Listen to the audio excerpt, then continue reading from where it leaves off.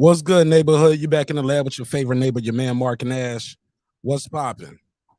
All right, so this AB fight is underway.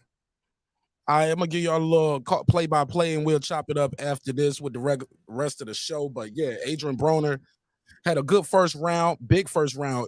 Gave Cam Hutchinson a monster body shot. Hutchinson went to the rope, started loading up and trying to get him out of there, but he couldn't get him out of there. Definitely couldn't get him out of there. But this the second round right here. Hutchinson just off the back foot, just looking. He threw a nice left hook right there. Got a little bit of Broner's jaw, but Broner seems unfazed. But definitely a good round for Adrien Broner to start the fight off. He popping a jab. Good jab from Broner. He does look focused, but don't know if but he's not getting a lot back neither though to see what he has. But this guy Hutchinson is not known to be backing up. Usually a rougher guy than this. But Adrien is in the high guard, just walking him down. Hutchinson pops a jab. But Hutchinson is looking for this left hook on Adrien Broner. He misses with a big right hand. Oh, and then Adrien gives him a straight right from Broner. And Broner just got the high guard walking him down. Pops the jab. But I will say Broner is sharp and focused, but he's looking for that liver shot again, and he just got it. And then he pops him with a jab. But Hutchinson is throwing back compared to the last round. Hutchinson won't throw nothing back in that first round. But wow. Adrien Broner, good body shot. Good body shot from Hutchinson. Broner returns a left hook. Oh, nice left to the body and left to the body from Hutchinson. Broner throws the right hand and the left little uppercut. And Hutchinson looked bothered by that left body shot again. He definitely looked bothered by that. And Broner is looking, walking him down. This is a 10-round fight. Fun fact right here. Hutchinson has never fought in a 10-rounder. He's only fought 8 and 6-rounders his whole career. Record is 20. And I think how many losses he got? 20. I know he got 9 knockouts. 20 with 9 knockouts. He got 4 draws. Oh, 2 losses. 22, 4 draws, and 9 knockouts. And he hasn't fought since January last year. Broner again is coming off a 28-month layoff. Big right 1-2 from Broner. Broner gives him a little kidney shot. Got the forearm on his face trying to separate him. Oh, nice punch off the break from Broner. Nice 1-2 from Broner off the break. Oh, Cam hits him with a right shot. Broner hits him with a right to the body. Another round for Broner. Big round for Broner. Nice strong finish right there. Good round for Broner. Al Money, what's up, man? Yeah, man, I was going to do my regular topic, but I'm going to call this fight real quick, and then after that, I'm going to get into the topics on the docket. But we'll talk about this Adrien Broner performance. We'll see. But Broner does look focused. Doesn't look as fast and sharp as we used to see him, but what do you expect? 28 months out the ring, fighting at welterweight. And he's not Broner definitely got a little meat on the bones, too, if you know what I mean. Little chubby around the midsection.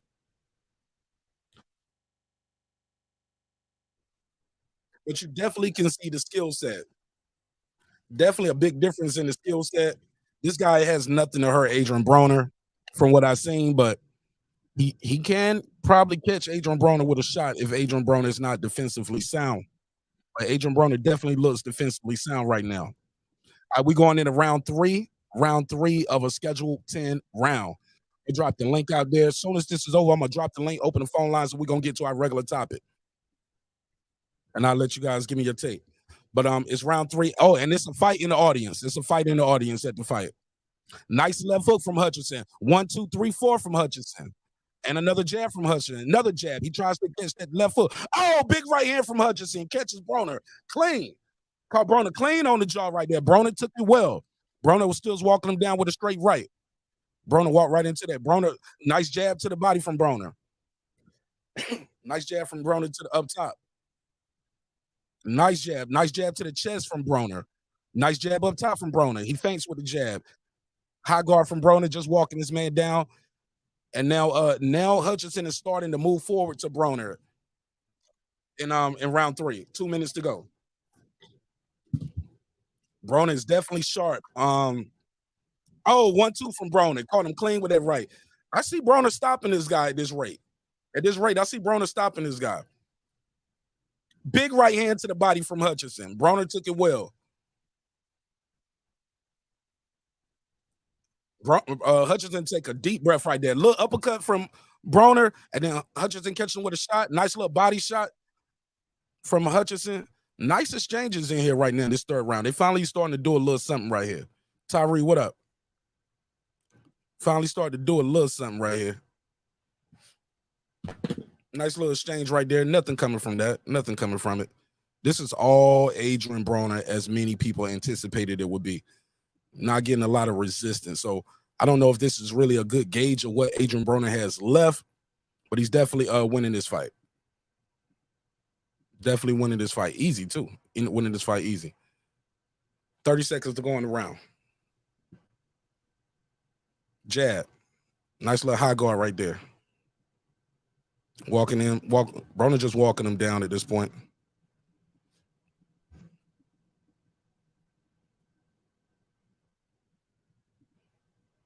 Okay, that shit froze. Okay, boom.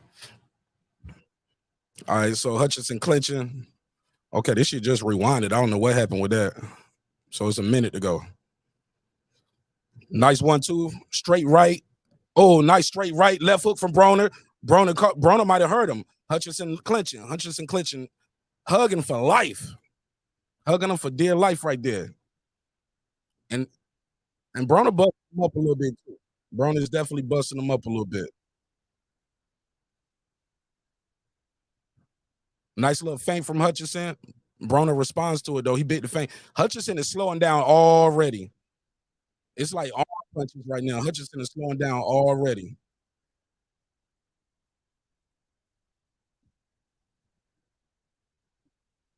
Straight right from Broner.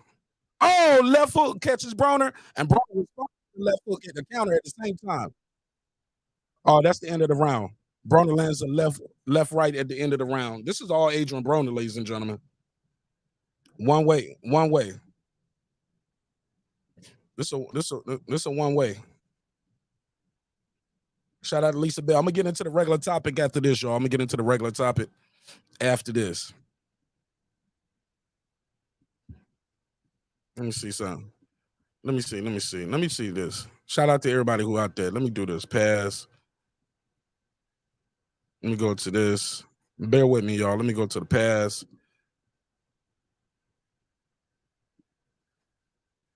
Let me do this. Yeah, but this is all Adrien Broner. Every round. I don't know about the commentating. The commentator is talking about each round he's getting sharper and getting better. No, the opponent is getting tired. The opponent has nothing for him. That's what that is, too. The opponent ain't got nothing for him. It's round 4. Yeah, the opponent ain't got nothing for AB. But he's standing there this time. He ain't walking backwards. Adrien popping a jab, looking. The opponent comes in with a triple jab. Hutchinson. Broner lands a jab, catches him with a check hook as Hutchinson tries to rush in. Boom, 1-2 to the body from Hutchinson, and he lands a double jab up top. Another jab up top from Hutchinson. Broner returns a jab. Then they trade in jabs. Broner caught him with that one. Oh, turned the jab into a hook. 2:25 to go in round 4. Schedule 10. Nice left to the body from Broner. Left hook, right hook from Broner. Straight right from Broner. Broner get caught in between the exchange from Hutchinson right there. Oh, there we go. Hutchinson is doing good body work on Broner right now. And popping his jab. He's actually landing his jab now.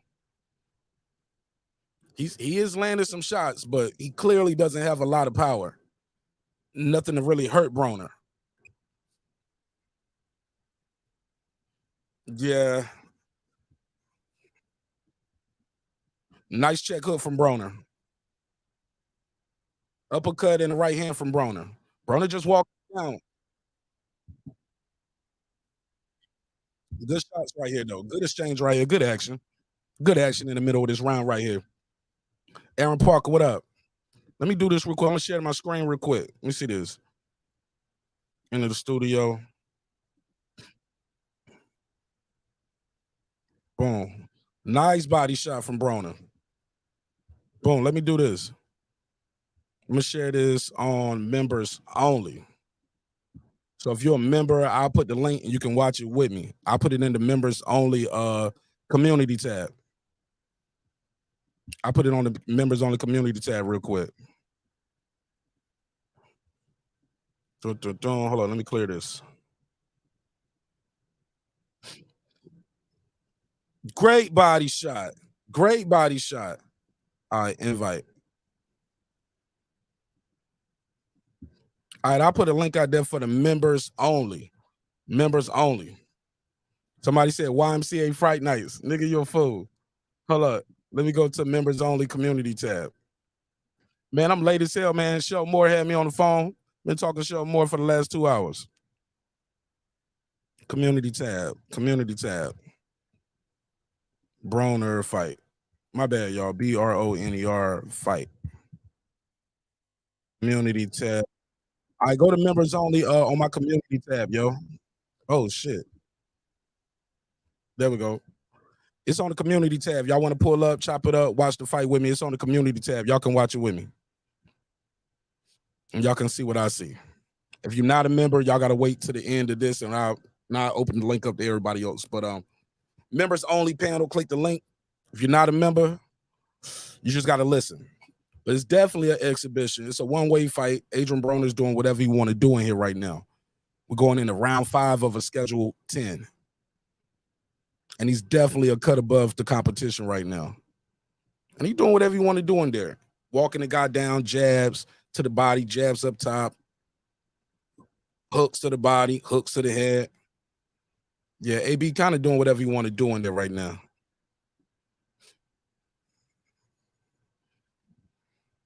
So we're going into, I think we're going into round 5. I think it's round 5.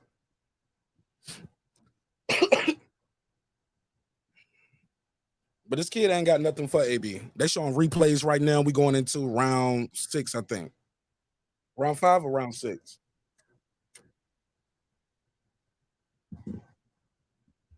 Shout out to KP Food Revolution and my boy KP from KC5. Lisa Bell's in the building.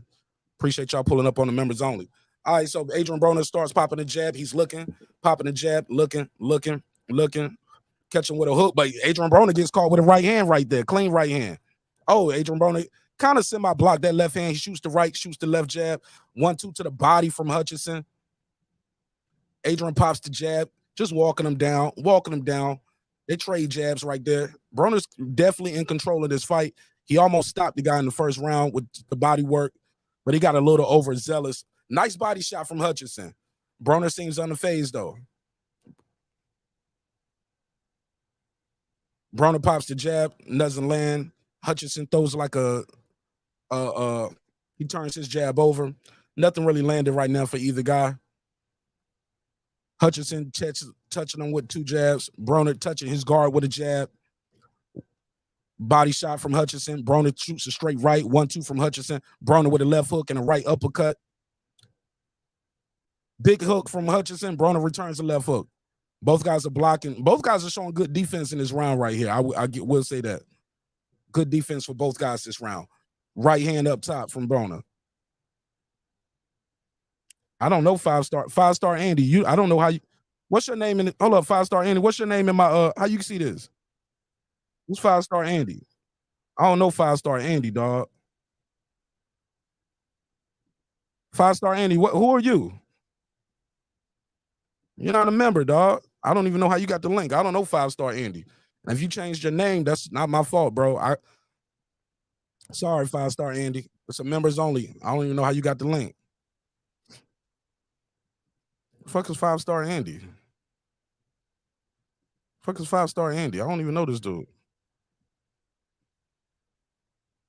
Mr. Gumbo. I got the fight on in the members only community tab, so you can click the link in the community tab. Oh, is that Dent 5? Okay. Dent 5. Are you 5-star Andy? My bad, fam. Yeah, this kid ain't got no power for AB. 30 seconds to go in the round. Adrien Broner is at least getting some good rounds in. Nice body shot from Hutchinson. Double right from Hutchinson. Adrien Broner straight right and a left hook.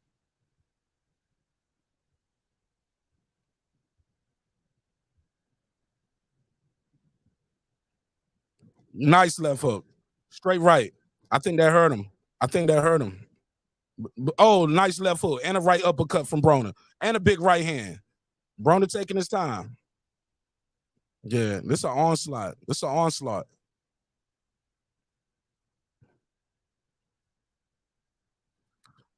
I think somebody said, "Who this nigga breaking into members only?" They was like, "You know this nigga." I think that's some. I think I just thought about it. I might be somebody who's new to the channel. I think that's 5-star Andy. 5-star Andy. I think 5-star Andy. I don't. My bad, bro. If that's you, I'm sorry. If you dent 5, hurry up and click back in because we run out of space on members only. All right, let me go to the chat over here. Let me see what they saying over here. But so far, again, this is an all AB round. Mr. Gum.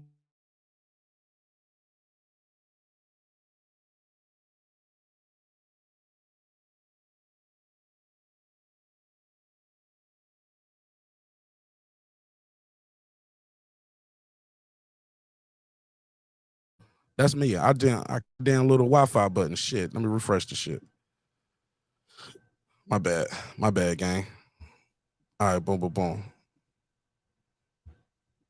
Bear with me. Bear with me. Bear with me. Y'all know I ain't buy this shit. Stream team on this one. Sorry. Sorry, AB, Don King. I couldn't buy it. I ain't got it, champ. Not this one. All right, let me share the screen again. Boom, boom, boom. What's popping, my G? How you feel? Hold on 1 second. Let me go over here and hey yo, how you doing, Foodie?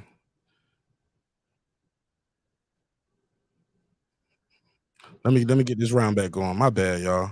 I kicked the damn little Wi-Fi box, right? I mean the damn Ethernet box. All right, let me share the screen again.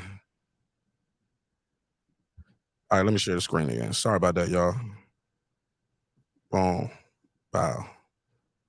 Yeah, they probably gonna stop this pretty soon because this kid ain't got nothing for AB. He is definitely taking a beating.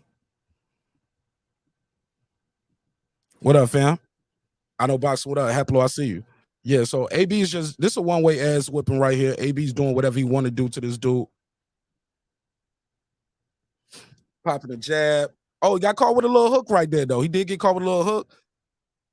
But this guy is tired. But he did land a good body shot. Pops the jab on AB. They trading. Nice body shot. That's a kidney shot from Adrien Broner. Look how lethargic these uppercuts are. This kid is getting tired. This kid is getting hurt. This kid is tired. He's lethargic. He's never been farther than like 6 or 8 rounds. And he's getting fucked up in here. Nice little Clinton. Like that's a punch on the spinal cord. What the hell is AB doing with a spinal cord punch? Misses with the uppercut. 1-2. Two straight rights. Big right hook from Hutchinson. Adrien is not phased. This guy has no power. This guy has no power for him. But Broner is slowing down himself, which I think is interesting. See, nobody expected Broner to lose this fight. We just want to see how Broner is going to perform. Is he going to get some rounds in? Is he going to blow this guy out? Is he going to start gassing? And Broner is definitely slowed down some. He's definitely slowed down some, but that right still sharp. Nice little uppercut. Nice body shot from Hutchinson. Straight right from Hutchinson. Jab from Hutchinson. Right hand from Hutchinson. Jab from Hutchinson. Right to the body from Hutchinson. Adrien returns a right uppercut. Straight right from Adrien. Clinches, left, and a right from Broner. Broner's just looking for a perfect shot right now to hurt the guy again. Broner's not even trying to set it up no more. He's looking for a shot and just marching this guy down. Big left hook from Broner.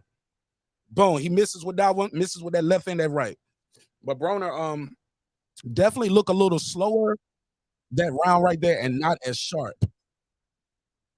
My boy KP said AB got his mouth open too. 5-star Nev said, oh, this Scans Rants. Scans Rants, yo, that's you? Yo, I thought you was a woman, yo. Scans Rants, I thought you was a woman all of this time with your avatar. Nigga, you a man. Get the fuck out of here, yo. Your avatar look like 2 women or something. Like, like changing faces. I thought you was a girl that did hair or something that like boxing. That's what bro, I didn't even tell by that picture, bro, but I am glad you here, 5-star Andy. Salute to you. Oh, it's Scans Rants, my bad. Salute to you, bro. I was like, who the fuck is 5-star Andy? You don't supposed to be in here. How you get the link? All right, but I don't know if y'all on the live stream can hear the panel, but as soon as this over, we're gonna go over to the main live and we're gonna start the regular show and get everybody immediate reaction to what y'all think of this Adrien Broner bout. You want to call it a fight? Again, first fight, like they said, 28 months away. And this is on Don King Promotions. They are in Florida, and Adrien Broner is doing his business. Shout out to Kenny Porter's right hand. Somebody said more muscle, more oxygen needed. Nick Rich in this trick. Nick Rich, I got the fight on the Patricia Shelton. Go to the community tab. I know boxing. Go to the community tab and click. I got the link for the fight on my community tab. Only the members can see it. Only the members. If you're a member of the channel, you can see it on the community tab. Let me get back to this round. Round 7 of a schedule 10. Adrien Broner in the damn shoulder roll defense, catches with a little uppercut. Just walking him down. 1-2 from Hutchinson to the body. Adrien Broner is definitely breathing out his mouth. Wide open, but he does that a lot. But Adrien Broner is definitely trying. He needs to stop this guy. Nice body shot from Broner, partially blocked. Hutchinson fights back now. Adrien Broner missed big with the 1-2. I told you, Adrien Broner can hit with a 1-2-3. Adrien Broner is not looking sharp as he did in the first 3 to 4 rounds. Definitely seeing some slippage. Nice right from Broner. Straight right from Broner. 1, 2, 3, 4. Like this dude Hutchinson is getting these pity pats off on Broner. Broner try to shoot his uppercut. I don't think he's taking too much of a beating too bad right now. His face is starting to change though. But Broner's just walking him down, catch a little body shot. Nice little short uppercut from Broner. Boom, 1-2 from Hutchinson. Broner returns a 1-2. Nice 1-2 from Broner. Hook, right hand. Crowd start going crazy. They think Broner got his man beat right now. He got him on the ropes. Broner's just looking. Broner don't have the gas tank to finish this guy right here. Broner's actually leaning on this guy right here. And that guy got 2 black eyes right now. Oh, nice little short uppercut to the body. Broner start digging to that body. He can set up that right hand a little better too. Broner tries to chop your right hand. He misses. Nice little body shot. Those body shots are hurting Hutchinson. Nice left and right from Hutchinson. Broner shakes his head no. Judges are saying yes, that scored. Broner spent a lot of energy doing these chopping rights to the kidney. And the ref is not warning Broner at all for any of these chopping. Nick Rich, your device ain't connected. Cut your camera off. You can cut your camera off, but you got to connect your device, though. Left and right from Broner. Nice body shot from Broner. Round. Left hook ended with a left hook from a round from Broner. All right. Food Revolution said this is awful. Lisa Bell is laughing. They trying to say they should stop the fight. I was like, why stop the fight? Why do y'all want to stop the fight? Keep the shit going. Stop it for what? Adrien Broner ain't beating him up. This ain't this ain't that bad. We seen worse beatings than this. He getting teed off on, but he fighting back. No, Adrien Broner got to stop him. This dude fighting back. Hell yeah, Haplo, keep it going. Nick Rich, your device ain't connected. Can you see it? Let me know in the chat. But your device ain't connected. Simply a mirror. What up? Like, yeah, this ain't. We ain't stopping this shit for what? Adrien Broner ain't doing nothing like crazy. Yeah, the kid's still fighting. Let him fight. Like this punch y'all see on the screen, Adrien Broner doing a lot of this where he hitting him in the kidneys. Like this shot right here, boom. Like, all right, let's keep it going. Let's go. All right. Round 8 of a schedule 10. Popping a jab. Just tries to do his little herky-jerky. Adrien Broner ain't biting on it. High guard. Adrien Broner looking for one shot again. Adrien Broner is letting the guy clinch, and Adrien Broner needs that break too. As y'all can see, Adrien Broner is not sculpted. He does have a little has a little jiggle movement. Nice check hook from Broner in the exchange. Little uppercut right there. They saying he hurt, man. That boy ain't hurt. He fighting. He ain't hurt. What's up with this commentating team? He doing good. Boom, good uppercut from Broner. Another left foot and an uppercut from Broner. Broner, 1, 2, 3 from Broner. Nice body shot from Hutchinson, but Hutchinson is game. Left hook to the body. Adrien Broner returns a straight right. Broner gets a straight right and a left, but Hutchinson is giving it his all right here. Nice clinch work from Hutchinson. Excuse me, I had a cough. I don't know what's up with this. Well, I guess the commentating team is supposed to be room for Broner, but Hutchinson is making a good account for himself. Nice shot tip from Broner to the liver, or the left side of the body. I don't want to say the liver. Boom, nice little hook from Broner, but it was in between. But Hutchinson is clinching very well. Broner is allowing the clinches. Now Broner is looking at the ref in the audience like, man, he holding almost. But Broner, you got to stop him from holding. Pop that jab. Broner's trying to set up that left hook right hand again. Straight right from Broner. That's what he wants. Broner like that straight right. Like the close distance with the straight right. Hutchinson can start popping that jab and make him change his mind. Hutchinson misses big with a left hook to the body after getting that straight right a couple times. Broner going to use that straight right all night. And sooner or later, he's going to turn that right over to a hook. There we go. Just called it. Boom. Nah, he ain't dazed. Oh, now he dazed. Good left hook, right hand. Body shot again. Left hook from Broner. Hutchinson is game, bouncing on his toes, looking spry. Nice body shot from Hutchinson to the Adrien Broner. Adrien Broner got that forearm on his neck. The referee ain't warned him once about it. He ain't warned him once. Stop putting the forearm on his neck, AB. You can't do that. Straight right from Broner again. Boom, left hook. Now that hurt him. That body shot hurt him. That body shot hurt him. Straight right from Broner. Hutchinson holds on well. That body shot hurt him. Shout out. Boom, straight right. Shout out to whoever that said. I think that's shout out to my man said, I beat guys way worse than this in the fight, and they didn't stop it. And Adrien Broner is catching a breather too. He's letting the guy hug him. I want to see him finish. And Adrien Broner needs the rounds. Adrien Broner looked tired too. Adrien Broner is getting tired in his damn self. I don't know what they talking about. Stop the fight. Stop it for what? Hutchinson fighting back. I don't see him winning, but I don't see him getting murdered in the ring either, though, respectfully. Hutchinson is trying to make a good account for himself, but he's not winning his fight. He's losing on every statistical category. We are going round 9 of a schedule 10. But he is trying to fight back. Shout out to everybody's watching. Nick Rich, can you see the fight? Nick Rich, can you see it? Type it in the chat, the private chat. Let me know. Shout out to my boy Haplo, Scans Rance, Lisa Bell, Hot Grease, Mr. Gumbo. Scan Rance, you should probably thank Hot Grease. He the one they bought your seat to the fight tonight. Food Revolution. My boy Aaron Parker, the shit talker. Haplo, you know how he go. Foodie with the beauty in the building. All right, she said she can see it. All right, cool. Oh, no, this is the last round. This is round 10. Why they say 6 minutes? It say 10. It say round 10, but this is confusing me. They say it's round 10.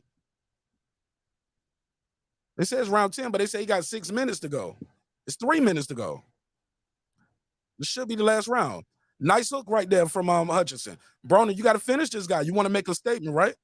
Make a statement. Double jab from Hutchinson. Adrien Broner, straight right hand. Oh, Adrien Broner missed with a big left hook.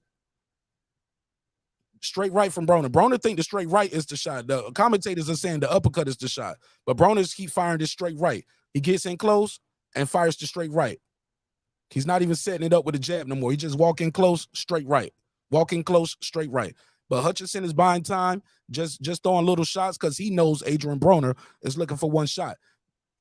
So long as he's staying active, he's doing good. Another straight right from Broner. Broner got to go back to that body because that's what's hurting this guy and setting up the power shots. That left to the body. But Broner's just want to do that straight right. Straight right again. Broner's just trying to look for that straight right. This is not going to work with the upper echelon of competition and the elite level. And if Adrien Broner can't hurt this guy and get him out of there, it's going to speak volumes. Adrien Broner has to make a statement in this fight. But he's definitely winning the fight. Adrien Broner's look like he's finally getting in rhythm now. He's bouncing around, looking like he's in the rhythm. Straight right. Straight right. Left hook from Adrien Broner, but it misses. Straight right from Adrien Broner lands. He can't miss. He damn near can't miss with that straight right unless he out of range. Again, straight right. And the hip shot right there. Adrien Broner lands a shot on the hip. Forearm to the neck again. Referee ain't warning nothing. Adrien Broner, this your show. Do what you want to do. But this guy definitely this lawyer is going to definitely look different when he go into the office next week. He going to look like the perp when he go to court defending his client. They're going to be like, nigga, are you the lawyer or the perp? Like, I'm the lawyer. What the hell happened to you? I fought Adrien Broner this weekend. Big break. Big breath. Hutchinson took a deep, big breath right there. Adrien Broner got to go back to that body. If he wants to get this guy out of here, go down to the body and dig, Broner. Nice shots right there from Hutchinson. Hutchinson is still game, though. I don't see him winning this fight. Don't see him hurting Adrien Broner. Lots of holding. Referee tells Hutchinson, hey, this ain't no dance match. Stop hugging. But Adrien Broner is allowing him to hug. Adrien Broner is kind of smothering his work, too, because he gets in close to land that straight right, and that allows his opponent time to clinch. Adrien Broner got his mouth open, takes a deep breath, but Adrien Broner, you see the difference. This is levels to this shit, y'all. Even this Adrien Broner is a champion. He's a champion. This guy right is a former champion. You can see the levels to it. Yeah, I know it was a graphic. They fucked up just then. They fucked up just then. I told them they put round 10 on the screen and they put round 10 on the screen. Don King, what the hell is going on with Don King promotion? They don't skip the whole round. Niggas think the fight over. Yeah, they don't put round 9 on. They skip round 9 by accident. Shout out to Kenny Porter, right hand, simply a mirror in the building. What's this bad ass Mustang? Body uppercut. Jake Smith in this bitch. What up? Facts over feeling. What up? He said, I can't tell if AB tired or just chilling. Both. He's tired and he's chilling. Adrien Broner is definitely tired. Deep breaths out the mouth. And he's smothering his own work. Adrien Broner is not ready for these upper echelon guys at elite level. But this is 28 months off. 28 months off. Now we got the 10th and final round. Now the doctor want to look at him. Doc, get your ass up out of here. Doc, look, they got the clock running. They supposed to stop the clock while the doc looking at him. They didn't even stop the clock. It's amateur hour at Don King. Amateur hour. They didn't even stop the clock while the doc was checking them out. We have lost 35 seconds or 25 seconds, but pretty much 30 seconds off the round. They ain't stop the clock. So the doc checking on him while the clock running. Miss from the left hook from Hutchinson. Hutchinson looking. He's looking. AB's looking. Shit, AB look like he got a little ball spot developing in the back right there, huh? Adrien Broner getting old in front of our eyes. What happened to brush my hair? Shit, they don't brush the damn hair out right there. Boom! Check right hook. Check straight right there. Well, it was a pull counter. Left hook from Adrien Broner on the back foot going backwards. Straight right from Broner. Broner just keep throwing that straight right. Straight right. Okay. Nice body shot right there. Jab from Hutchinson. Right hand from Hutchinson. Yeah, he punches. Shout out to Ray Boom Boom Mancini. Little uppercut from Hutchinson. Broner with the straight right. Broner going through the straight right again. Left hook from Broner. Straight right from Broner again. That's all he's looking for. Broner just looking for the straight right. And again, straight right. And his right is might. Y'all see the little ball spot on Adrien Broner coming in. Adrien Broner getting y'all see that shit? That nigga left that hair at the bar. Getting drunk. Another straight right. Adrien Broner in there showboating a little bit and got caught with 2 straight rights and a little hook. And another straight right from the Hutchinson. Got caught with a little check hook, but Hutchinson is fighting back, and Adrien Broner is definitely taking the last round off. Adrien Broner is not going in for the kill. Adrien Broner ain't doing shit. Straight right again from Adrien Broner. 1-2 from Hutchinson. Broner pops the jab, walking him down. Hutchinson misses with the left hook. Broner again, straight right lands. Nice little body shot. Nice little body shot from Hutchinson. Shout out to Hutchinson. to be able to say I went 10 rounds with a 4 division champion, man. That's something you can tell your kids about. Adrien Broner is tired though. I don't care what nobody say. He ain't just chilling. He ain't just trying to get rounds in. Man, y'all hear the commentator still in my bars? Yeah, man. He got a nice little feather in his cap. He can say, I went 10 rounds.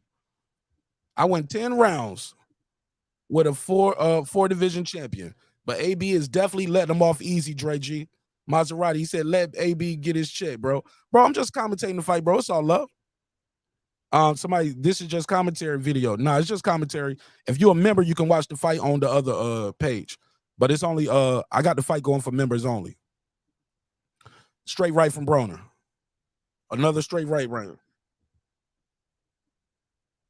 Adrien Broner straight right and roll out. Nice straight right and roll. I get it, bro. Broner getting the rust off. He been out the ring 28 months. Congratulate the partner, man. Good shit. Good shit. Adrien Broner, Team Hutchinson jumps in there, and I thought that was Broner's corner at first, the way he jumped in there. Team Hutchinson jumped in there like, hell yeah, man. He just happy. He's happy they went in there with AB. What the hell was that? Adrien Broner. Wow. Let me do this. Let me put this link to join the panel in the private chat so the members can be heard by everybody else. And I want you guys to tell me what you guys thought of the fight. It's pretty much 10 rounds to none for Adrien Broner. So I put the link right here in the private chat. Lisa Bell said, Lord have mercy. Full Revolution said he left his feet at the bar too. Oh shit. Haplo said looking like Broner may have hurt his left. Maybe. Because he definitely stopped throwing it. He definitely stopped throwing and started shooting that straight right. Definitely probably hurt his that's a good call right there, Haplo. Because he started using the straight right like a jab. He definitely started using that straight right like a jab. Excuse me, y'all, I had to blow my nose. Excuse me. But the link is in the private chat over here for the members. Click the link. Y'all let me know what y'all think of the fight so everybody else can hear y'all, because can't nobody hear y'all on that back page. Definitely, yeah, sparring. King James, yeah, sparring section for Broner. Pasta said, he said, I wasn't much impressed. I'm gonna open the phone lines up. Somebody said the no can do man. Oh shit. Somebody said HB just need to train his son. He looked like trash. I ain't gonna say he looked like trash.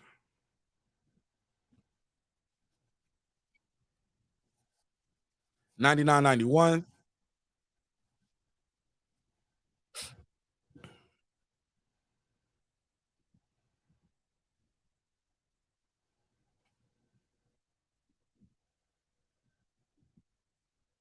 That man put an R on problem. He said the problem. Okay, so Adrien Broner is back in the winner's bracket. He showed up to the fight. All right. Let me hear what Adrien Broner got to say, what he wants next, and then we're going to start our regular show. Shout out to everybody who's here early. Definitely a one-sided ass whooping, if you want to call it that.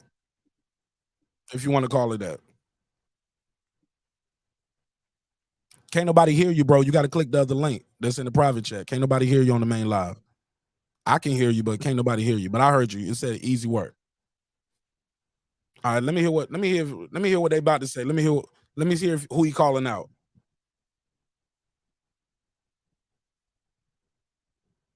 They said impressive performance after 2 years. He said it was okay. He said it wasn't everything you wanted, but it was everything you needed. He said right now I need some pussy. They said who you want next. It's my first time on Don King pay-per-view. Can't get.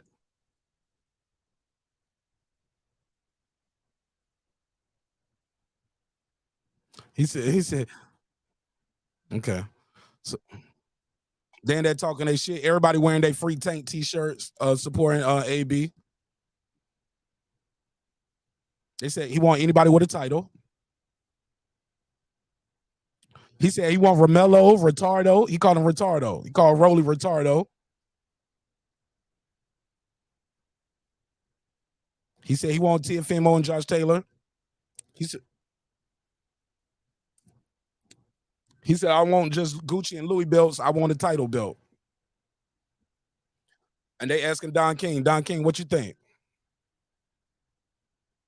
What's next?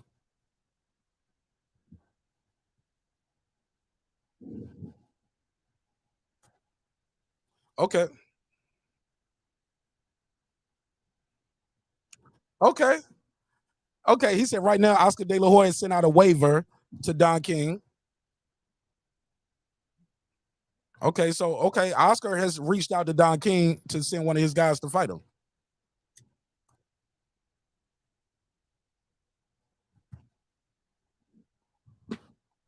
He said WBC gonna give him a title shot. Don King just talking this shit, trying to hype up the fight right now. And he said he want that WBC belt. He said he want that WBC. He said the WBC stands for World Broner Championship. Okay.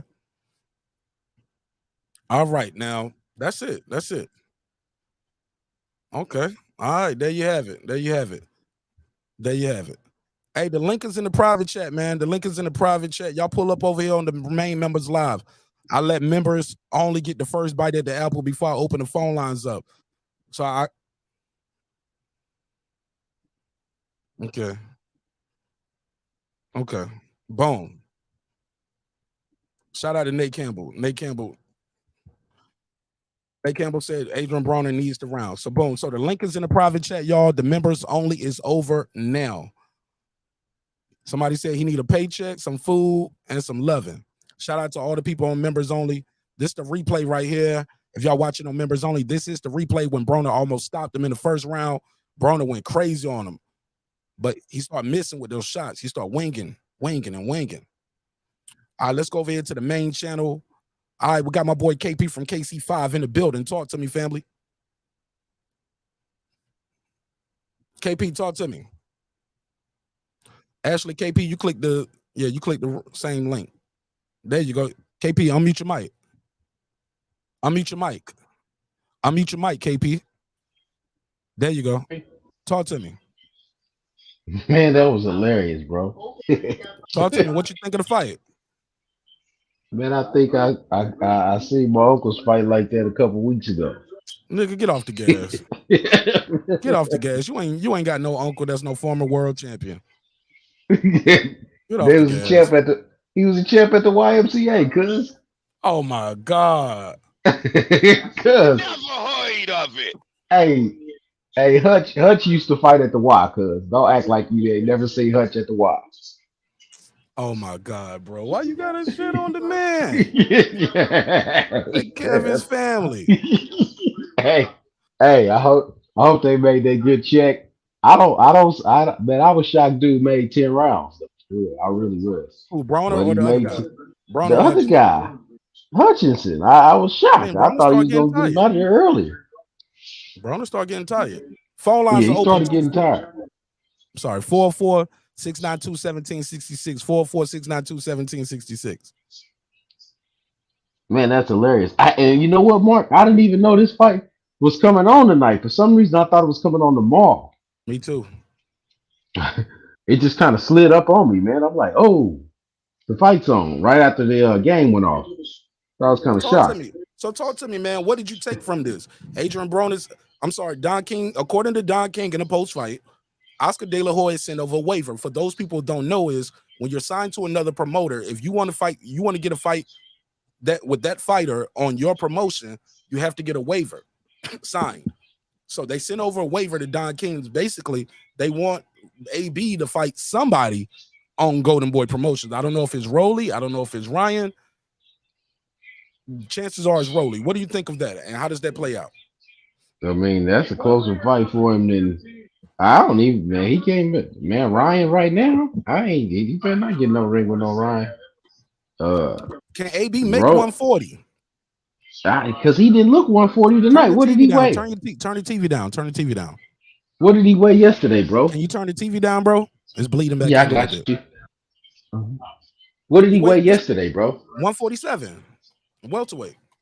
Man, bro, you could, bro. Just to be honest, man, as men, when we get a little bit older, boy, you gotta work a little bit harder. AB, he don't even. I didn't think he was 33, bro. He look old. Yeah, old 33, huh? Yeah, bro, he look old. Bro, he 33. Errol Spence is 33. Canelo is 32, 33. Yeah. Damn. He looks so much older than them, bro. Man, turn the TV down, bro. You got to mute the TV. You can't be on the show with the TV going, bro. I just did. Okay. Again, though, my question still stands. Would you buy that fight? Adrien Broner versus Rolly. Can he beat Rolly with what you saw tonight? Because people always say Rolly can't fight anyway. I don't think so. Damn. Do I got to put a case on it? Yeah, a heavy case. Put a case on Judge it? Joe Brown case. Oh no, Judge Joe. It never Bro, heard you of keep, it. bro. Why do you got the, bro? Your TV keep coming on, like. I just moved it out of there. I moved out of there. Bro, you gotta mute that TV, bro. You don't hear it now, do you? You don't hear it now, do you? Nah, but you said that 3 times already that you muted, and I keep hearing it. Nah, I muted and I moved. You better get it right then. Hey man, what the hell is wrong with you? I don't know. What you think of the his post-fight press conference, right? His post-fight interaction. What you think of what he said? Hold on. Yeah, see, nigga, you got that TV on, bro. You must be in there looking at some porn or something. Nigga, call me back after you wipe off. Don't be talking to me while you in there watching porn. Wipe off, then call me back. Shut up, fool. I'm talking to my kids, man. I'm waiting up for my son to get up from the airport. Talking to them kids that ain't born yet in the napkin, nigga. Don't be talking to me while you on the phone looking at the porn. This dude, bro. This is insane, bro. Nigga talking to the swimmers.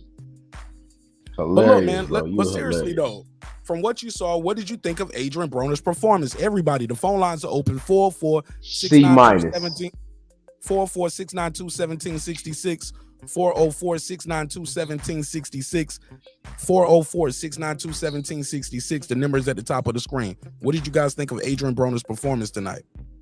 Call in now. I dropped the link too. And you said a C- performance. He won every round. KP, finish wiping off and call me back, dog.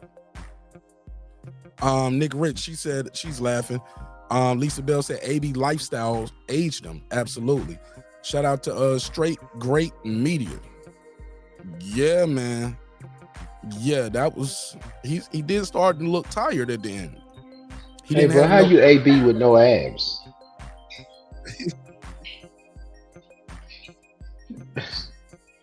Damn, bro. AB look older than 33. Mark, damn, he look old, bro. It was shocking. How'd he look? Yeah, he started balding man, at the top. about 43. He had a little bald spot at the top too, huh? Bro, he looked about 43. I was shocked. I had to look up his age. No, I'll take Rolly right now in the bet. My bad, not Rolly. Yeah, I'm sorry, not Rolly. So whoever, my bad, Straight Great. Thank you, Straight Great Media. Thank you. I misspoke. But Oscar De La Hoya didn't send over a waiver, so they want him to fight somebody over there who signed the Golden Boy. Who signed the Golden Boy? Do they got Regis? Don't they got Regis?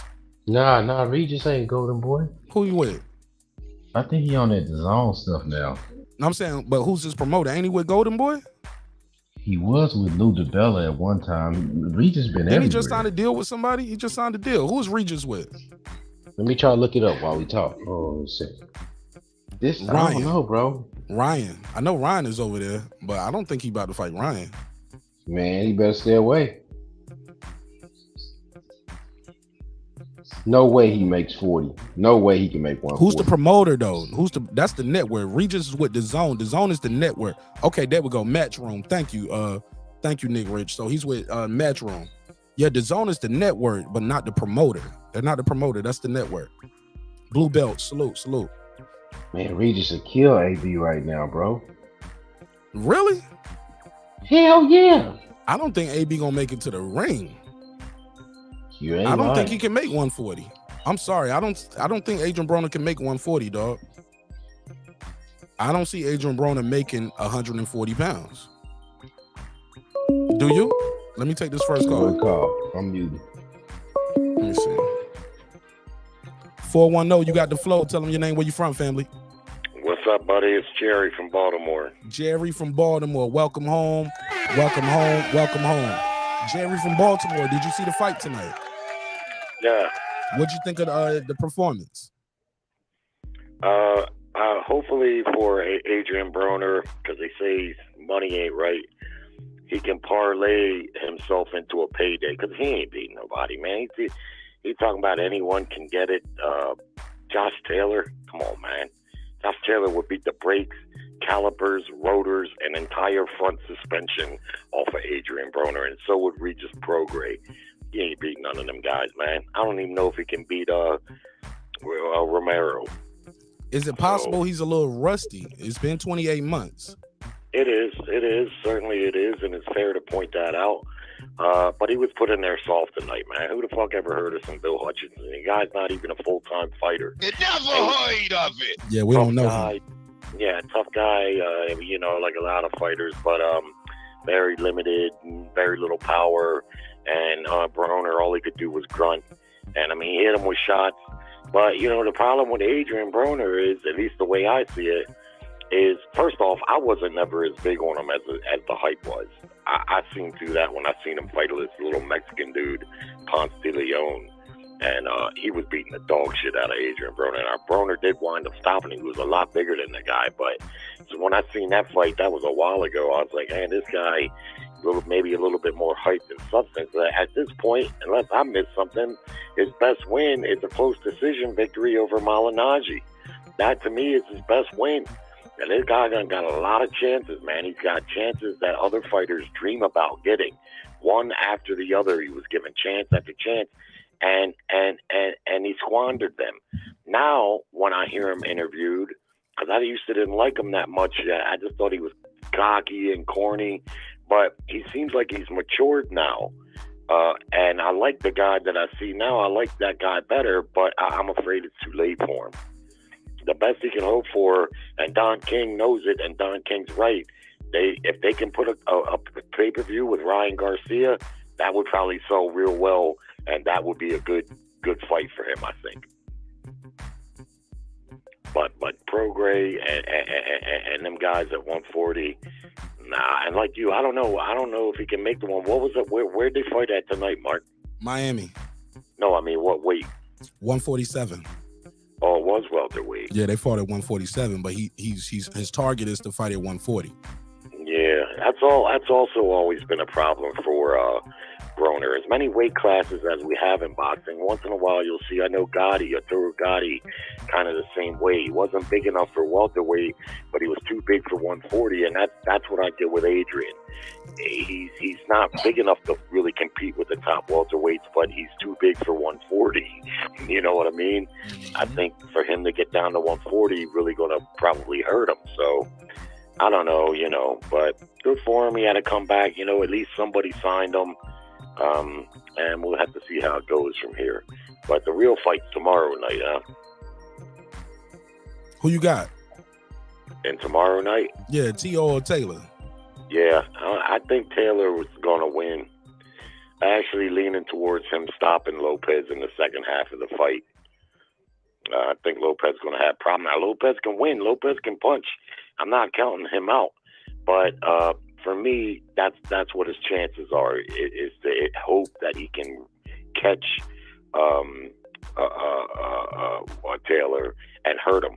But it must be pointed out, too, just like we know Lopez is beatable based off of the Kambosos fight. I mean, if little Kambosos can beat the crap out of him, Josh Taylor certainly can beat the crap out of him. He's a lot bigger, and he's probably more well-rounded in the skills department. But all these guys, are beatable. And Josh Taylor, he's got that high quality win over Prograis, a very close fight. But Taylor showed in his last fight, he's beatable also. He is beatable. Also, But Taylor is going to be coming off a 469-day layoff. yes, sir. Yes, sir. And he's big at that weight, man. So that's why, Mark, I don't like to make picks until after the weigh-in. I like to see. Well, you how saw the these weigh-in guys today. look. Who you got now? Yeah, I'm still picking Taylor to win the fight. I'm just, I think it's a good matchup. And if Lopez is on point, if he's on point the way he was when the night he beat Loma, his chances are good. But if he shows up inconsistent like he has in some of his recent fights, I think Taylor will just work him over. And I could see him retiring on a stool, claiming a shoulder injury. Possibly he could get cut because he's got that. If you look at Lopez's eyes, I'm surprised he doesn't get cut much more because Train he's got tracks. that. He got the damn train tracks over his eye now. He does. He's got that ridge that goes across his eyes, or like on his forehead. I mean, it just looks like it's just made for cuts. And with Taylor's aggression, I can see headbutt. I can see him getting cut and somehow stopped in between the 9th and the 12th. But I want to give Lopez credit. He's a confident guy, and he does like to take on the top guys, and he knows what he needs to do in there. It's just I think he's going to have problems with Taylor's activity, his overall size, and all that. But again, it has to be pointed out, what you said. He hasn't fought in over a year, and he hasn't made that weight in over a year. And in his last fight, I thought he lost the Catterall. Most people did. And he got a new trainer. So is that going to help him or hurt him? Because he got a new trainer. Ben Davison is gone. Yeah.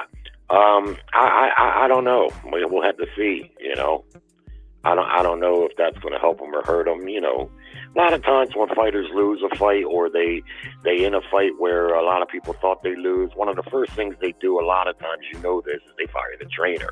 It's almost like a PR move, like for a lot of them. It's like, yeah, I'm going to blame him, and that's why he's gone. And other times, they just get a new trainer because they want to add a different element to their game, and that's okay too. I don't really. I think once the fighters get in there and they get warmed up, it won't really matter who's training who. That's like people always talk about Teo's dad, but like I heard you say one night, and I point out too, his fucking dad was his trainer when he beat Lomachenko.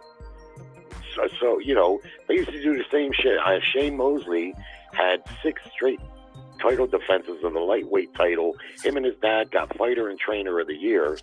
Shane moved up and started fighting like the top of the welterweight division. He started to get a loss or two. Right away, he wanted to blame his dad. They did it with Trinidad too. Tito Trinidad, him and his dad, fighter and trainer of the year. He went in all kinds of fights. He starts fighting the very top guys. He starts losing here and there, and blame his dad. I don't do that, man. If you can win, if you can beat Lomachenko, then your dad is not the problem. Now, his dad runs his mouth a lot, like a lot of them do, but I don't think his dad is the problem. That Teo Lopez knows how to fight. His dad did an interview today, and his dad said, it's my fault. He said, I've been telling my son to jab every couple seconds, and that's not his style. Yeah, well, that's probably PR too. That's him. That's him covering for his son, and I get that, Probably can't take the man at his word. Well, because I think you can. What I think that is PR spin. That's basically, him taking a little heat off of his son to tell him that, because Teo Lopez knows how to fight. He knows how to fight, and I've seen him in fights where he didn't listen to his dad. Even in it may have been his last fight. I don't. It was the Sandor Martin fight. He wasn't listening to his dad. His dad gave him good advice in the Sandor Martin fight. Yeah. I mean, it's not his dad. And plus, Lopez, he knows how to fight. All these guys we watch at this level, they already know how to fight, and they can be given a little instruction like, yeah, I see this opening, I see that one, but in the end, once they get in the ring and the fighters get warmed up, the better fighter generally is who wins. We know this. So I'm looking forward to that fight tomorrow night. Hey, people are saying they got to give the assistant trainer did more of the work. Joey Gamache did more than Lopez when he beat Lomachenko. They had Joey Gamache in the corner. Remember that? Yeah, well, Joey Gamache, you know, and I know who Joy Gamache is, but me, in an overall sense, for me personally, I don't think trainers in boxing make a big a deal as what they get credit for oftentimes. Because I don't watch a million fights where the fighter doesn't listen to the trainer. The trainer tells him what to do, and he doesn't do it at all. Still go on to win the fight. I mean, you got to think about it. You know, you come back to the corner, and the guy says, your trainer says, "Look, you got to do this," and bang, bang, bang. Yeah, fucking great. That's great. You don't think I know that shit? It's not as easy as what it is when you're looking at here from the corner. You know what I mean? So I think trainers make their biggest impact in an inspirational kind of way, more so than an instructional kind of way. Sometimes it's instructional, and if the fighter's listening, you know, which few fighters do, then yeah. But for me, it's more of an inspirational type of thing that makes a difference with a good trainer. Inspiration. Yeah, and you see like Andre Ward and his trainer. Now he gave him good instruction, and Ward was one of the few fighters, kind of like Oscar De La Hoya, that actually listened to what the trainers would tell him, and he would try to do it. But he was also inspirational in, you know, they say boxing's a lot mental, and we know this, and sometimes that's what the fighter needs more than what you could tell them instructionally, because they already kind of know what they got to do, you know, in the ring, but sometimes they need the inspiration to carry them through, and that's for me, the best trainers are like that for me.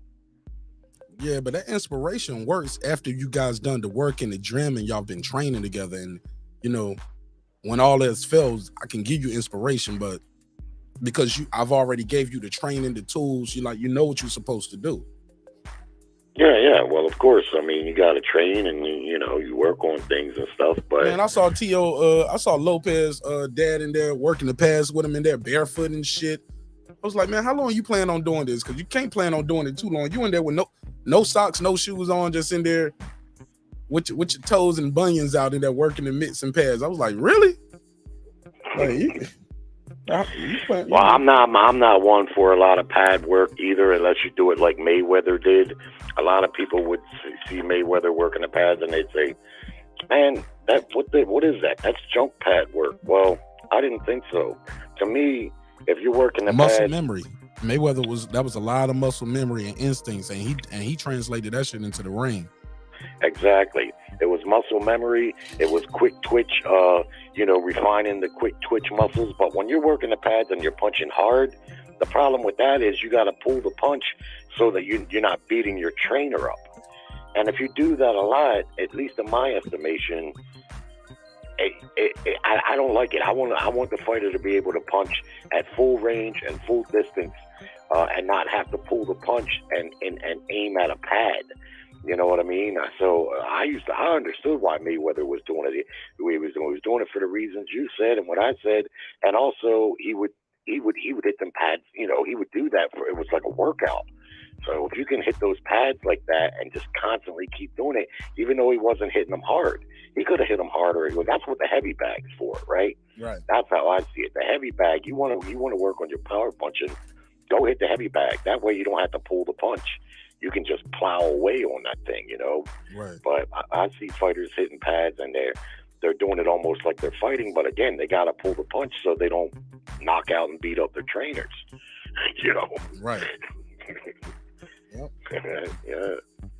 But AB, stay away from those top guys at 140. For me, it's going to be interesting to see if Don King can get him. But why? That's a good name for those top guys. Wouldn't that do good for their career to be the 4 division champion, Adrien Broner?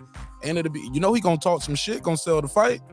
That's good for their career. If they can get him in the ring and they can beat him, that's good, right? I mean, I guess it depends on how you feel about Adrien Broner. I mean, to me, every time he stepped up, he got beat. I don't think that he's that good. You can't be a 4 division champion if every time you stepped up, you got beat. Yes, you can. Because every time you stepped up, that was that's a step up. That's a title. That's a step up. It's another division. Whether we think they Rolly Romero is a champion at 140 right now. He's not a 2 division champion. Like, he ain't no 4 division champion, bro. He's not Adrien Broner. I didn't say he was a core division champion. I said he's a champion. If Josh Taylor fights him and beats him, is that a step up for Josh Taylor? Fuck It's, no. it's That the same guy's division. a clown. Josh Taylor's been undisputed at that division. I'm talking about. Oh, I know what Josh Taylor's I'm talking about somebody going from now. Somebody from 126 go to 130, 135, and then go to 140. Beat Rolly. Yeah, that would like Shakur beating Rolly. That would be a big deal because he started at like 126 or 122. Was it 122? 126? Yeah, 126. So a guy going from 126 to 130, 135, 140. Yeah, bro, you got to give him credit, bro. Nah, I seen who he fought for those titles. They were cherry picks. When he stepped up and fought top competition, he got beat every time. His best win, in my opinion, is Paulie Malignaggi. That's his best win. And I believe I heard Adrien Broner say that out of his own mouth. You know, so I'm not saying he sucks and he's garbage. It's just he got a lot of hype. He got a lot of opportunity. And the way I see it is he squandered it. He squandered it. Now he wants to try to go back and turn the clock back and be what he was. And I don't wish him any bad luck. Whatever he's going to get in, where he fits in, what he's got going for him is he can probably sell some tickets. So I wouldn't be surprised. And I think it would be great for him to fight, what's his name, Ryan Garcia at 140. To me, that's a great matchup because they're both, I think, you know, a little flawed, but they can sell. They can make some good money in that fight. What he's got to do to get himself in position to fight the real belt holders at 140, I don't know, you know, unless Don King can pull a rabbit out of his hat. He said the WBC is going to give him a title shot, so we'll have to see how it works out, and we'll see how Adrien Broner works out, right? We'll see. But like you said, first he's got to make 140, right? Yeah. You got to make the weight, bro. You got to make the weight. And I don't think Adrien Broner is going to be able to make 140 right now. Yeah, and it's a tough one. He's always kind of been stuck in that area, if you ask me, between 140 and 147. Like I said, he's not big enough for 140. He blew up before he grew up. Yeah. And like you said, he hopped around those divisions, took the opposition that, you know, lesser opposition for bigger paydays and showcase fights. Had a lot of showcase fights, some would say. Yeah. I mean, he even got the Pacquiao fight. You know, to me, he hasn't been the same since Maidana fight. But what I do like about Adrien Broner, at least in my opinion, is he has gotten gun shy a little bit. He looked better at that tonight with the guy he had in front of him. But he did get gun shy after the Maidana fight because he took a pretty good ass whipping in that fight. But he does come to fight generally. He generally will come, you know, he doesn't try to run or excessively hold or just feint and grab or hide behind his shoulder or things like that. He will fight. So he, you know, but like I say, he did get slowed down with that Maidana loss. A lot of fighters would, you know, that's going to slow a lot of fighters down when you get beat up like that. But you know, I like the Ryan Garcia fight, and you know, we'll just have to see. I could be dead wrong about him, so I don't wish him no bad luck. I just, you know, I see a lot of other fighters. I mean, so many other fighters that actually live the life of a fighter, and they train right and they do the right things, and they don't get the type of opportunities that he got, you know, and probably will get again in the future. They gotta talk, man. The dude said, something about, did the fight go something the way you want? He said, how do you feel about something? He was like, well, it went good, and he said that was right and wrong, but something like that. He said, I just want to get some pussy right now. I was like, Adrien Broner said pussy. Like he says the little shocking thing. He's like a shock jock that can fight. You know what I'm saying? I get it, brother. I get it, man. That's what I say about Tyson Fury. A lot of people hate on Fury, but part of the reason he's popular is because he's outlandish. But you and I both know, and Bud Crawford and Errol Spence are great examples. Everybody ain't really got that in them. Some guys do, and other guys just flat don't. Bud Crawford, as good as he is, Earl too. They just don't have any promotional flair, really. What can you do? You know, I don't know what can be done about it. I agree with what you're saying because that piques people's interest outside of the hardcore fans. Us hardcore fans, we don't really need it.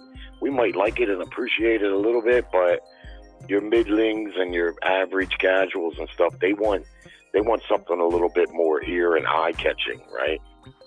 Yeah. And that's a big part of Broner's popularity, although I thought he was corny as hell. Yeah. But you know, but he does say stuff, and he's controversial, you know, to a little bit of a degree. Yeah, I like Broner a lot He better said, now than I did then. He's matured, I can tell that. Really? I think. You might not have noticed it too much in the ring interview tonight, but I've seen interviews with him recently, and the way I hear him talk now just sounds to me. And but listen, man, I'm just glad he's staying out of jail, dog. This is a long stint for him staying out of jail and out of court. Well, yeah. But that brings up a whole nother case scenario, you know. And you he take made the required weight. The weight was 147. He made 147. Yeah, you take somebody that ain't never had any money really in their life, don't matter where they're from, what color they are, and then they get a bunch of money, lots of problems. I mean, you know, we talked about this the other night. Problems will find you a lot of times. It's hard to stay out of trouble. I disagree, man. We see guys in other sports every year. The NFL does a draft. You know how many people get drafted? It's 32 teams, right? Don't they do 4 rounds? Don't they do 4 rounds? How many rounds in the NFL draft? I'm not sure, but most of those guys go to college. No, you missing my point, man. All of them don't finish college. I picked the NBA and their team. So every year the NFL makes I think it's 32 teams and they get 4 rounds in the draft. So every year they produce 128 new millionaires. They do not produce 128 felons every year, dog, in the NFL. No, but they get in trouble too. I mean, let's be honest. Not, bro. I'm just saying, it's different. It is different. It's different, and even in boxing, college, a lot of they've been part of regimented sports and organized sports. A lot of boxers never even graduate high school. These boys been boxing, but how about this? These boys been boxing since they was 5 and 6 years old. Yeah. You get what I'm saying? 5, 6, 7 years old. Yeah, but it's not like the guy's been up on murder charges or anything. He's been in a little bit of trouble. Lots of guys have been in a little bit of trouble. Hell, lots of guys did stuff that they didn't get in trouble for, but they could have. Like Ray Leonard used to do cocaine by his own admission. Pernell Whitaker, I know for a fact, was a cokehead. And you could just go on and on about fighters of what they've done, and sometimes they got caught and got in trouble, and sometimes my basic point is money can bring about trouble. Sometimes it can be hard to avoid. People will target you and fuck with you, and sometimes, a lot of times, it's the person making their own mistake because they're living a lifestyle where, you know, it's everything all the time, and maybe make bad decisions and stuff. You know what I mean? I mean, you can do that and be broke. You know, you can be broke and do the same thing, but you know, to me, I think he's done relatively good to keep his nose relatively clean, coming from where he came from, and then all that money and success. You know, Adrien Broner. Bro, he got a ton of felonies. Yeah, I'm not. Bro, you can make a damn calendar with all his mug shots. Oh yeah. Yeah, January through December, man. This motherfucker got a calendar of mug shots. Oh, what'd he do? Which time? I said it's a calendar. Yeah. Adrien Broner got all kind of cases, man. Contempt of court. Remember he had the case with the chick, drug charges, gun charges, driver's license, child support. You pick it. All right, well, fuck it. I'll take it all back.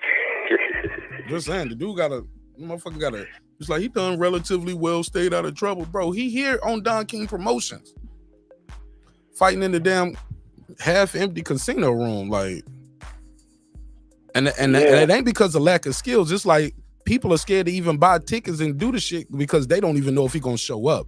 Is something gonna happen to stop the fight? Remember, he had 3 now, granted, all of this shit now, some of this shit now, I might have to put a case on it with a conspiracy shit. Because I did hear Don King say, look, they was trying to get me, people talked to me and was trying to get me not to work with Adrien. That's what Don King said. He said, yeah, it's a Fight Hype interview if you ever want to check it out. He was like, yeah, they said he was a problem, but shit, he ain't no problem with me. I ain't never worked with him before. So he said, but I've had problems like Mike Tyson. You know what I'm saying? I had problems like he started spewing off his resume, but he was like, shit, yeah, I've seen some things. So Don King was like, yo, I'm gonna give him a chance. Yeah. And he gave him a chance, and Adrien Broner kept his end of the deal, showed up to the fight. Yeah, that's a start for him. We'll just have to see where it goes from here for him. You know, yeah, we got to see where it goes. Let me see. What you think about everybody having the free Tank shirts on? The what? Let me see. Let me try to put a graphic on the screen for you and the audience. I'll put a graphic up. Free Tank, like the free Tank Davis. Yeah, Tank. He's got some supporters, man. His star is shining bright right now. He's just another one. He's got to keep his nose clean, man. That guy could go down as a legendary great. He really could, in my opinion. You from Baltimore, by the way. Now you are from Baltimore, so it is a bias. So I got to put a case on you. Well, I know that, but I never seen anyone punch harder than him at 140 or below. He's the hardest puncher I've ever seen below 140. You ain't never heard of Floyd Mayweather? Floyd could never punch like Tank. Floyd fought better competition and was stopping that. He was stopping better competition, dog. Floyd was stopping champion after champion. From Floyd as a 135 lightweight to 140. wasn't scoring one punch, devastating KOs. He was overwhelming guys with activity, and he was a sharp puncher, and he could punch. What are you saying, man? But He's fighting better competition, but he's too. no way he could punch harder than Tank Davis. No way. I think Tank Davis punched harder than You the know what? welterweight. I give you a little props on that. Tank can crack, and his That compact motherfucker range. ain't no joke, man. I mean, Motherfucker is a bitch, yo. He got it, but I think it's his size and the guys. He's built for bigger destruction. for these. You can see it. I mean, yeah, he's big and strong for that size, and he walks around bigger than that. And he stopped growing already. A lot of people they done growing. You get what I'm saying? yeah. They call him Tank. They call him Tank for a reason. And he can do it. He could come after you and get you. Yeah, shout out to Lisa Bell. She said Duran. She said, Jerry, please. You think Tank Davis crack harder than Duran, Jerry? Yeah. You think so? Yeah, I do. I don't think Duran fought below 140 though. I could be wrong about that, but We're talking about Roberto Duran. yeah, I know who you're talking about. I mean, in my opinion, Tank's the hardest puncher I've seen. Roberto Duran definitely below fought 140. Definitely fought higher than 140, bro. I mean, lower than 140. Oh, okay. That's what I'm saying. Tank's the best puncher I've seen below 140. And he can do it. He can come after you and get you like he did Leo Santa Cruz and others, or he can set traps and get you. He can take you out from the head, 140, Jerry. the body. Are you sure? Jerry, I'm not I never claimed to be a boxing historian up here. Yeah. I'm an entertainer. You get what I'm saying? I make that clear all the time. I'm an entertainer first. You know what I'm saying? I can just talk about a lot of shit. But boxing is my favorite sport. But I'm almost certain Roberto Duran fought lighter than 130. I mean, lighter than 140, bro. Well, like I said, I could be But wrong. you know what? I got Google, and let's look it up. It don't take that long. It only takes seconds. Let me see. Let me go to the fact checker, because we definitely believe in fact checking the fact checker. And yes, first fight, 130, 130, 132, 133, 134, 130. Yeah, he started his career off at 130. All right, and he was sleeping everything. Then he go to 130. Okay, miss weight right here. Well, this is a catch weight. 136 and a half. That's this back in 72. Yeah, still going 130, knocking everything out. Now, once we start going to 135 and above, he got his first loss. That's Esteban de Jesus. That was a 10-rounder. And then he started back sleeping shit again. And he went to 135 and he's knocking shit out and sleeping and getting unanimous decision. But it looks like, yeah. Well, I mean, you can make an argument for Duran. I mean, it's not like I would get up and protest. I don't have no way of knowing for certain. 103 fights, 70 men went to night. I mean, 103 wins. Sorry, 103 wins, 70 knockouts, 16 losses, and he got stopped 4 times. But let me see when he got stopped. What weight was he at when he finally got stopped? Okay, Well, he got stopped by Duran. I mean, Leonard or Hearns. I'm trying to see what the first. You know, I'm trying to see what weight that was. Cause that's way up for a guy. Keep in mind who started at 130. Oh yeah, yeah. Went So let me, several weight bro. classes. Come on, bro. My man. Hey, look, my man ended his career at the fucking middleweight. You know what I'm saying? Yes. Fought at super middleweight. You know what I'm saying? Yeah. Like he fought. Fought at light heavy right here. Versus Omar Gonzalez. Fought at light heavy. Dude fought as heavy as light heavy, dog. This motherfucker a dog, yo. This motherfucker's a dog. Like, God. Well, that's why he's up there with the other three kings, man. I mean, he's a legendary great. This motherfucker's an all-time great, yo. Shout out to Roberto Duran, yo. We need to stop talking about Roberto Duran with any of these niggas right now, bro. Respectfully. Don't mean to say that word around company. I know people get offended. Respectfully. I'm just talking about one punch power. I still think Tank is the harder puncher, one punch. But we won't know that until Tank go. Hey, look, let's see if Tank start knocking motherfuckers out at welterweight and middleweight. Like, this dude is cracking. He is cracking. Like, he's knocking out 54-pound 154s. You know what I'm saying? Yeah.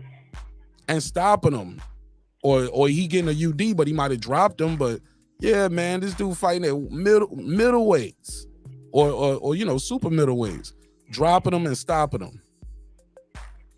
You got to give him, bro. I ain't saying you ain't giving him credit, but I'll say when Tank started knocking out dudes at 165.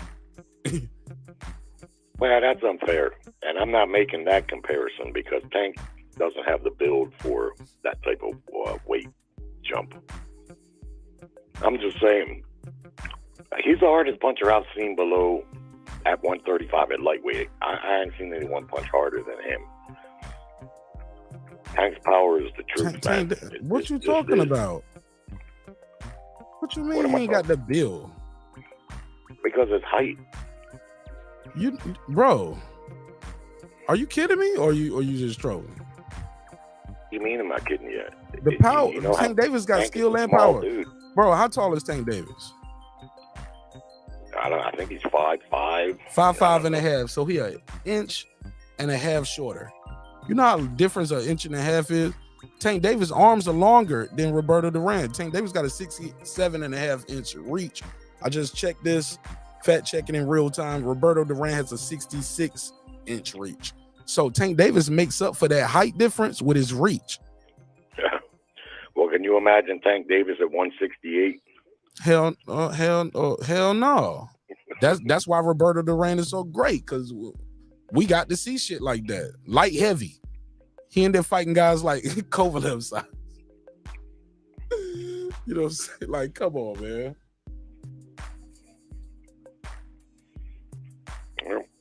That's why they say skills pay the bill. Height don't win fights. Don't win fights. Roberto Duran, all time fucking great. You ever see the Hands of Stone movie? You ever see that Hands of Stone movie with Roberto? Yep. Man, I love that movie, man. It's a must watch for any boxing fan. I know some people don't like to watch biopics and documentaries, but y'all gotta watch some of them docs, man, and watch some of these biopics, man. Whatever sport you like, you know what I'm saying? Watch some of that shit, man. These motherfuckers were gladiators. Little dude, 5'7", dog. I read in a book one time about Duran. He was growing up in Panama. He was a little kid, and he was. You ain't reading no book. Putting a case on you. Beating up adults. So they had like a little guy in town that knew a little bit about boxing.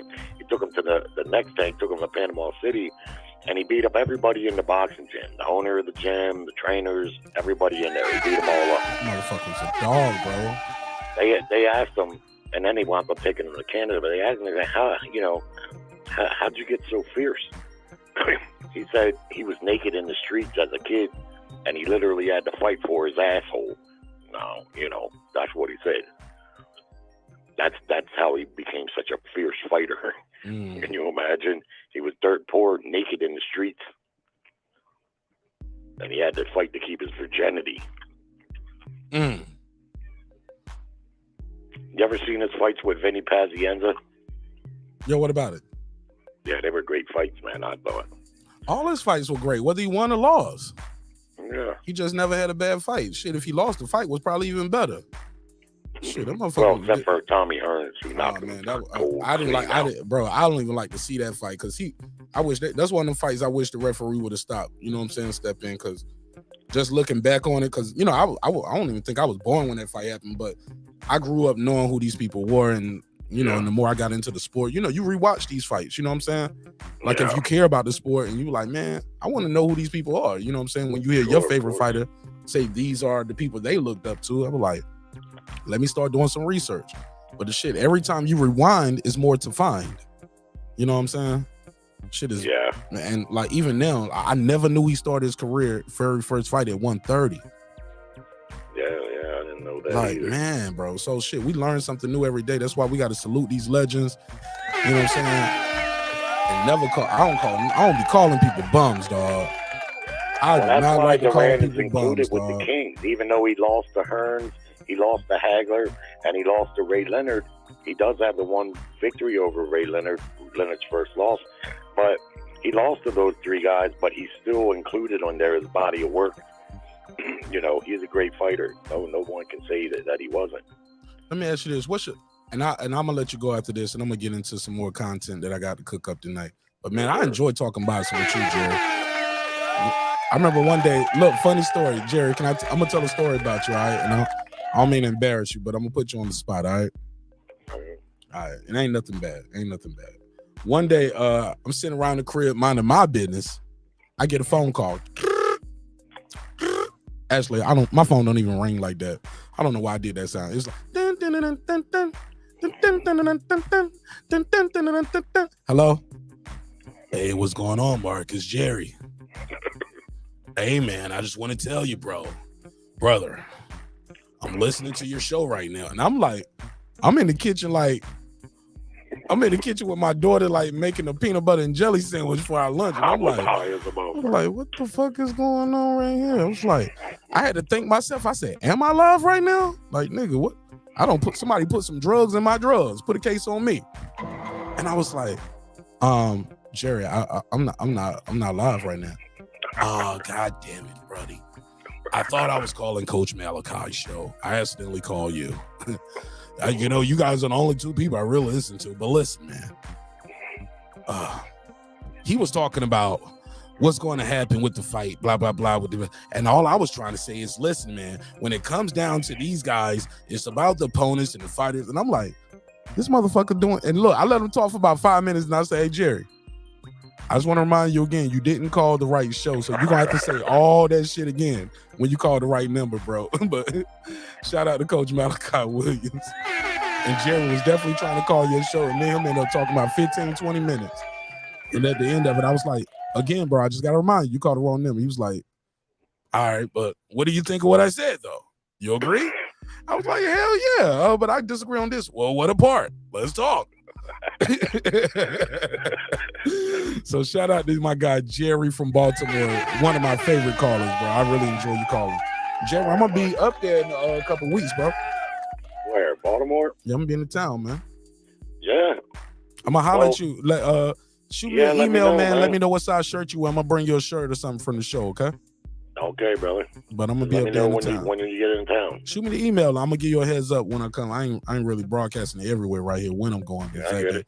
But shoot me an email and I'll definitely let you know the dates that I'm gonna be in the city. But I'm gonna pull up in Baltimore. I got some family business to deal with. So definitely holler at me, man.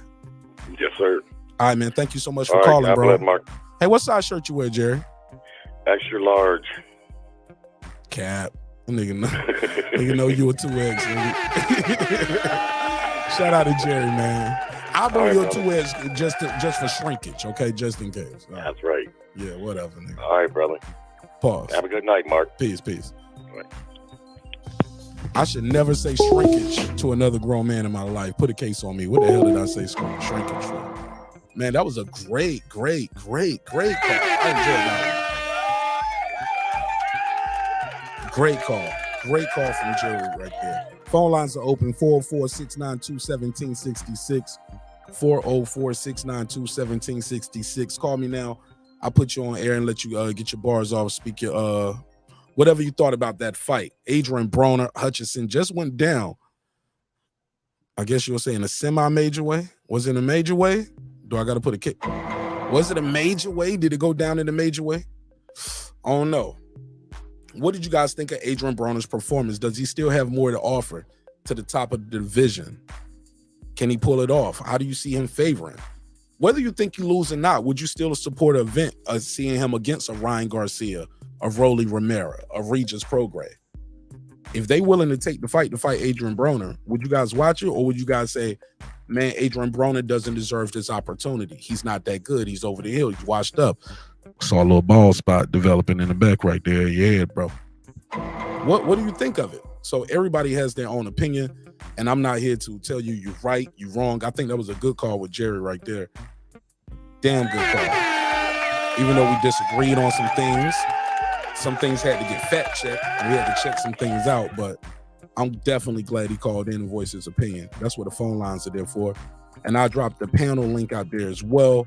If anybody's like, man, I don't want you to have my phone number, I do not save nobody fucking phone number. Trust me. Hell no. I think niggas be caught. Hey, look, in fact, people call me throughout the day when the show is not on. That's why in the description block, I'll be like, phone lines are only answered during the hours of the show. Do not call me after the show or the next day. I don't answer the phone.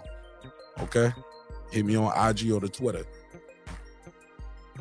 But they had the free Tank shirts on, did a lot of talking. According to Don King, they have already got, I thought that was interesting. A lot of people are not going to talk about that. They're going to probably brush over that because maybe it don't hit their radar the way it hits me, because, you know, we did that whole little, we had all the shenanigans that happened when the BOK Prime fight fell out, and we had Ivan Redcatch over here. We interviewed with him, and he started talking to us about the parameters of the contract and how his promoter needed to, we learned a lot about waivers. How about that? When that fight fell apart, we learned a lot about waivers and term sheets. And back then in February, we put term sheets on the screen. A lot of people saw term sheets for the first time. So we discussed a lot of those things, and I learned a lot about the boxing business. I need to do another week like that too, where we all chop it up about the boxing business and the business of boxing. Food Revolution, she said, AB needs some juices and berries. Damn, Foodie. Yo, y'all bugging in the chat, yo. Y'all are bugging. Y'all ready to get into the rest of this content? I can move on from AB because I'm good on this one. If anybody else want to call in and talk about that, it's cool, but I want to go with the rest of my content that I had planned for tonight. Tio is in trouble, and Spence and Mitch Crawford never ducked. Haplo, what up? What up, bro? What's poppin', my G? How you feel? Welcome home. I'm good. Had a nice week. Pretty mellow. Everything's really? good. Okay. Cool. Yeah. What's your take on the content? I enjoyed watching the fight on the members only thing. I think that's the first time I've caught one with you. It's like usually that. Clearer. Like the ESPN one, the only ones are bad, like the ones I chop It's up. kind of like choppy, but you were doing a good job of like filling in the commentary, and then the pictures were kind of following, you know. Yeah, because the way I got that one, and I got too many windows open, and I'm not hooked directly on I'm not hooked to the Ethernet. I'm hooked on Wi-Fi. When I'm hooked to the Ethernet and I do either the Zone or Showtime broadcast, they pretty good.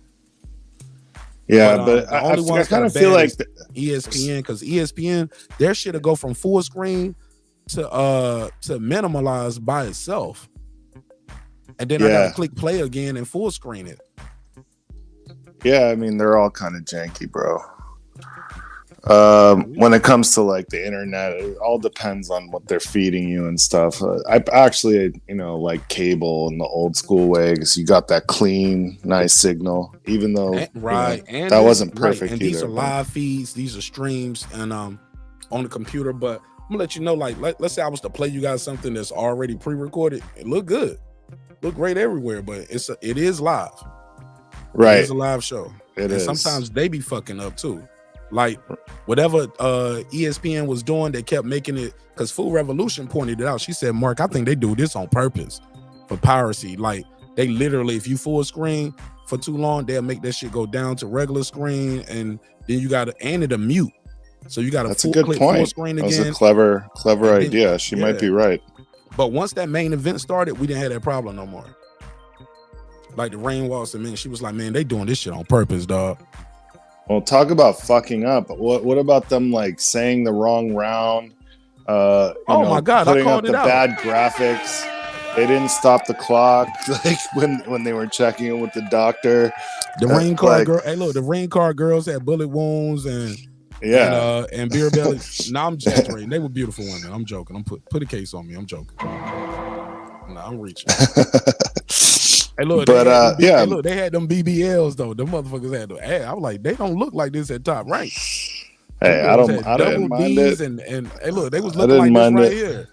Rain car girl had a damn fatty. You know, the Puerto Ricans started the whole butt thing, bro. Jennifer Lopez. You said J-Lo butt was fake? No, I said we love big butts. Y'all started that. Nah. You know that they had a song called "Doing the Butt" before J-Lo too. Give me that butt. Oh, and they had, of course, I like big butts. Big old butt. I ain't doing the butt. Wow. Sexy. I think my dad was the original. Them girls been throwing that ass back. My dad was the original butt guy. He loved my mom. She's Puerto Rican, obviously, but he likes the nalgas, as we call them. What is that?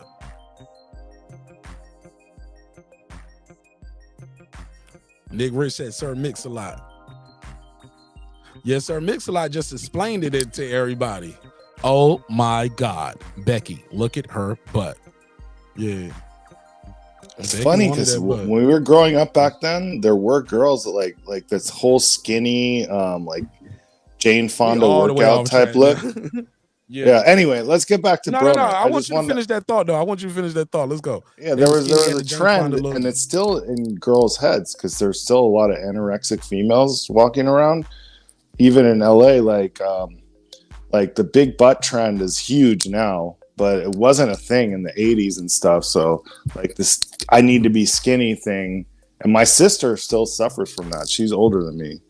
So how old is she? She older than you. Wow. She's 4 years older. She's in her 50s she's now. 64. Oh, okay. No, 50. 50. Exactly 50. Damn. But yeah, she's still like, oh, I look fat, don't I? I'm like, no. You don't. You're killing yourself. Eat some goddamn donuts. Anyway, Broner. Speaking of donuts, he didn't look good, bro. I'm sorry. He looked okay. I mean, he beat a guy he was supposed to beat, but he didn't beat him how he was supposed to beat him, in my opinion. First rounds, he looked strong, and then he just faded and let the guy get in the fight when that guy didn't deserve to ever have a fight with Broner. Only reason he had one is because Broner, been off for 2 years. That dude survived 10 rounds, and I felt like Broner hurt his hand. I thought so too, because he started using a straight right like a jab, right? Right. And like he would flick the jab just to like flap doodle, like try to fool him like it wasn't hurt, but he wasn't throwing any left hooks in that 12th round, and I don't even know if he did in the 11th. Bro, that's what happens when you in there because Broner was in there getting sloppy. I know a lot of people gonna say Adrien Broner looked short. Man, he looked short for about 2 or 3 rounds, and he might have hurt himself in that damn first round when you start hitting people elbows, you start hitting people on the hip. Yeah, it's a veteran move to slow people down, but you hurt your hand too. You have to know not to throw it full power because you will break your hand on someone's hip bone or at the top of the head or an elbow. Yep, elbows, shit like that, bro. Yeah. So, yeah, man. People don't realize the bones in the hand are really small. Yeah, the metacarpals, bro. I got a boxer's fracture right now, still in my hand, and that shit. It don't bother me now, but I got that shit in like 7th grade, 8th grade, just punching wrong. You know what I'm And saying? it's still there?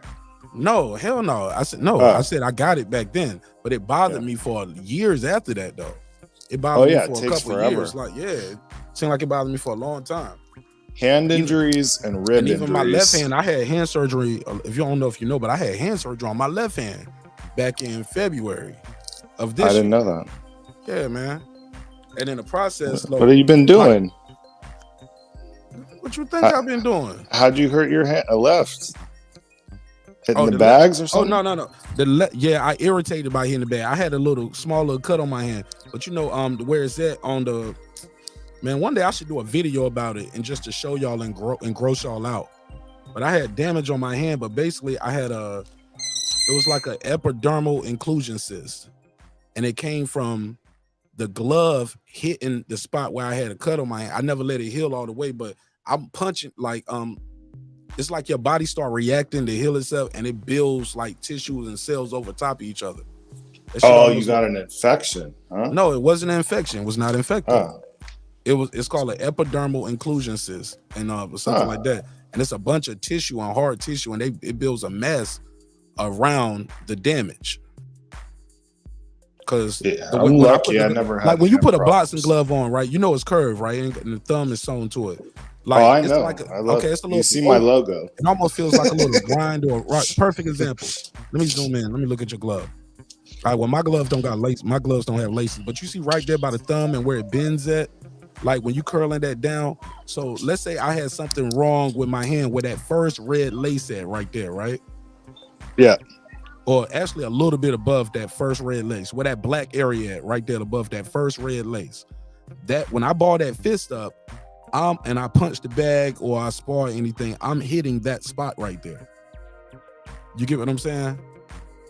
When you ball, like if you got damage right there and you ball your fist up, do you see what I'm saying or no?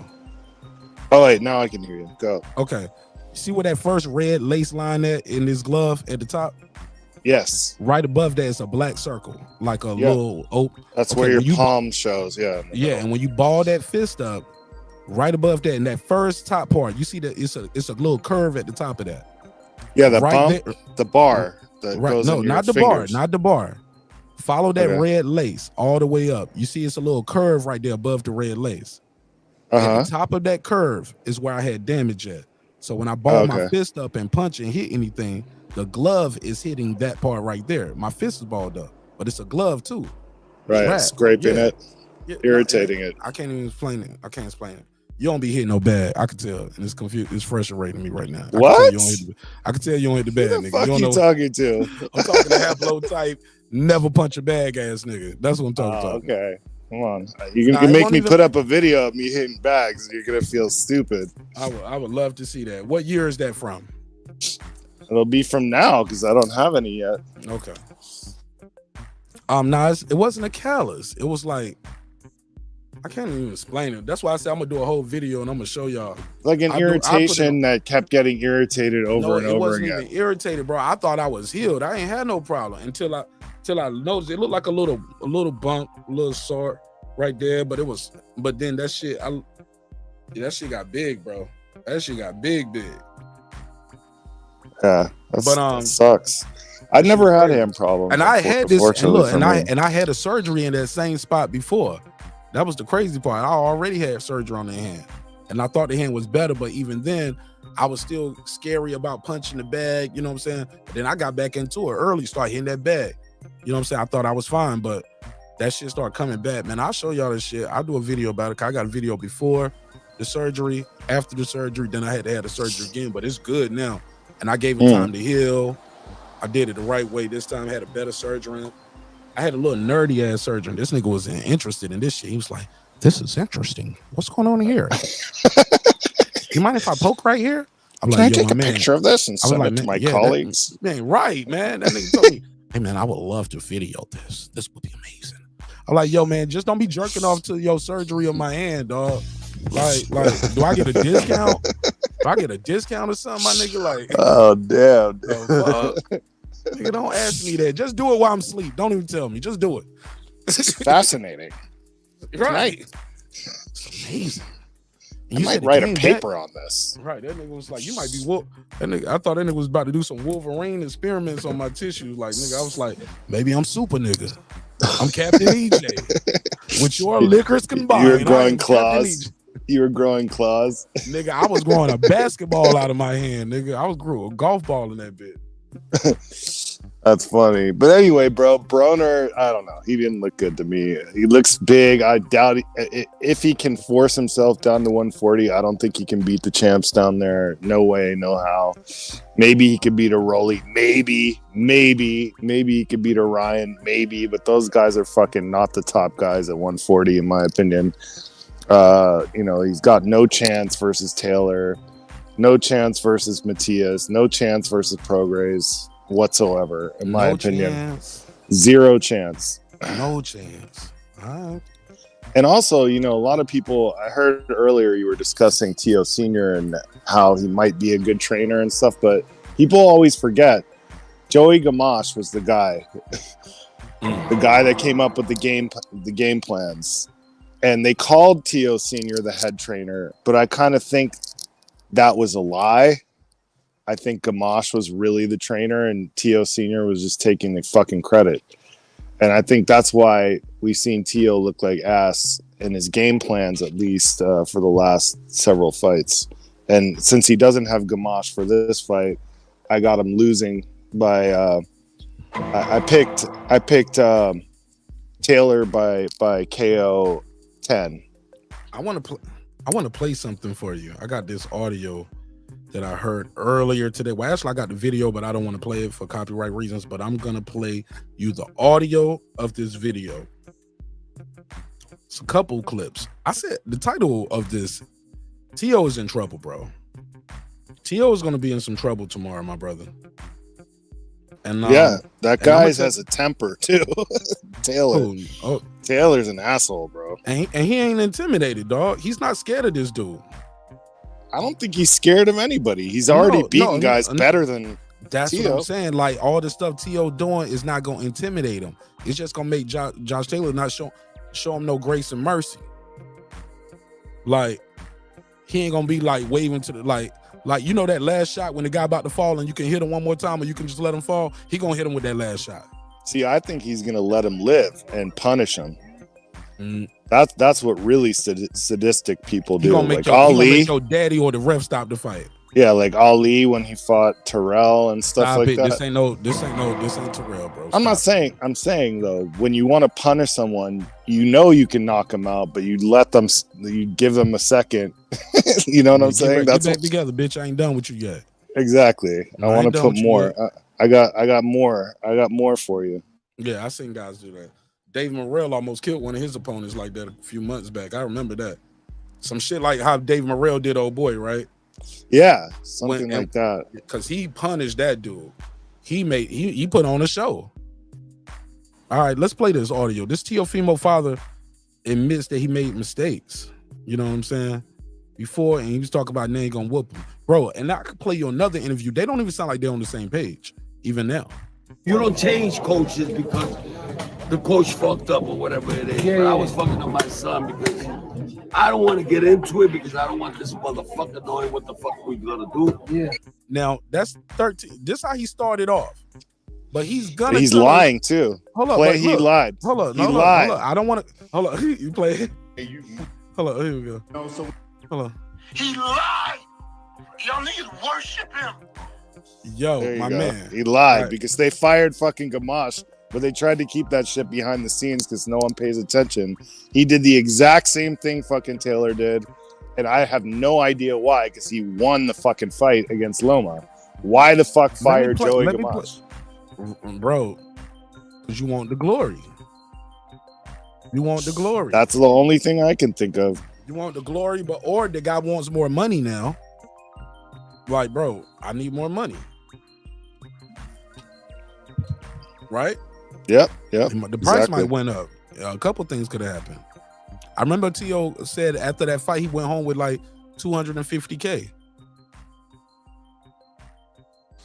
Yeah, maybe he was asking too much money, but I just don't see Gamache as that type of like high profile guy, especially he's taking a back seat already, letting Teo Sr. say that he's the real trainer. And like, I don't know. Gamache isn't like Freddie Roach or anything, but at least when he had Gamache, he had good fucking game plans. What he did to fucking Loma was brilliant, honestly, because like no one was picking Teo to win that, really. I mean, for the most part, some people had some hardcore fans had Teo winning, but for the most part, people thought Loma was way better than him, and he was able to beat him with a great game plan.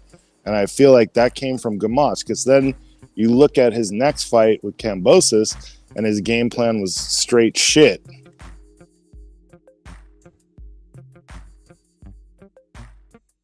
Hold on 1 second. I was typing somebody. Somebody asked me that I wear the wraps all the way. I replied to that. Let's play this audio though. I need y'all to hear this though. It's Teofimo Sr. Where's Junior Lopez? And he's talking about Teofimo Lopez. Bro, he's gonna start. Bro, I don't listen to this.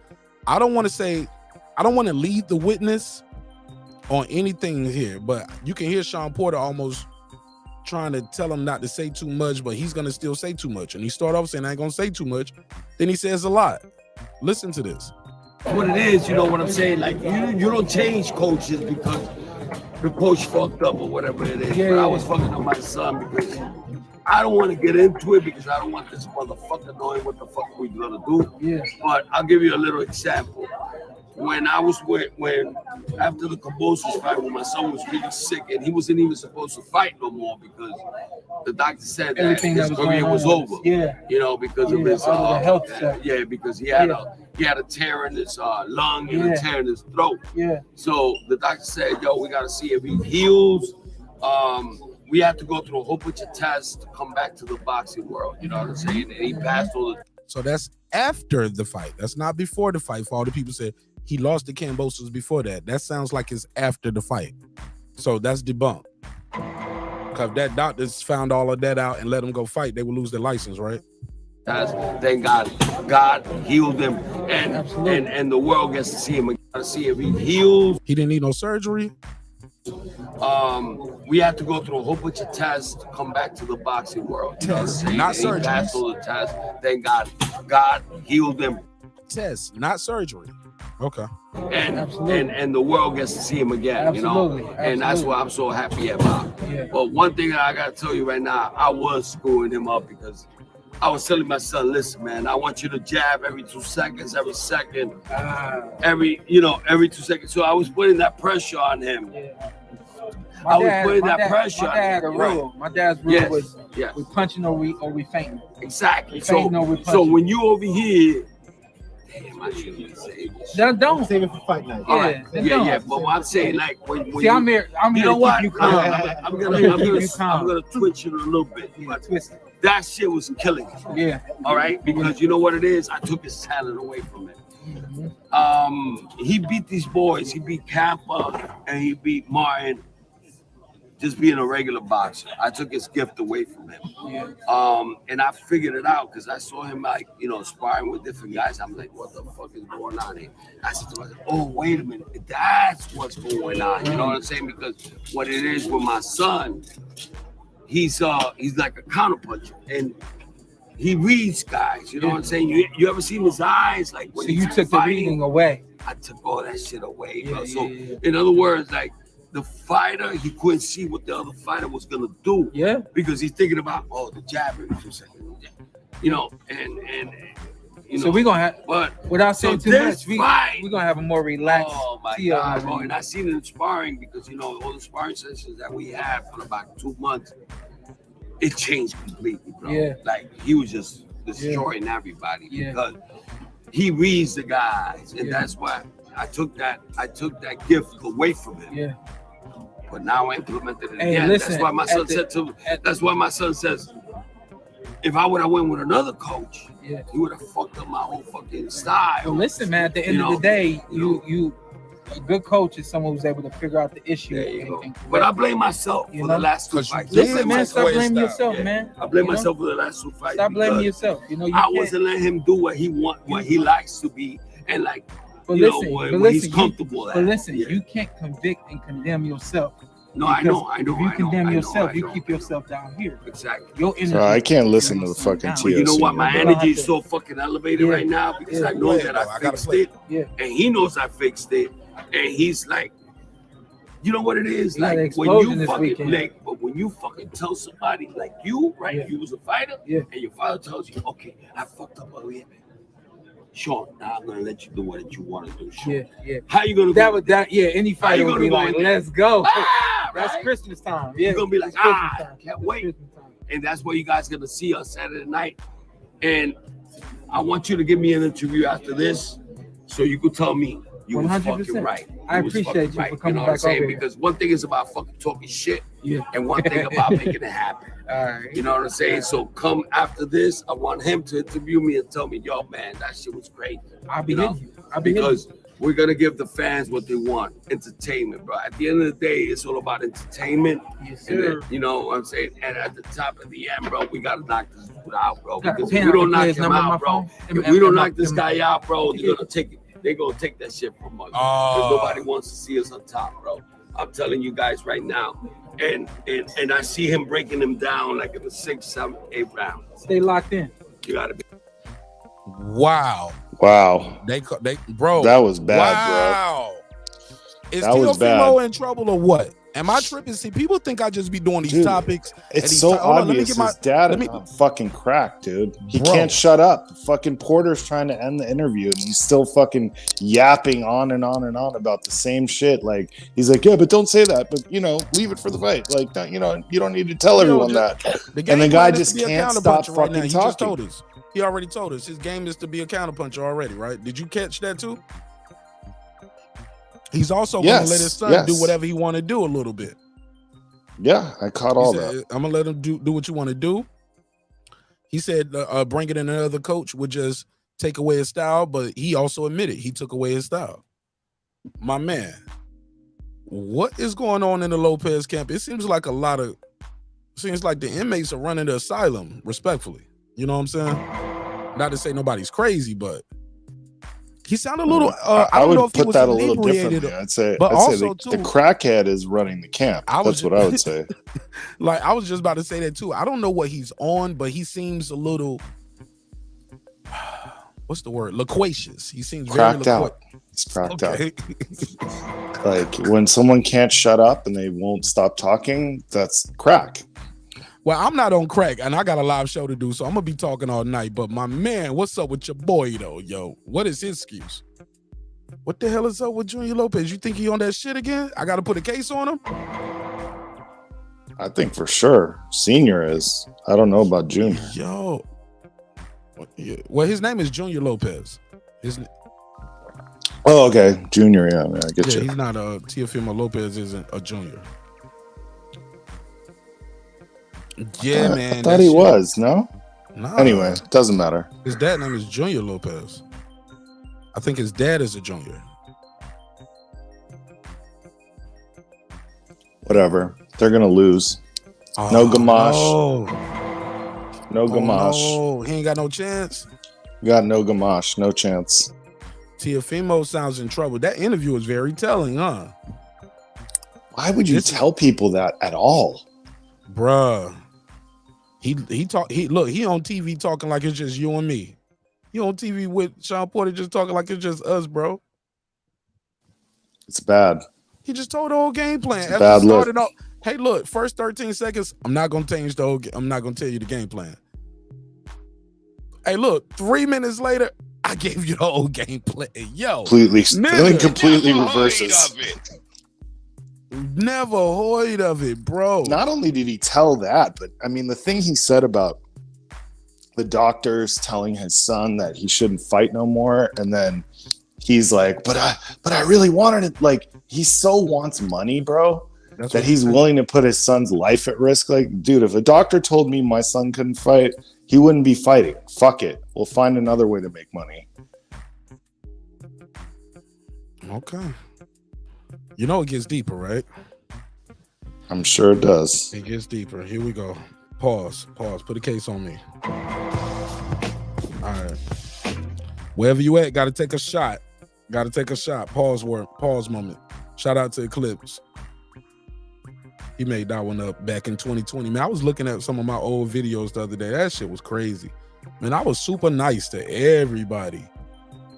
I was overly nice. Once I just, like Sir Senior said, became my true authentic self and spoke in my true authentic self, like, yeah.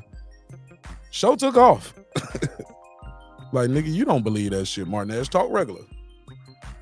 All right, let's talk about this one. Now, this is also Teofimo Lopez father / trainer.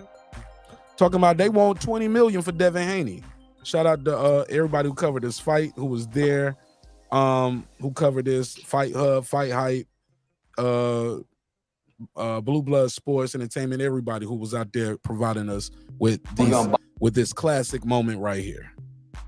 We're gonna box the shit out of this dude, bro. Didn't I just say he better box him? Yeah, we're gonna box. He broke it down for us. Listen. Gordo is a bad. They don't know Gordo. They don't know. I know Gordo. They don't know the snake boxer Gordo. I know Gordo.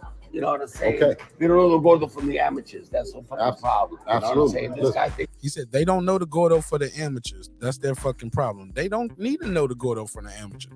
Shout out to, he was a cute little kid though. Shout out to father, son, cute little kid. Nah, this ain't Gordo for the amateurs, and you ain't the same father no more from Gordo or the amateurs. This ain't the same league. This the big times now, baby. It's the big times. This everything.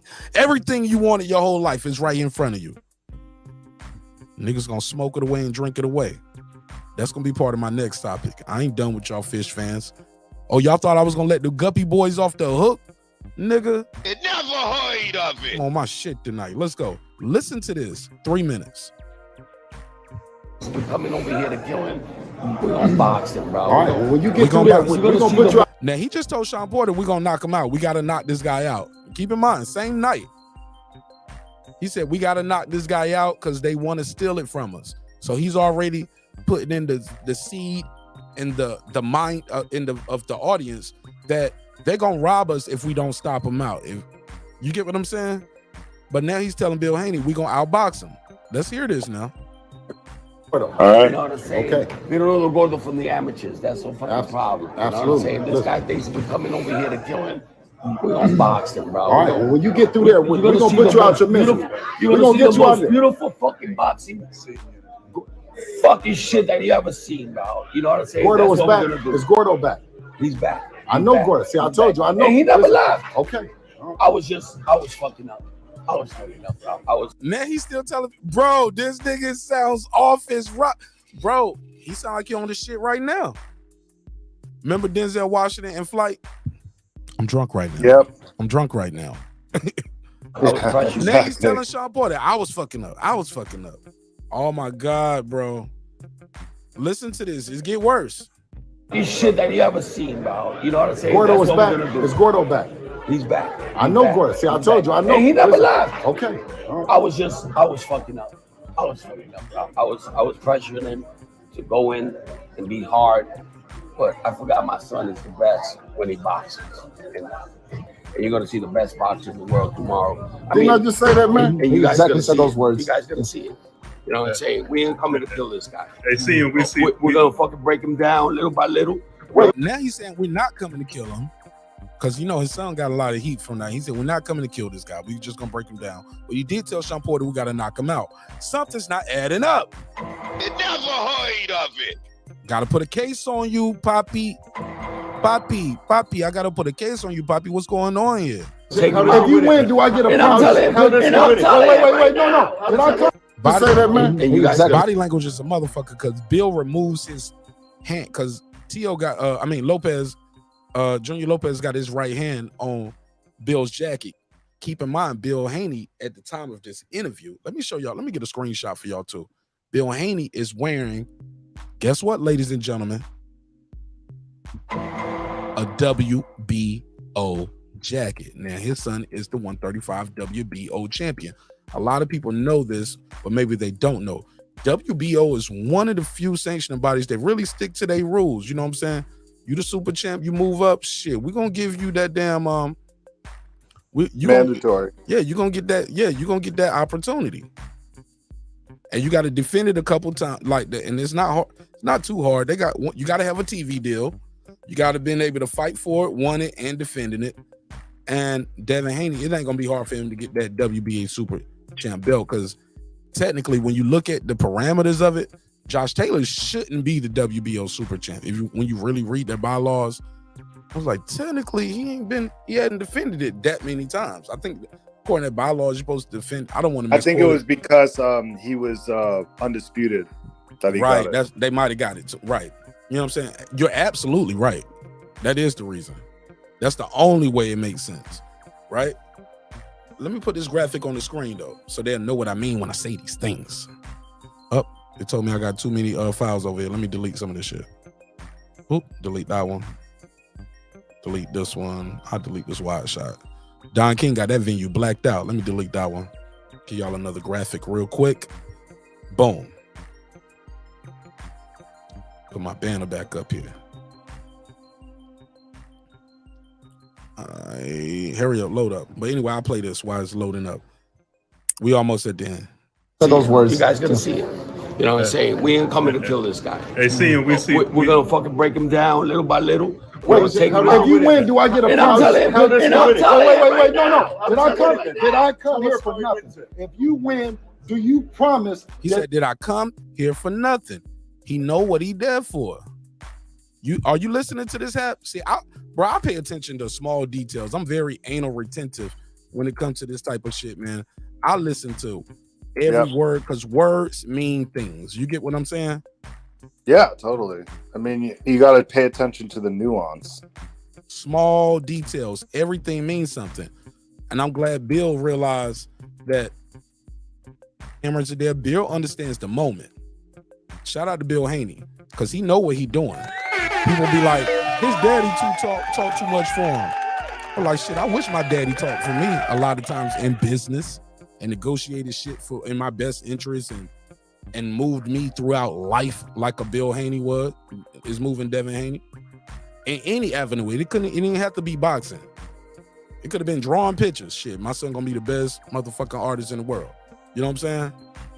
That motherfucking can change an alternator, can't he? Man, shit, we might need to have a little shop. Nash and Nash Entertainment. You know what I'm saying? But look at it. He got that WB on jacket on for a reason. They putting themselves in position. You see what's going on here? Devin Haney might get the winner. That's what they looking for. But they really want that Teo fight next. Because they got history. They know they can beat him because they beat him up already in sparring. I mean, if I were Haney, I would try to get Rolly first, grab a belt. Man, that's across the street, man. You don't want to go over there and you don't want to do a long-term deal. I don't know. You want to stay right now in a perfect world. You want to stay with Top Rank. Floyd. No. He's gonna stay with Top Rank. It ain't no friends. This business, man. It's fucking business. They have a little business. I'm not giving you my champion. A relationship that goes back to fuck his that. You gotta childhood. sign with me then. If the relationship that's strong, sign with me. And I don't see Devin Haney signing with Mayweather Promotions. But bro, I think it's a myth that you need to be signed with the company. No, bro, I've been covering this shit now. Shout out to you. You are a historian on that. But my brother, go watch any of them shows I was doing back in February of this year. And we was really breaking down the business of boxing and the contracts, and we started talking about the Olympics and everything. Bro, it was a beautiful week, and I had a keynote speaker on every week. And it was like a women's week in boxing, but it developed into something else. I'm not trying to contradict you. No. Let me get this off. Yeah. I had a promoter on, Christy Martin. You know Christy Martin, right?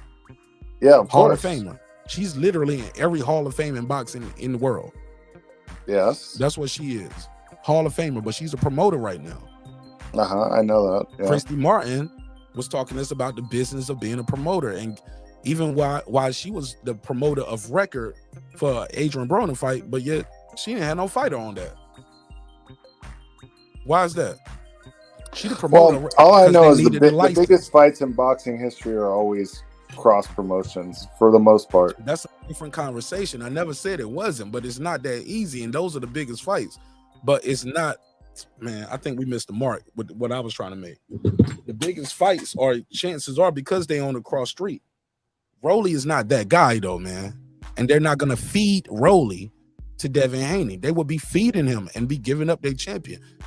They Who don't have would a they lot. feed him to then? Because they're gonna feed him to somebody. They gonna do in-house fights. The fuck So you you think? mean? So you're thinking Tank is gonna move up and beat Rolly? He might, and just do the rematch. Why But not? Tank already said he doesn't want to fight at 140. He might not want to fight at 140, but so what? He didn't want to fight Rolly the first time. Remember that? Azad Cruz was a last-minute replacement. He didn't ask for Azad Cruz. Turned out it was a good fight. And people want to see the rematch. It's a business, Haplo. I'm telling you. I respect you for being a historian or Well, YouTube I know a little OG, bit about but I'm business. telling you, I ain't say you don't know about business. I'm talking about the way these motherfuckers move in this shit. It ain't the same as what we think make logical sense and what we want. It's about the bottom line. Yeah, And it I ain't call about- that bad business. Nah, it ain't about Floyd being his friend and Floyd being his friend and they known each other back in the day. Floyd like, that nigga ain't signed to me. The fuck? But let me play some more of this. Shout out to everybody who's here early. Smash that like button, man. I really appreciate your support. It helps with the visibility of the show. It's Devin and Loma and Fuck yeah, and for Lopez. 20 million. Watch it. Here Little we by go. little. Wait, if you win, do I get a And I'm prize? telling you, and I'm telling you Wait, right no. now. Did I come here for nothing? If you win, do you promise that it's Devin and Loma and Fuck yeah, and for Lopez? $20 million, motherfucker. And you know Don't you that. price yourself out like that. Don't listen to him. $20 Listen to people that's listening. million. No, listen. You know you love money, motherfucker. Come on. 20 million. You know you love money, motherfucker. 20? All right, $20 y'all heard million. it. It takes 20 million to $20 get million. You see what he said. You see what Teofimo And then he said it a third time. That makes absolutely no Lopez sense. versus Haney. Listen, You know you love money, motherfucker. Come on, bro. 20? I'm telling you, Devin got the best of this dude when they boxed, and everybody who was there knows it. The game talk, bro. Boxing is small. Everybody who knows know. He couldn't touch him. Bro. Y'all heard it. It takes 20 million to get $20 that million. You see what he said. You see what- Teofimo Lopez versus Haney after we put the shit on this And he's trying to- motherfucker. Because it's going to be. And Lopez is trying to walk away right now. And Haney is shaking his hand, but like trying to, you know how you shake somebody's hand, but you still holding them there? Like, hold up. Like, don't go away. Hold up. Stay right there. Y'all hear this, right?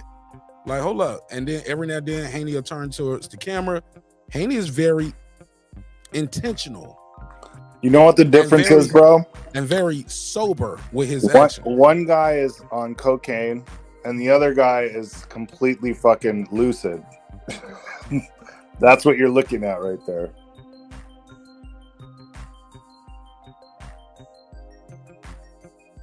That's fucked up, but it might be true. It's fucked up, but it might be true. Let's play some more. Your fucking boxing exhibition that you guys never seen in your life.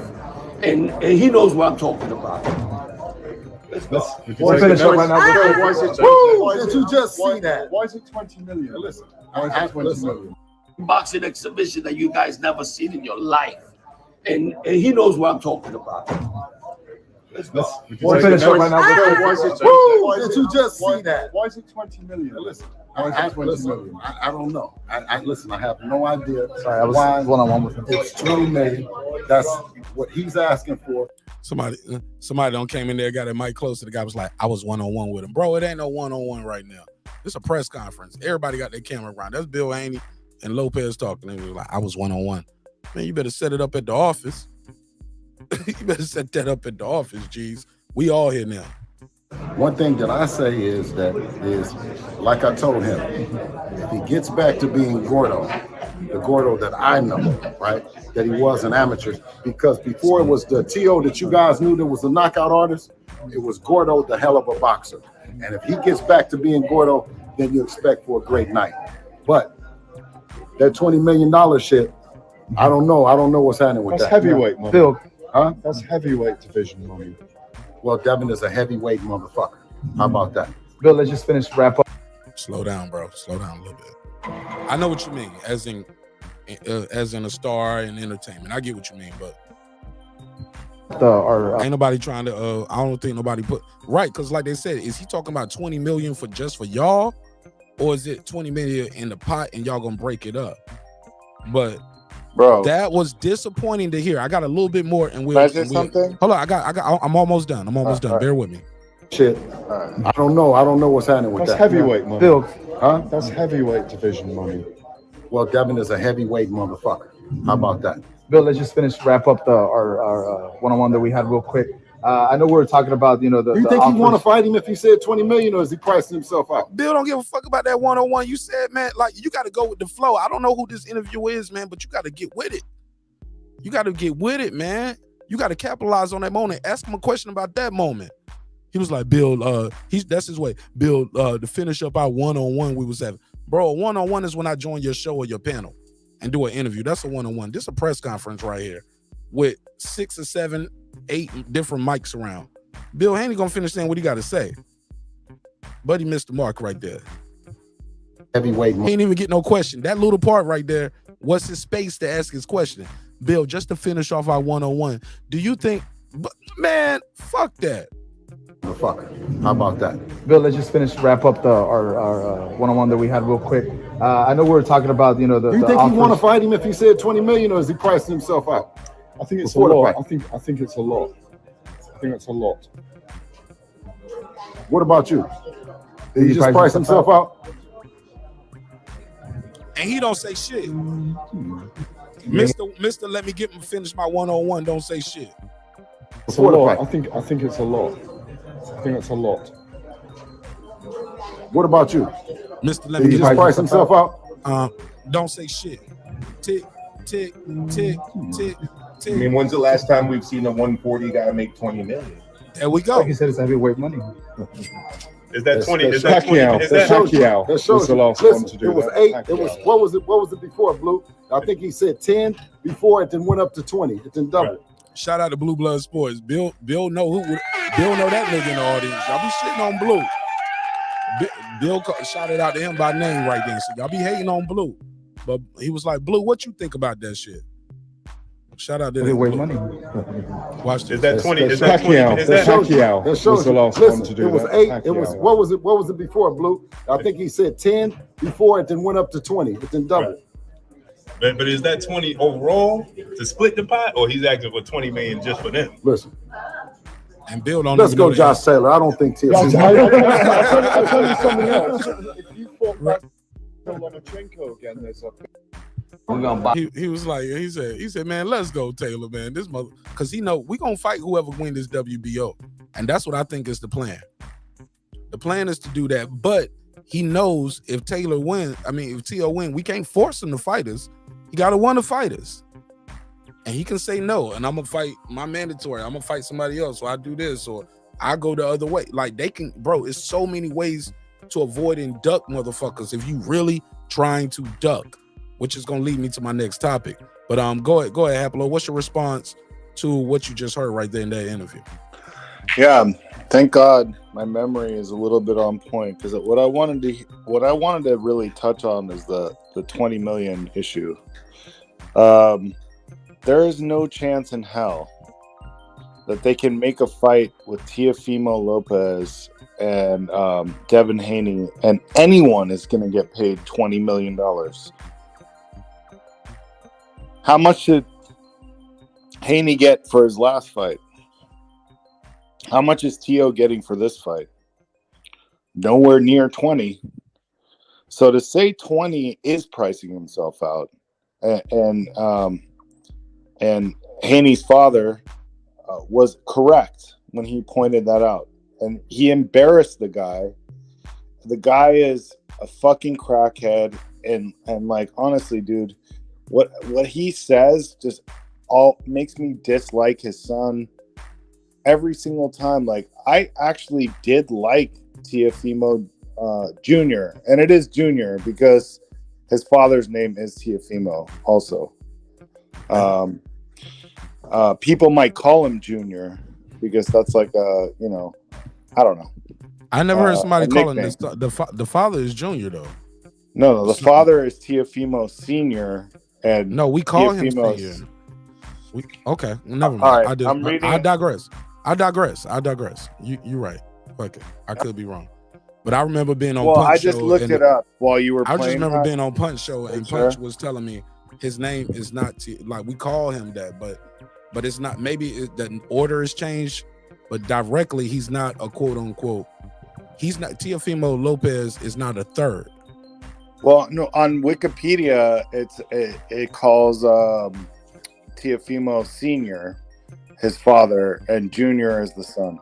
But that could be wrong too. Hell yeah, I can go in there and write some shit in Wikipedia right now. Yeah. No, you couldn't. But if you really worked at it and wanted to do that, yeah, maybe. But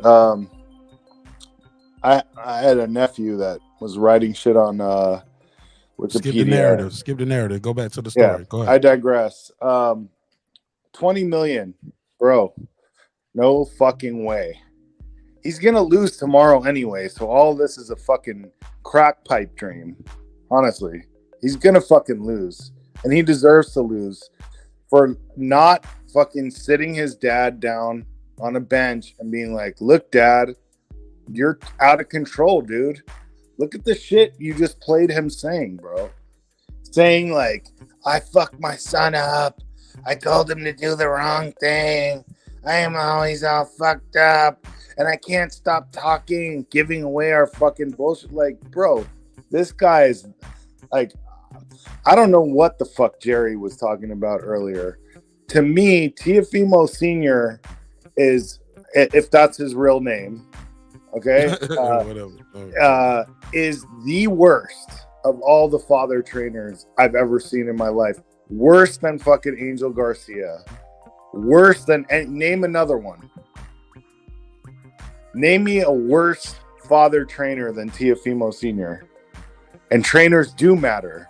What they say in the corner does matter. And what did he say when his son was losing? We're gonna go to you winning. We're gonna go to the club. We're gonna go to the club. Fuck this guy up. We're gonna go to the club. And his son's leaking blood all over him. I don't remember him saying that. He said that during the Kambosos fight. Hell yeah! Oh my god! Did you miss that one? I think I might have covered that live, or if I went live, I might have been doing the members only. Bro, he was in the corner.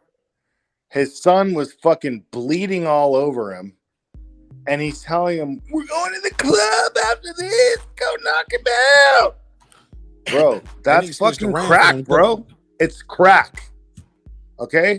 You don't think you get been that a little guy the disrespectful? fuck out of there. Teo should have stayed with fucking Joey Gamache. Gamache had him on a good path, and he was winning. That's when he was looking good. Ever since that guy has been kicked out of the camp, he's been looking like shit. Okay? So anyone who's out here saying it wasn't Gamache, well, I mean, the evidence shows otherwise, in my opinion.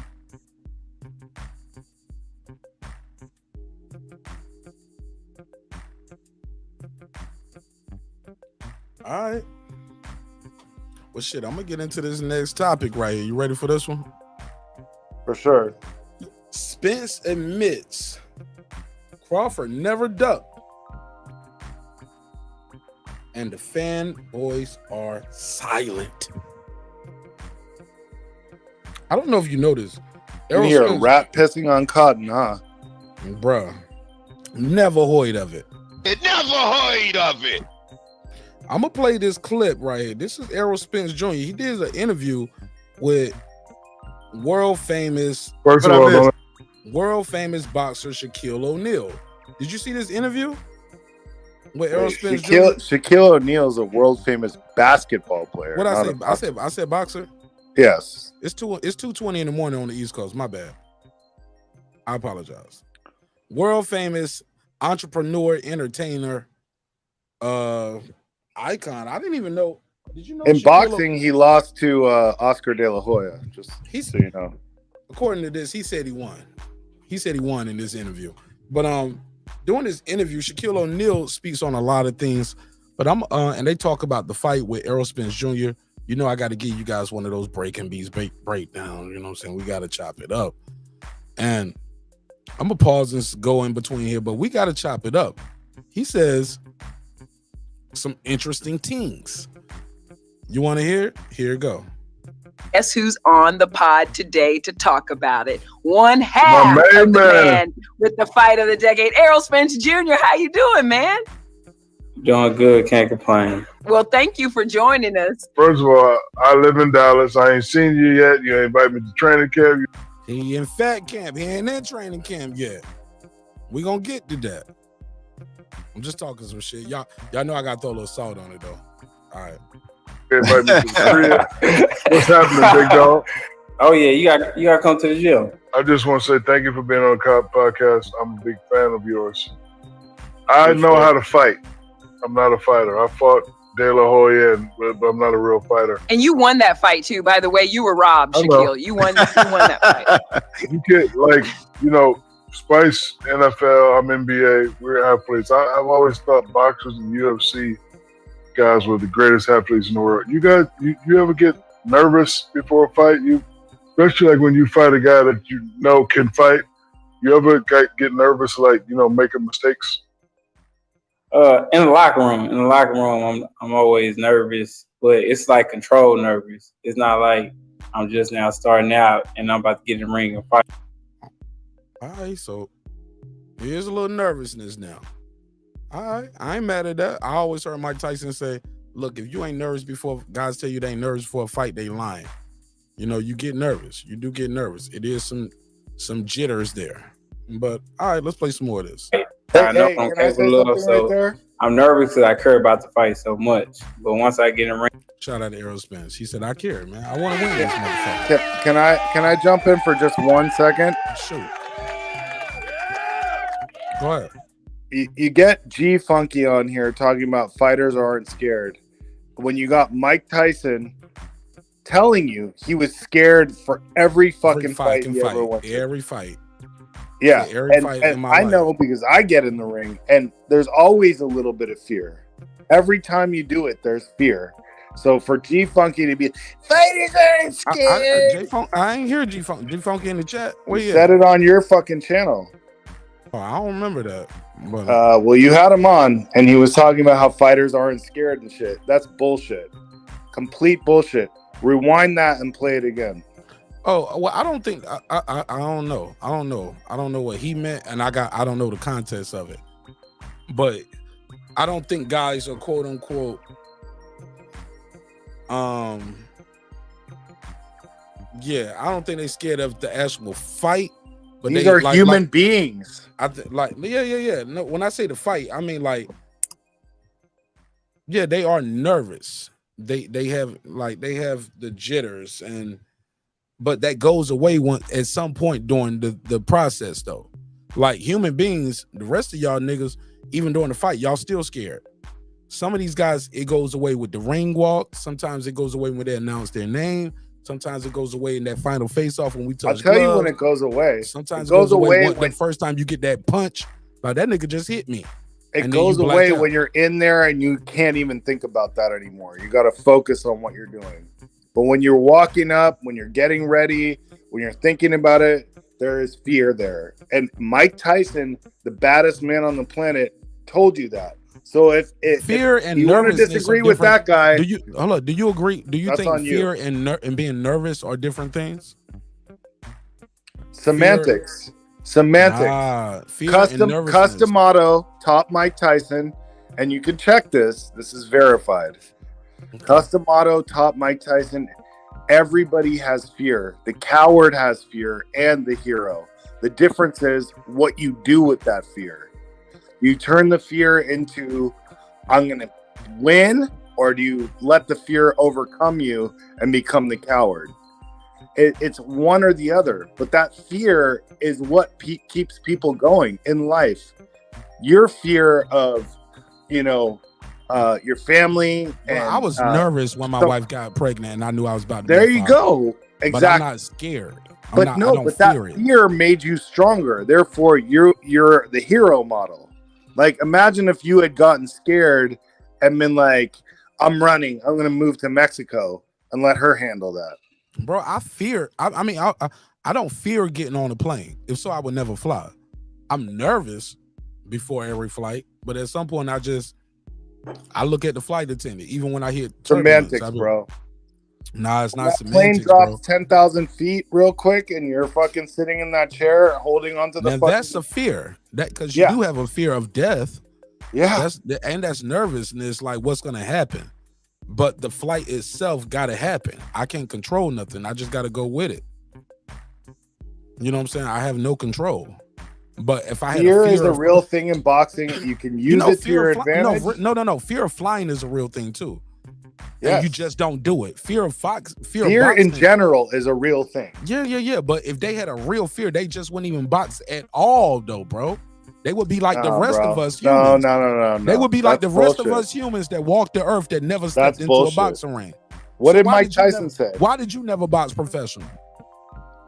Because you can go pro right now. I got into it too late. I started boxing at 30, but I did. You can still box. But I did. I was a fencing champion.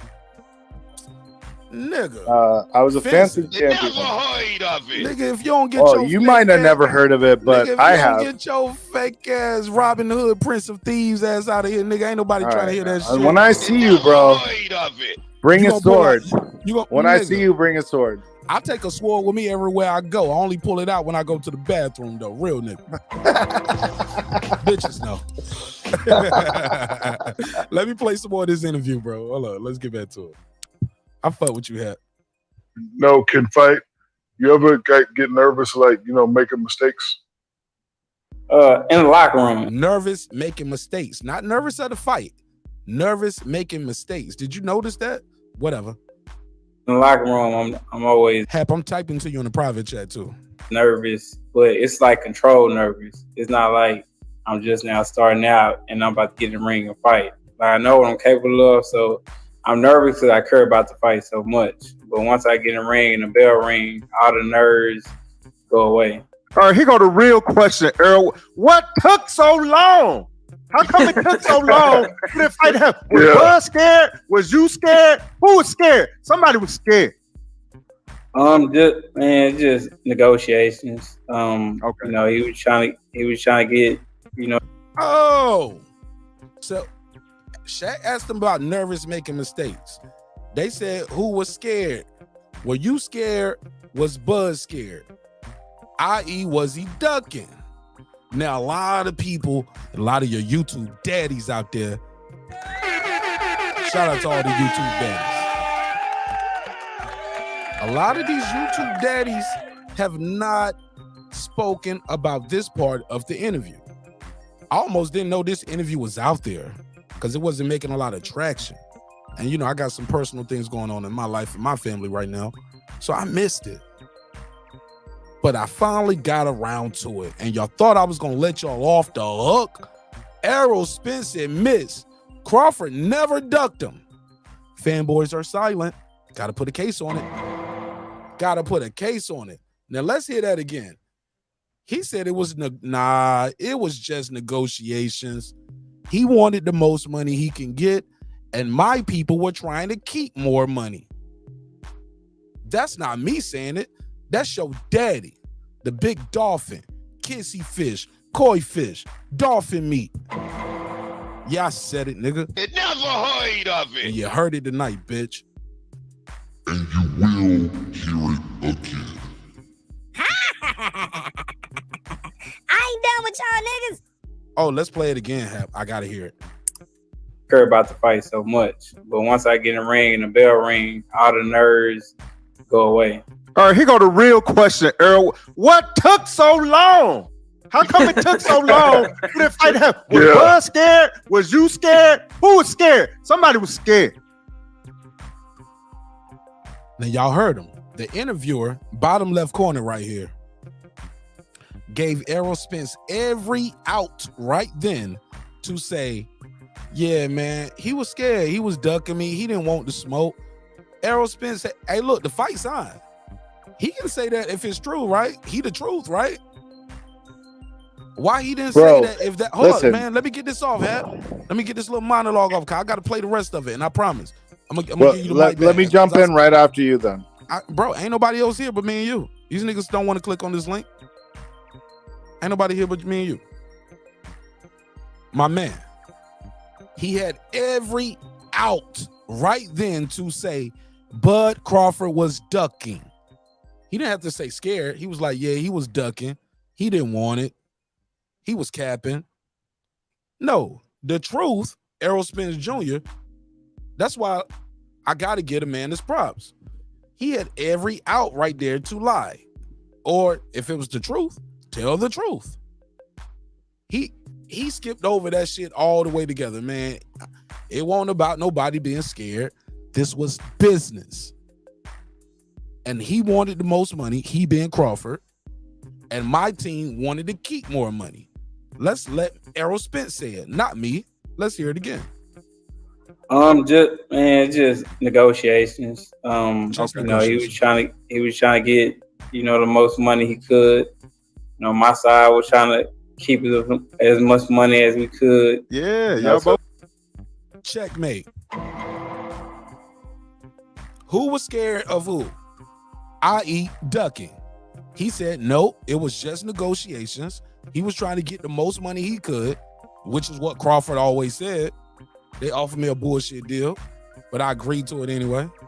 The only thing I didn't agree to was fighting next year. And then you get Errol. Come on, Hap. Let me get this off. I got you, bro. Sorry, I was coughing. No, just mute it. And then, but you hear the big fish himself say this. I got you right after this. Let me play it one more time. And I'm gonna let Hap a little loose on you. Negotiations. You know, he was trying to get, you know, the most money he could. You know, my side was trying to keep as much money as we could. Yeah, you know, y'all so both it was just an undefeated. ongoing. Yeah, it was a tug of war. It was an ongoing tug of war. Do you think about, like we were just talking? Go ahead, Haplo. All right, give me that. He lied. He lied. Y'all niggas worship him. And that is true. They worship him so much, they don't even believe him when he tells the truth. He just told you Bud wasn't ducking. But what he didn't tell you is that he was the one who was fucking ducking because he fucking got in an accident. He wasn't ready. He didn't want that shit. The other side of the street, he took the easy route and all that shit. But that's all in the past. We got the fucking fight now. Nah, fuck that. Nah, it ain't no in the past. They still doing videos and debates and arguments. I'm saying for me, it's in the past. Well, for me, this is the topic of tonight. So if it's over for you, well, I get if it. you want to talk about it, let's fucking go. That's the topic for let's tonight. fucking go. It's on the marker. Errol Spence admits Crawford never ducked him. Right. That's when the are you going to narrative. hear Crawford say that he didn't get ducked? What? Let me hear that. Play that clip. What are you talking about? Play the clip where Crawford said he didn't get ducked. I think Crawford never said Errol Spence ducked him. Yes, he did. What's the clip where he said the fucking easy road and the fucking okay, well Crawford, that's a different get a belt. I'm 70-30. I'm confused. Stay with me. Stay with me right here. Spence admits Crawford never ducked him. Right.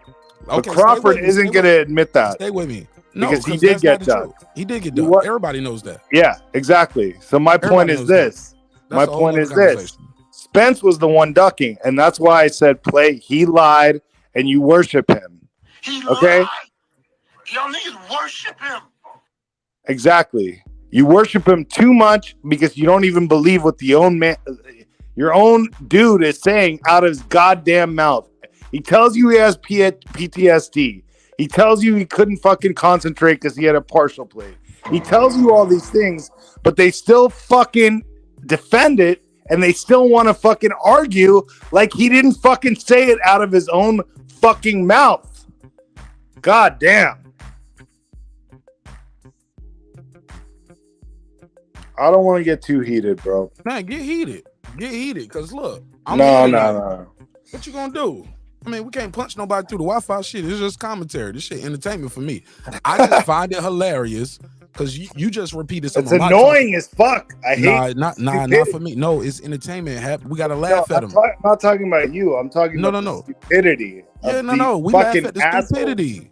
That's what we're here for. You know, last night, I don't want to shout out my channel, but on my show, we had a guy who was actually a pretty sane Spence fan who broke it down, and he was a cool guy. I actually liked him, and we were, giving him a lot of props for that.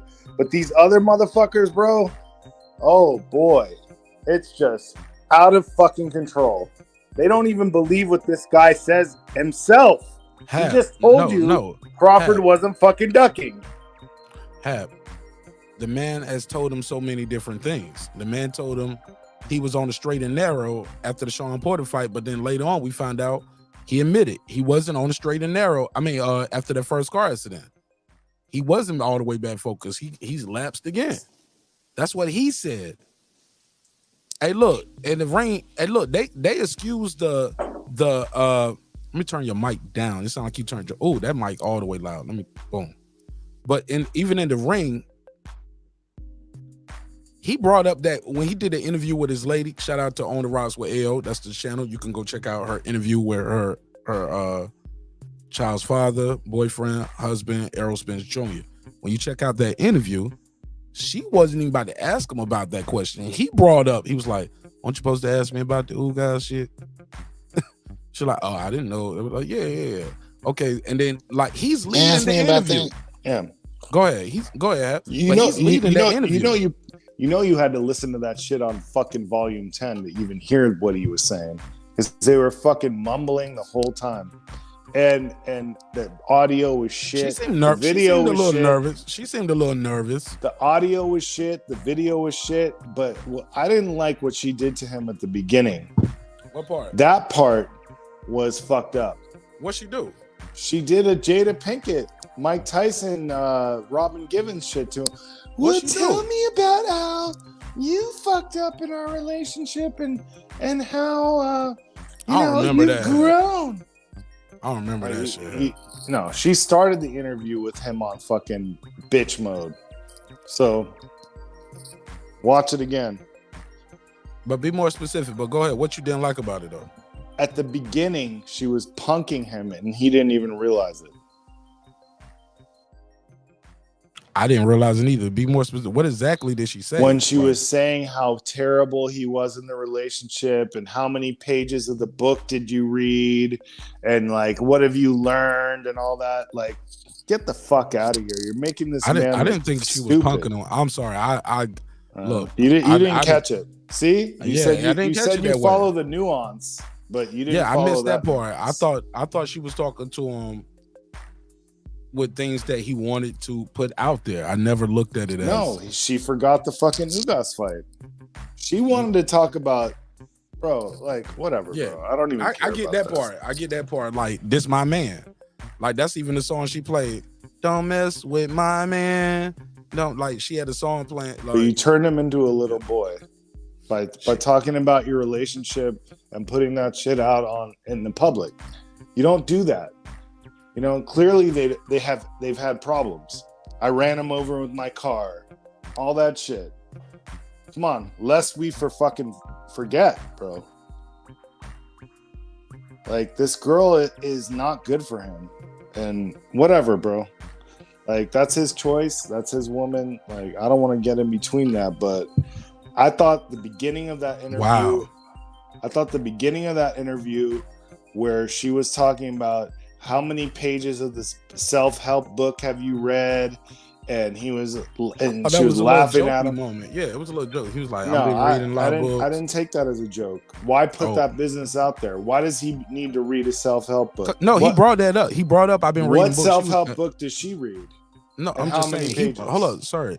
He's the prospect. I mean, he's the interviewee. Like when I do interviews with people and they mention a book and I ask them about the book, like they don't ask me, well, how many books you read, motherfucker? Like that ain't how it goes when you interview somebody. That's not what I'm saying. I'm saying why put that out there? This is a boxer who's about to fight. He brought that up, but like, look, you don't weaken him like that. You don't. It's just not. It's not okay. If she was really on his side, she wouldn't put that out there like he needs to read a book because he had problems. Saying that's not what happened. He mentioned reading the book. She made a joke about how much of the book have you read. I didn't like it. It reminded me of Robin Givens. She never said you had to read the book. It reminded me of Robin Givens and Mike Tyson. He mentioned reading the book. It reminded me of Jada and Will Smith at the Red Table.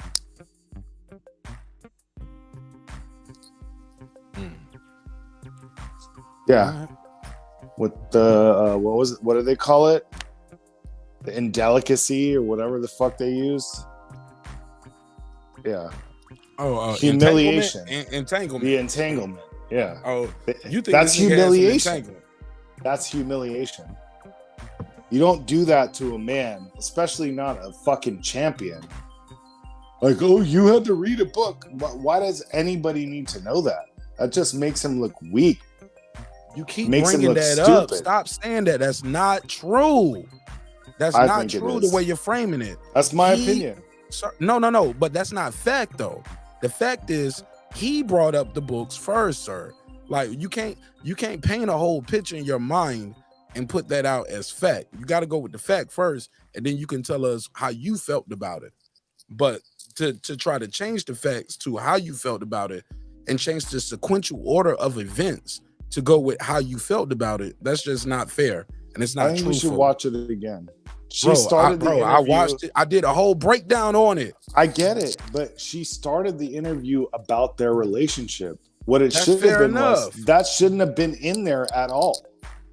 Nah, it got to be in there because it explains why she's even the one interviewing. Who the fuck cares about their relationship? We care about boxing. It explains why he's doing the interview with her. He even brought it up, like, I want to support you. Damn, man, look at me. I'm over here going to trial for Errol Spence. I'm taking up for the nigga. For all the people put a case on you. Yeah, no. For all the people say, man, you always hating on Errol Spence. I'm up here going to trial for Errol Spence. And you lied. Y'all niggas worship him. I'm going to war for Errol Spence right now. That's my favorite soundbite. I bet. We don't believe you. You need more people. Yeah, man. I'm just saying. I just disagree with that. I don't. All right, well, we can disagree. That's what makes we got to agree to disagree. Let's play some more of this. Let's break this in. I'm enjoying this. I like chopping up. Me and Hap. Hey, what you say? Jerry can't get all the exclusive one-on-ones, right? He ain't even a member. For the most money he could. You know, my side was trying to keep as much money as we could. Yeah, y'all both understand. Ongoing. Yeah, it was a tug of war. It was an ongoing tug of war. Do you think ongoing tug of war? That's called negotiations. And according to Terence Crawford, and according to Terence Crawford and Errol Spence, they've been talking since the beginning of the year. People. They both wanted this fight. Let's play some more of this shit. Like we were just talking about how this is going to be the thing in Vegas. Everybody's gonna be there. Like it's gonna be star-studded, the celebrities out, everybody. Do you ever think about that? Like, okay, this is about to be an event. I definitely thought about it. That's why I pushed for this fight so hard. And I feel like this is a beyond legacy fight. This just like Sugar Ray Leonard, Tommy Hearns, Oscar De La Hoya, Felix Trinidad. Like, it's one of those fights. It's a pick'em fight for some people. It's an awesome fight. I feel like this is the biggest fight of the decade. This is bigger than Manny Pacquiao and Floyd Mayweather just because they was a lot older when they fought. If they would have fought when they younger, then that'd have been a humongous fight. But I feel like this is like Sugar Ray, Tommy Hearns, Sugar Ray, Marvin Hagler type fight right here. I hate to compare. He never mentioned Undisputed in that one soliloquy. Did you notice that? Terence Crawford understands Undisputed, two-time Undisputed is on the line. He didn't mention Undisputed at all right there. Am I making something out of nothing, Hap?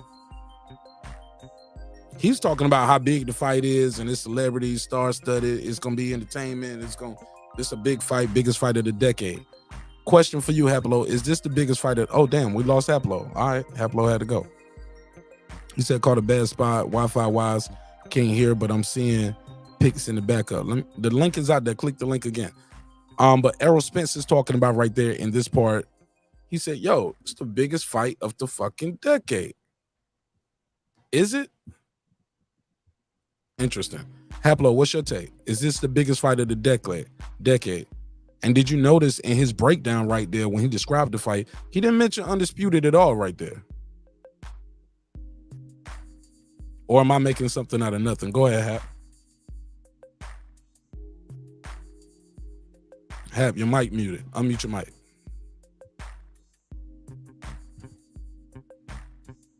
All right. Well, I'm going to continue because it is a live show. And I guess this device is not connected. So let me pick up where I left off. Boom. Let me give y'all a little graphic on the screen while we're talking to. Let me give y'all some little eye candy for the fight. Haplo, there you go. There you There go. we What's go. up, fam? Sorry, I don't know what happened. I missed whatever you were saying, but All right, I'm back. let me play this. No, you good. Let me play it one more time. I want you to hear Errol Spence describe the fight. And I noticed he talks about the fight as being big. He talks about them. It's a pick'em fight, but he doesn't mention the undisputed. That part kind of sticks out to me. Or I could be making something out of nothing. He also said it's the biggest fight of the decade. I want to know if you agree to that. For some people, it's an awesome fight. Ray Leonard, Tommy Hearns, Osdilla. It's gonna be there. Like it's gonna be star-studded, the celebrities out, everybody. Do you ever think about that? Like, okay, this is about to be an event. I definitely thought about it. That's why I pushed for this fight so hard. And I feel like this is a beyond legacy fight. This just like Sugar Ray Leonard, Tommy Hearns, Ox De La Hoya, Felix Trinidad. Like, it's one of those fights. It's a pick'em fight for some people. It's an awesome fight. I feel like this is the biggest fight of the decade. This is bigger than Manny Pacquiao and Floyd Mayweather just because they was a lot older when they fought. If they would have fought when they were younger, then that'd have been a humongous fight. But I feel like this is like Sugar Ray, Tommy Hearns, Sugar Ray, Marvin Hagler type fight right here. I hate to compare these. Go ahead. React to that, Hap. Yeah, I think there's a lot of truth in what he says. And like, this is the thing. This is what I was saying before. Like, his fans don't listen to what he fucking says, man. I mean, he's telling you right now, it's a pick'em fight. He said it out of his goddamn mouth. But he's wrong, though, with certain parts. Those guys fought at 26, Trinidad and De La Hoya. No, but I mean, he is right. I think what he said was pretty accurate. It is kind of like Tommy Hearns versus Ray Leonard. But, of course, they fought in their absolute primes, like right at the right moment. This is a couple years late to me. It's halfway in between Leonard Hearns and fucking Floyd and Pacquiao. To me, it's halfway in between. Break it down. Because Floyd and Pacquiao waited too long, right? And Leonard and Hearns didn't. Not for that first fight. Okay? So this is sort of halfway in between that. They're not as old as Pacquiao. Your audio doing something funky right now. Yeah. I don't know what you did. I'm in a weird fucking spot. That's the You was thing. good earlier. I don't know what you did different, but go ahead. Say the last part again. I was just saying that Leonard and Hearns fought at their absolute primes. Okay. Floyd and Pacquiao fought 25 way and past 22. their primes. Hey, look, Hearns This and Leonard. is sort of in 25, between that. 22. But the fact he doesn't know Langford versus Walcott, fucking Sugar Ray Robinson versus Gavilan, those were the fights that laid down the foundation for the great welterweight matchups of all time, especially both of those that I just named, Walcott versus Langford at welterweight, and Robinson versus Gavilan. All right, those were the original great welterweight fights. This one, they're older. They're definitely older, but they're not as old as Floyd versus Pacquiao. So I get what he's kind of trying to say there. You feel me? I feel like Pacquiao and Mayweather were way old. Like, all right, Mayweather was what, 38? Yeah. And I think Pacquiao was what, 36? So they were both older than these guys. I mean, people were talking about Leonard and Hagler were old when they fought, and I think they were like 32 and 34. I'm just going off the top of the head. I don't have this in front of me, but it's all good. But yeah, I mean, and that was also a middleweight fight. But when you talk about great welterweight fights, me and Lisa were chopping this up last night. Langford versus Walcott. You got Robinson versus fucking Gavilan. You got Ross versus McLarnin. You got Britton versus Ted Kid Lewis. You got Hearns and Leonard. You got You got Trinidad and Rule of thirds. De La Hoya. Yeah, rule of thirds. So those are the greatest to me, off the top of my head. So is this the fight of the decade, though? Was he right or wrong with that? Do you agree with Errol Spence? Fight of the decade. All right, let me think. We're in the 2020s, right? It's a quick yes or no. Do you agree or not? Don't overthink it. I'm Just trying yes or no. to think of the 2020s. Yeah, so far. Yes. You're right to change your opinion. You can change your opinion. So far, but I think Fury versus Usyk would be. Nah, not would be. No, I'm talking about what's right now. If they made it. We can do it would be all day. As far as fights that are actually happening, yes, this is the fight of this decade. Yes. All right, Food Revolution in the building. Foodie with the beauty. What up, though? I heard you can go back and forth about what my penis is, but my penis is my penis. How you doing, gorgeous? How you feel? I'm good. What How up, are y'all? Foodie? What up, Hap? Talk to me, Quinn. What's up? I'm no boxing historian, as I've stated before, but is it a fact that there hasn't been an undisputed in welterweight in history? Not in the 4-belt era. Right. Okay. Oh, we lost Hap again. Go ahead. It's cool. So the for that the link out there. For that reason alone, I would say that this is definitely the fight of the decade, and maybe the fight of the fight of the decade. I can't say that's the fight of all times because that's just based on people's opinion. But I missed the soundbite. I had to step out for a second. I missed the Which soundbite? Because I played a couple of them. Well, the conversation you guys were having about Errol saying that didn't duck. Oh yeah, I got you on that. You on your iPhone or you got them earbuds in? No.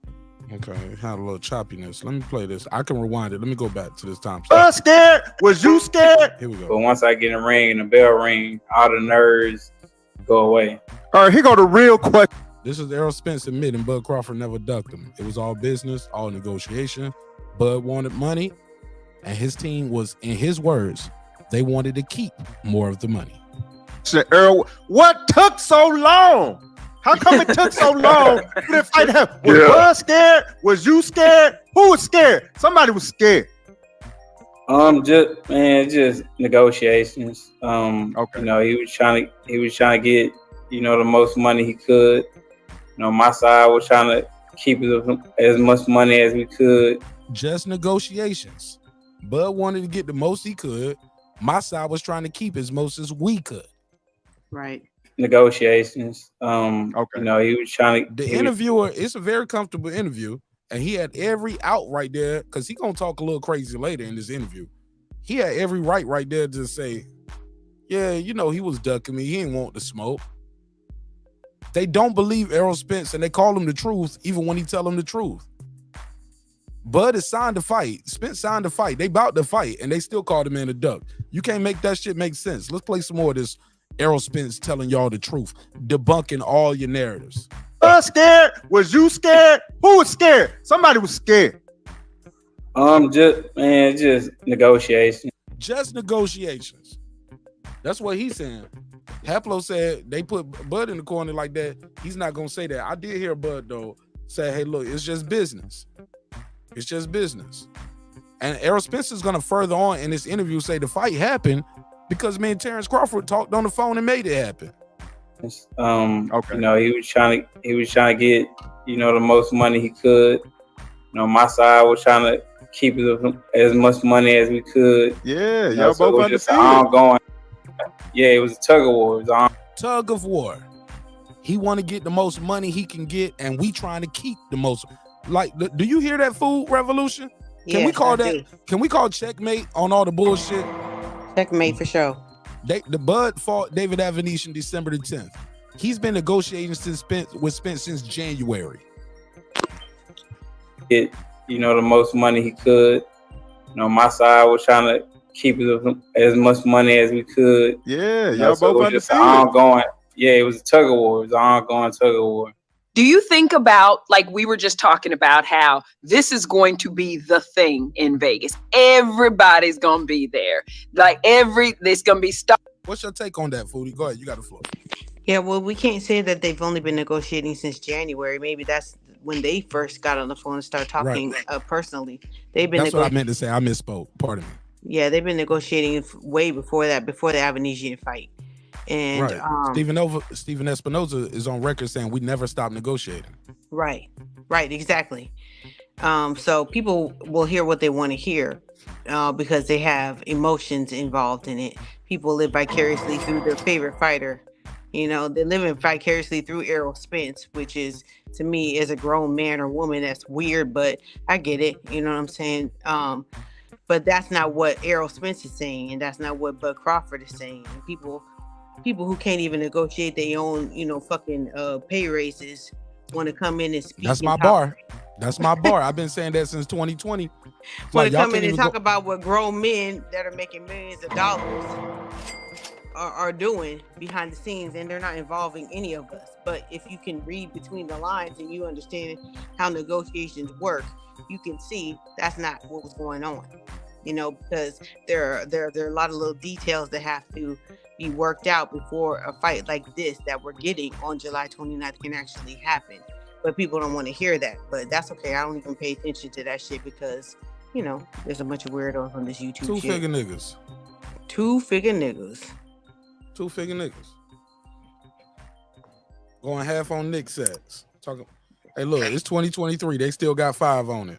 Are studded, the celebrities out, everybody. Do you ever think about that? Like, okay, this is about to be an event. I definitely thought about it. That's why I pushed for this fight so hard.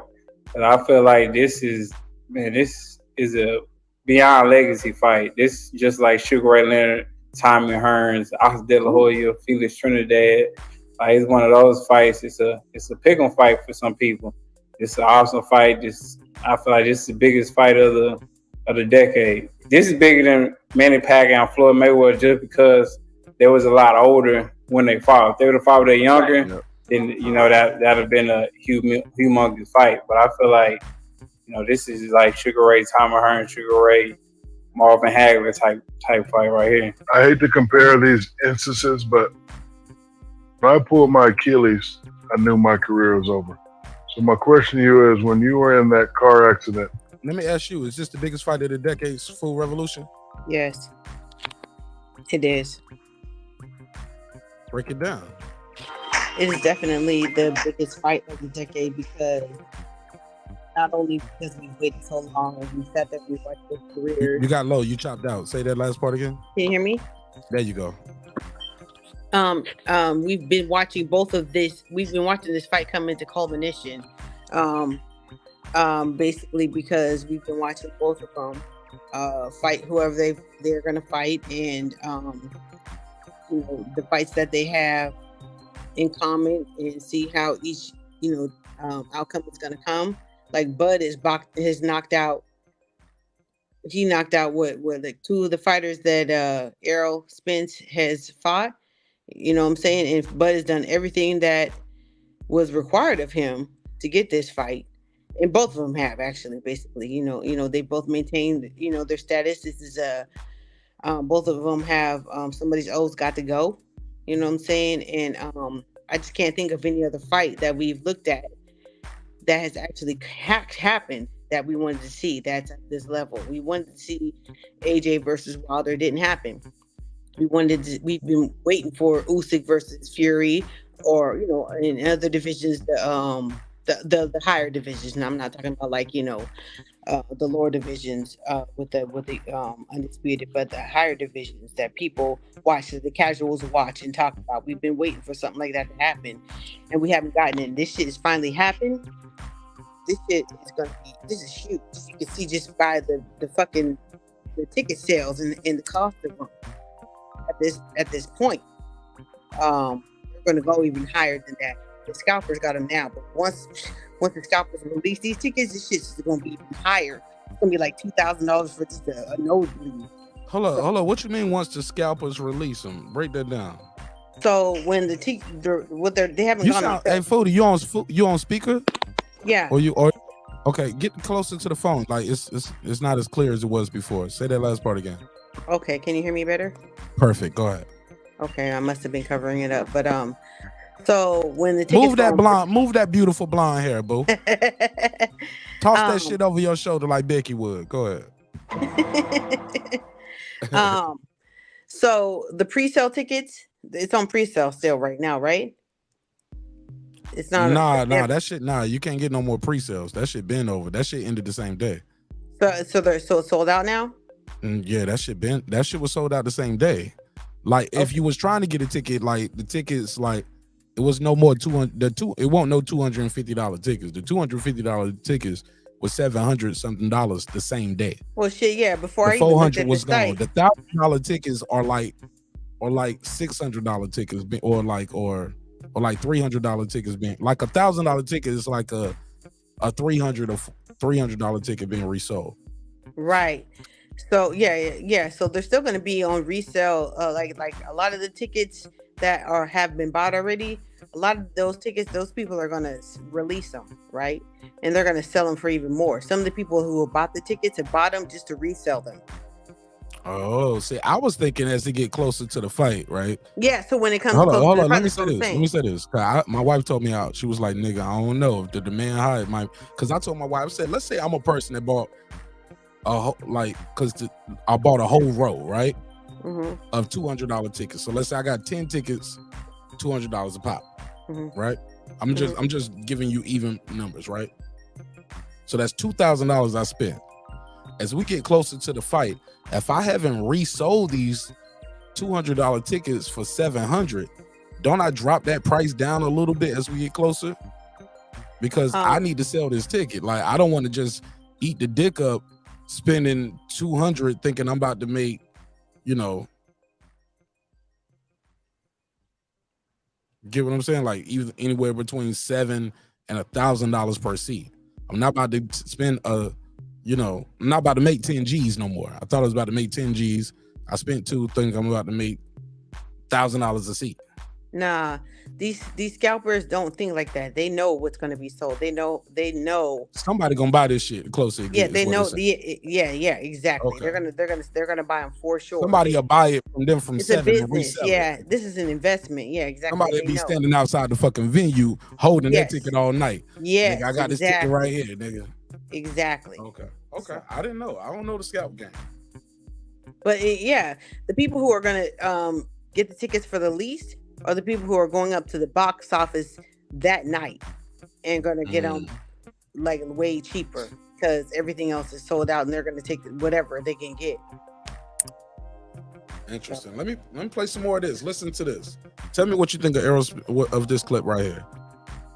Were you nervous? Were you like, man, I may never be able to fight again, or were you optimistic and saying? They're talking about a car accident. Do you want to hear this? Because I think it's interesting. He said it's not a very long interview.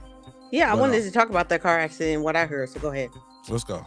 Nope, I'm here. I'm alive. I'm gonna just train and I'm gonna get back. Because I ain't gonna lie, when I saw the photos of that, I was scared for you, brother. I really was. Tell you the truth, I thought about quitting like numerous times. A lot of times I thought about just giving up because everything was hurting. My hips, my neck, everything was hurt because I landed on solid concrete, getting thrown from a car going 70, 80 miles per hour, landing on solid concrete. That was nothing but God. That was out of my control. That was nothing but God that saved me from the accident. But I definitely thought, in some instances that my career was over. But I feel like I just got that type of determination and willpower and just will myself on. I was listening to a lot of Eric Thomas, a motivational speaker. Yeah. And I was just willing myself on to be successful and get back to where I once was. That was the hardest part of my career, I feel like, because I did it without any physical therapy. I talked to a. What? You had no physical therapy? No physical therapy at all. I did it myself. What? Wow. Damn. I had a psychiatrist. I talked to her like 2 times. Stopped talking to her because I feel like she didn't relate to me.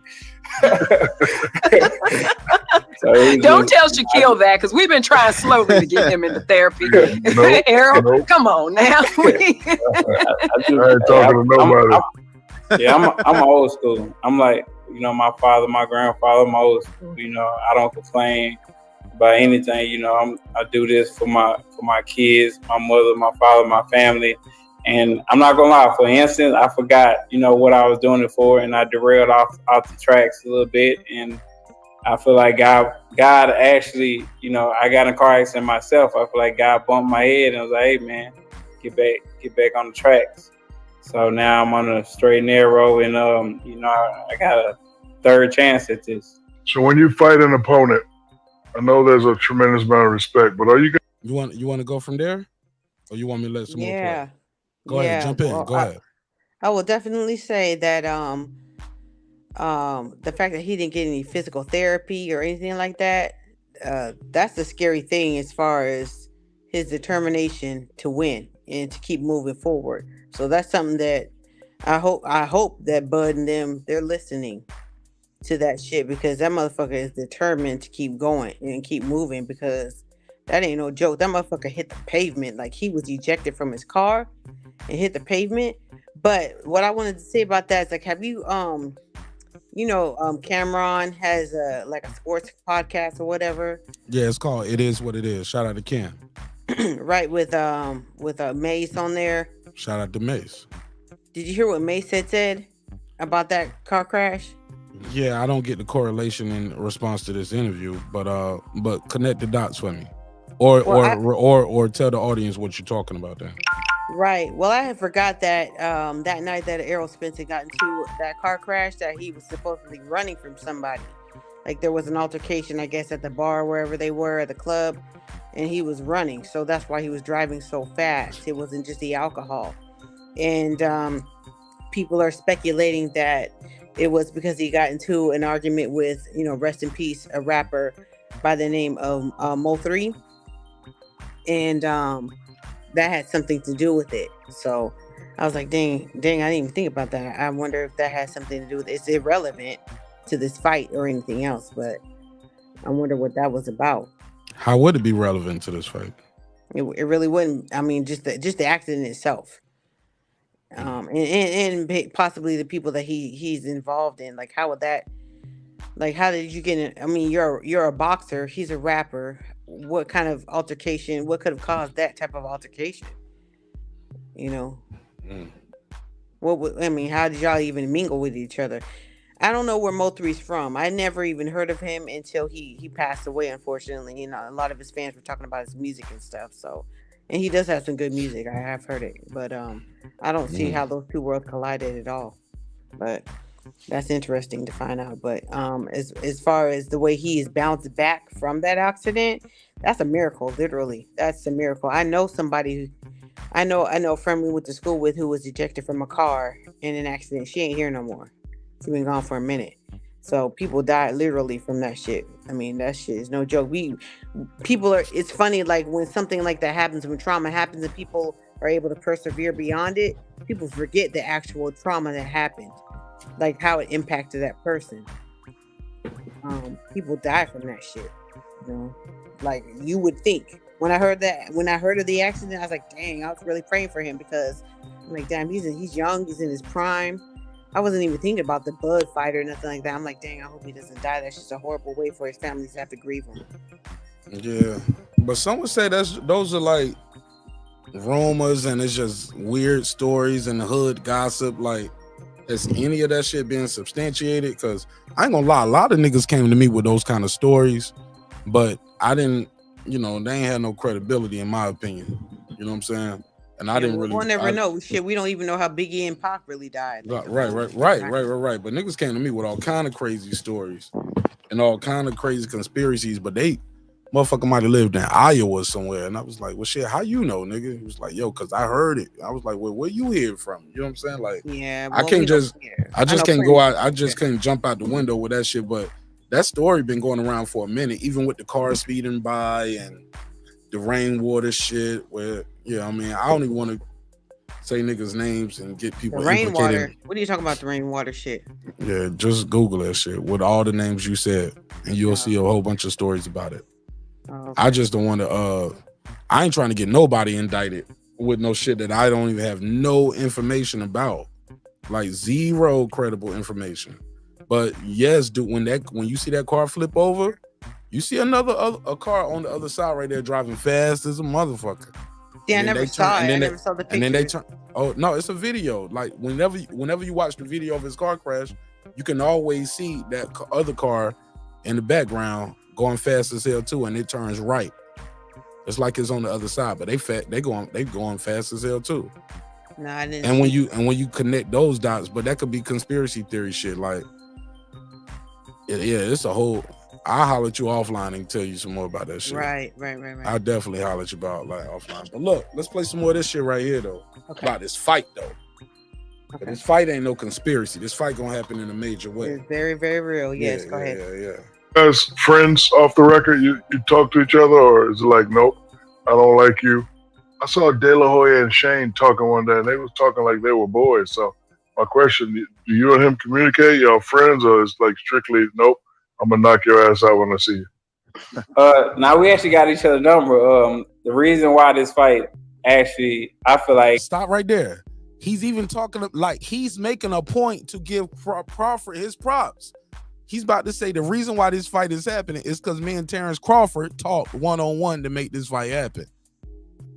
Notice this shit. Have you heard this before, Foodie, or is this a live first-time reaction? This is a live first-time reaction. Oh, let me rewind it. I'm gonna let some more of this play because I'm gonna play it a couple times. So I'm gonna play it once uninterrupted. Shout out to Shaquille O'Neal, and again, shout out to Errol Spence Jr. I might start being nice to the Errol Spence around here, yo. I might start being nice to the Errol Spence because it ain't his fault he got delusional ass fans. You know what I'm saying? That is 100% facts. Like, I need to leave Errol Spence alone because he's solid. Hey, but why Shaq look like he needs some lotion? He looking why he look gray like that? That's called gray black. Shaq is so black, he gray black. And Shaq don't look like he moisturized and wear lotion. So He need to moisturize. So Shaq is probably straight out the shower, put on his shirt, He walked into the motherfucker might not even took a shower, man. That motherfucker Shaq might have got out of bed, rolled over, went to a studio, you can't go around ate with some no breakfast, and walked right to straight in the studio that's probably built in his crib with his son shirt on. Nah, he wear that shirt to make him look buff. That shit Shaq is definitely one of those big dudes that play off his chunkiness for buff. But let's play let's play this shit. But shout out to Errol's the Truth Spence. Solid. He just got a lot of suckers that follow him. So I might start sparing Errol Spence. Friends, or it's like strictly, nope, I'm gonna knock your ass out when I see you. And the question was, are y'all friends or I'm gonna knock you out when y'all see you? He could have just said, nah, we ain't friends, but yeah, I definitely want to win this fight and knock him out when I see him on July 29th. He could have stopped right there. Did you hear the media training, what I just did, Full Revolution? Yeah. Nah, we ain't friends, but July 29th, yeah, when I see him, I'm going to knock him out. Ha, everybody get a laugh, and the story keeps going. No, Errol Spence goes back to what made the fight happen. Listen closely. Bud Crawford is being vindicated by y'all king right now, and y'all still doing live streams and debates about who dug who. And Errol Spence keep telling y'all, no, bro, we both wanted this fight. We both made this fight happen. He can't say it no clearer than this, Foodie. We actually got each other's number. The reason why this fight actually, I feel like it got made because me and him started talking to each other, FaceTime each other. You know, you had to get this fight done. Me and him, we're not friends, but it's just a mutual respect. Once I get in there, I'm gonna try to kill him, of course.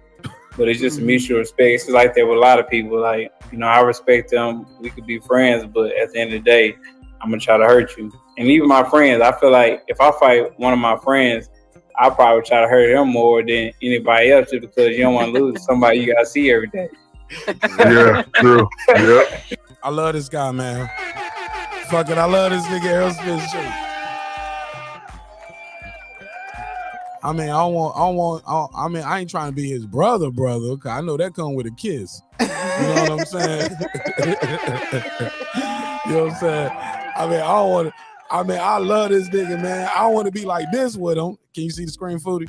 I can see it. I mean, we ain't got to be like this, and we ain't got to be like this. Oh, no. You know what I'm saying? But I love this nigga Errol Spence, man. Golly, man. Man, let me make some noise for the big fish, man. I love this nigga, man. And you know, I want to like him. This nigga solid, bro. He kept it so cheap. But you know, You know, his fans be making you want to. That's the thing. Yeah, man. I gotta leave Errol Spence alone, man. I gotta start attacking the YouTubers, man.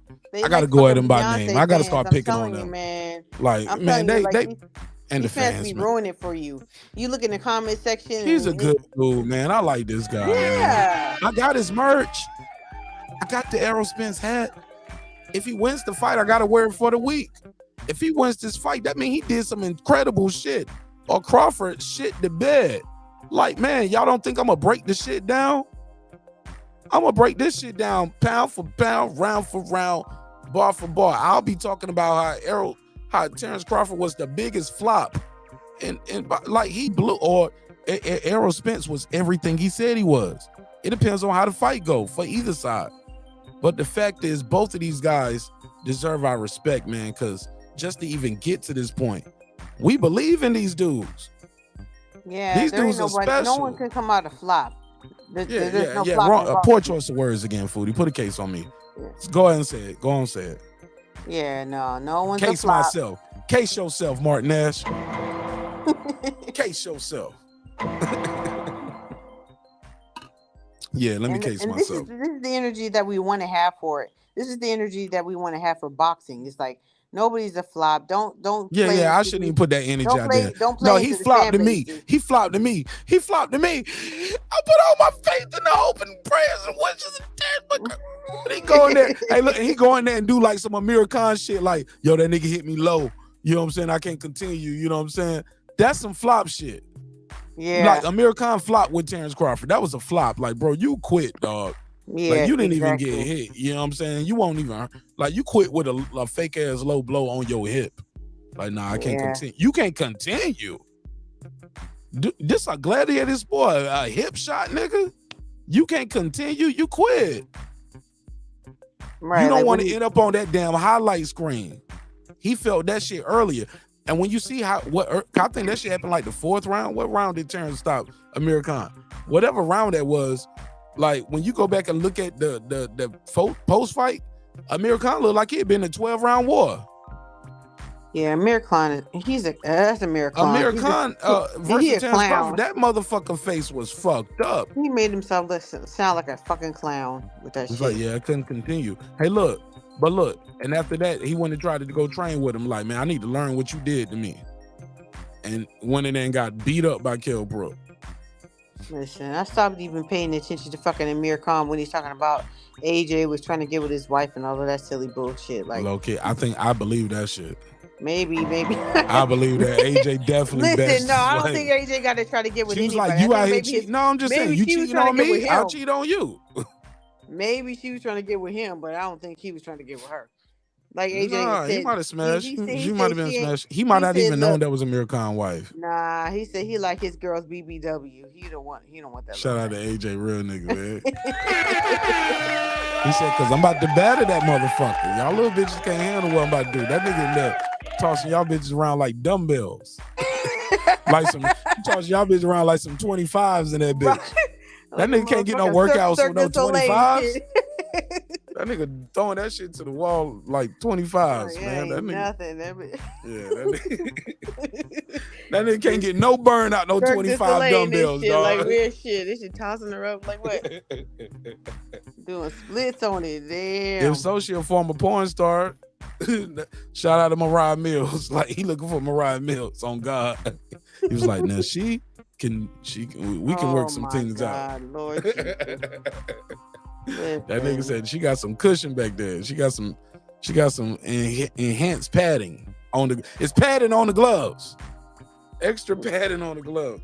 Man, you gotta be careful with that shit, man. them shits, they be having them trannies in the fucking Oh Lord, never heard of it. they I be don't having wanna... not that, but they be having these motherfuckers go to the hotel rooms and be getting them injections and shit with the trannies with the fucking fix-a-flat in there. You gotta be careful. We heard of that story. You gotta be careful with that shit, man.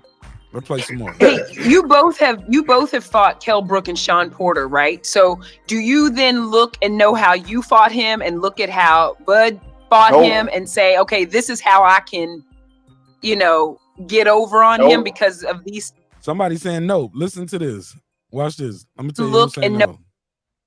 how you fought him and look at how Bud fought him and say, okay, this is how I can, get over on him because of these styles? No. He cutting off right now. Spence saying, nope. Nope. I ain't never heard Spence voice that deep. He meant that shit. Shout out to the big fish. He meant that shit. Don't do that. He said he fought a broken Kell Brook. Okay. Kell Brook was already broken before he got to him. Golovkin broke. Stop right there. Facts. Got him. He told the truth. That's why I said I like Errol Spence. He gonna tell you the truth, either by accident or on purpose. Now what he just say? Food Revolution. He said, he said he was already broken when he came to him, and then he broke him again. He broke the other one. He telling the truth. He so telling if the Kell truth. Brook was broke when he fought him, he gave the eye more time to heal. You fought him less than a year later.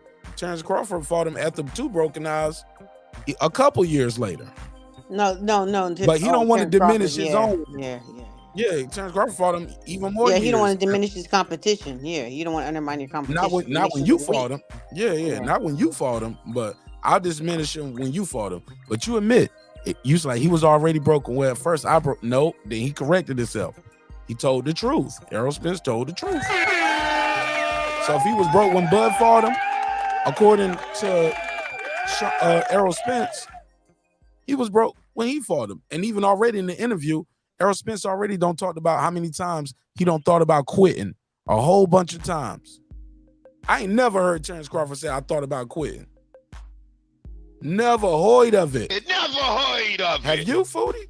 No, but to his nah, fuck that. But that's a built-in excuse when whatever happened. You don't have a lot of fights since that shit happened. It is an excuse, but if you look at it, Errol Spence, and you look at it, Terence Crawford, like they're different weights, like as far as their walk around weight. You know what I'm saying? I want to do that on members only.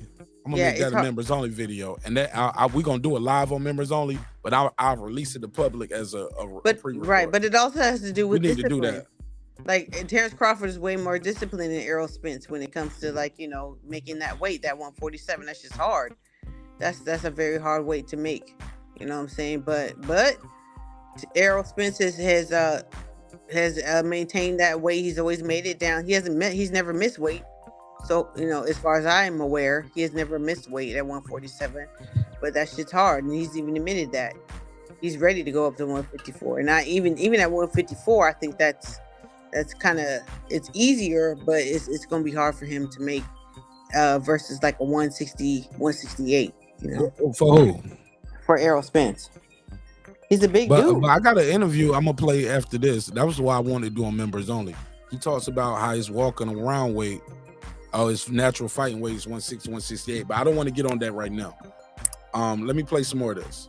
Look and know how you fought him, and look at how Bud fought him, and say, okay, this is how I can, get over on him because of these styles. No, you don't do that. No, okay, he fought a broken Kell Brook. Okay. Kell Brook was already broken before he got to him. Golovkin broke the left eye socket. I broke the right eye socket. We already broke him up once he got to Terence Crawford. He was already done. Mm-hmm. So so if that's true, what does that mean about all the guys you fought? Everybody you fought got losses. Already got cuts, got bruises, got battered ribs, broken hands. Like every guy you fought got losses. Ugas had 4 losses. Right. With no knockout power. So what does that say about your Ugas win? Right. Why they don't bring that up? Shawn Porter already had a couple losses. Hold on, Shawn Porter already had a couple losses. So was Shawn Porter already softened up by Kell Brook? Nah. Was Shawn Porter already softened up by Keith Thurman? Keith Thurman, did you get Keith Thurman and Kell Brook leftovers with Shawn Porter? Or what about when you beat Ugas, was that Shawn Porter's leftovers? Nope. It's all about perception. Yeah, it is all about perception. And the way you frame things. I don't even look at just like Shawn Porter. Shawn Porter wasn't the same after he fought me, because Shawn Porter actually had a fight after he fought me where he didn't look even remotely the same. And then he fought Terence Crawford. So look, Errol, you had 28. You want to respond to that, Foodie? Yeah, I can't say he didn't look remotely the same, because that fight with him and Shawn Porter, like he should have, if he's so bad, he should have got Shawn Porter out of there. He should have fucking knocked him out, but he didn't. Skip right over that part. Right. So yeah, he didn't look different. Shawn Porter didn't lose in the fight. He said Shawn Porter had a fight after me. He didn't look the same. Shawn Porter won the fight after he fought you, though. Right. So you're making and keep in mind, Sebastian Formella, that's who we were referring to, was undefeated at the time. When Shawn Porter fought him, he was undefeated. I forgot about that fight. Shit. Yeah, it was Sebastian Formella. He was undefeated at the time. Yeah. Shawn Porter got a unanimous decision. People forget about that. Yeah, well, don't forget Shawn Porter's a dog. Period. I mean, he fight. Yeah, people don't like his style that, and shit. They disregard him because he's smaller, and they don't like his style and the way he fights. But he gave that motherfucking. He gave Errol Spence a run for his money. So. And Sebastian Formella is a big one. He was a big welterweight. That motherfucker damn near 5'10". Had to reach on Shawn Porter, you know what I'm saying? Undefeated, so he was very confident at the time. Shawn Porter coming off loss, but Shawn Porter won the fight unanimously. Like, it ain't no doubt about that. Formella was not robbed, and if so, I would tell y'all the same shit I always tell you. You've been robbed. Fuck out of here with that crybaby shit. Talking about he robbed us when we was close. If that one judge would have picked that one round, it would have been a draw. Or if he would have won this round, nigga, almost don't count. Almost don't count, Foodie. Ain't that right? If it was the fifth, we'd all be drunk. No, you're wrong. If was a fifth, we'll all be Errol Spence. Drunk. Like a motherfucker. Still on my shit. Still on that shit, though. I like him, though. I like him. But I got to get these jokes off. I got to twist the knife. But as far as, Terence Crawford fighting Carol Brook after he was broken or whatever, like, you can only fight the competition that's available. You know what I'm saying? So that's why I don't like to compare eras, because you can only fight who the fuck is in your division. Right. Why you didn't fight him right then? Yeah. Right. So it's not his fault he didn't get to him first. Hey, look, Terence Crawford was a free agent when he chose to fight Ugas instead of Terence Crawford. You know why they did? It's an in-house fight plus, pardon me, leverage.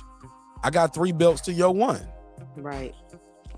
I'm not gonna let you fight Ugas right now and then it was 2 belts versus 2 belts and we're gonna build. No, we want all the leverage and we got all the leverage. I'm not mad. It's business.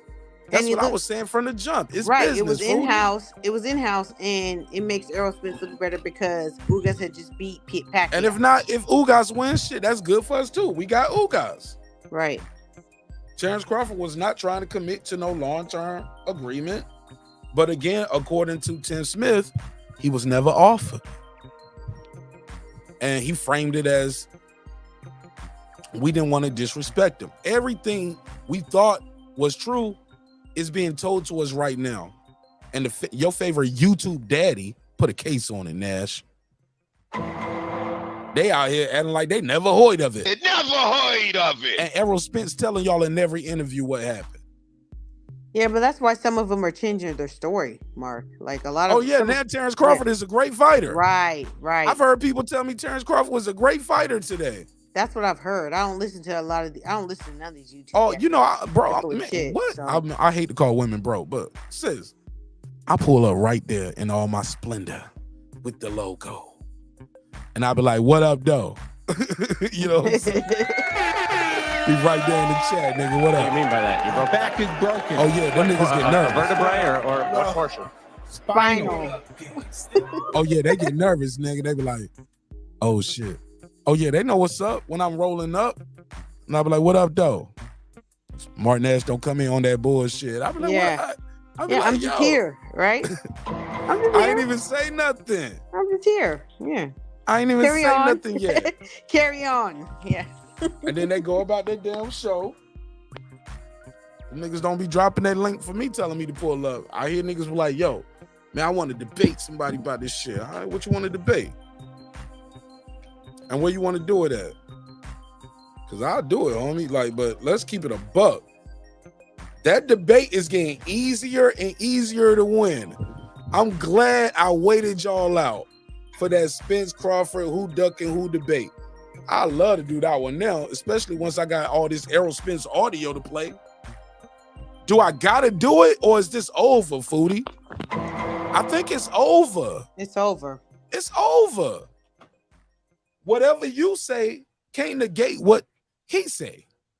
That's It's not Errol even worth your Spence. time, Mark. It's not even worth your time because, like I said, it's not even a debate because these people don't even understand. Like, before you can play a game, you have to know the rules of engagement, right? Mm-hmm. They didn't have the rules of engagement. They don't understand what it means to negotiate anything. They just see either they got the outcome that they want or they didn't, but they don't understand all of the parts that go into getting the outcome that you want. These two guys, Errol Spence and Terence Bud Crawford, get it, and Al Heyman and anybody else that's involved, they understand it. So it's like, it doesn't really matter. It don't matter what you think. It's only what is reality. So I don't even bother with people who don't get it. They simply don't understand. It's irritating to listen to them. That's why I don't listen to them. I don't go to these other channels. Yeah, I can't rock with it. Because they have no logical argument. Nah, man, Not I logic. can't. It's all I pull up every now and then just cause if I'm bored, just to fuck with them. Change the temperature in the room. You know what I'm saying? I feel like, you. I feel like, you. what up, though? Or either I'll join the panel and talk some shit with them a couple bit. Especially when we talking about other topics. I might rock with them on other topics because I don't hate none of these niggas. But on this topic right here, we just can't coexist. You know what I'm saying? But these people are making money on. But the facts are out here. If you listen to what the fighters are saying, but if you push the narrative, Terence Crawford's a liar, and I can't believe nothing he say. Well, shit, if that's all you rocking with, well, what? But now all of that shit ends now because what about Errol Spence? When he says the same thing that Terence Crawford says, doesn't that why y'all don't believe what the guy said now? But this isn't the first time that Errol Spence has negated what they have to say, though. It's not the first time that Errol Spence has negated what they said. You remember when Errol Spence was like, who was he talking to? That dude from ESPN? I can't remember the bald-headed dude that looked like Franklin the turtle. What's his name? I can't remember his name, but I know I'm talking about. Not Stephen A. The black dude that's always at the weigh-ins and shit. She said Stephen A. and the black dude, Brian Custer. Brian Custer, yes. Damn. Put a case on me that I knew who she was talking about. I know. Shout out to my brother, Young Africa. What up? Yeah. Brian Custer. And it was Errol Spence and Brian You Custer. hell, Foodie. You hell for that. I gotta put a case on you too. Put a case You wrong for that. Like you described that nigga as what you call what turtle was he? Franklin the turtle. Franklin the damn turtle. God damn. All right, go ahead. Yeah, when Errol Spence was in here, he said, remember when you were talking about 60-40, 70-30, 80-20, he was on his girl's live. He was like, man, I was just playing. Exactly, but they didn't want to hear that shit. He was like, man, he said, well, ain't nobody gonna take that, man. I was just joking, man. Like, yeah. They had did like 80-20 videos about it, 20 to 80 different, and they was like, and Terence Crawford, that's what he's supposed to take. That's what you worth. He the big fish. Take what we give you, nigga. I was like, Errol Spence even said, but nigga, ain't nobody gonna take that shit. Because they know that a lot of people aren't on Instagram. They ain't on Twitter. They're not reading articles. They're not looking for the information on their own. They're just gonna take whatever their like you say, YouTube daddy says, and run. Yeah, that's my bar. And I invented the fish fry, motherfucker. Niggas know.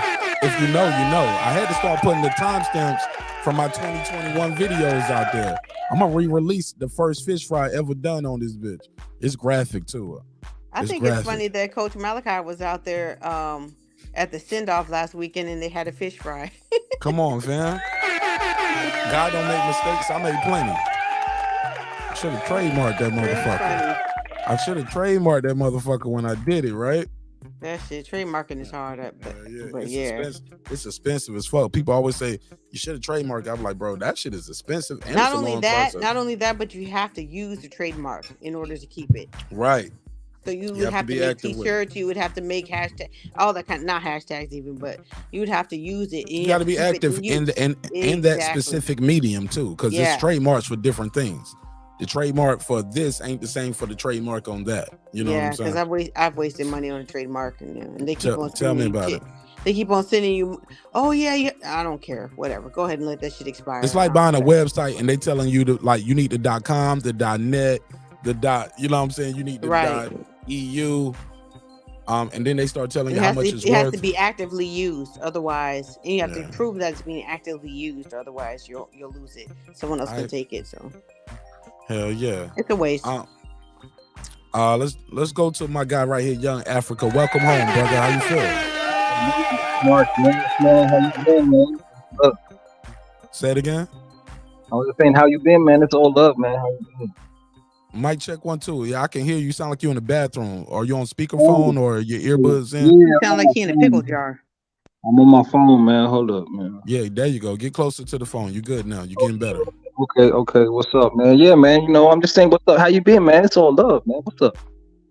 I'm always good, brother, even if it's bad. And if I wasn't doing good, I wouldn't be online.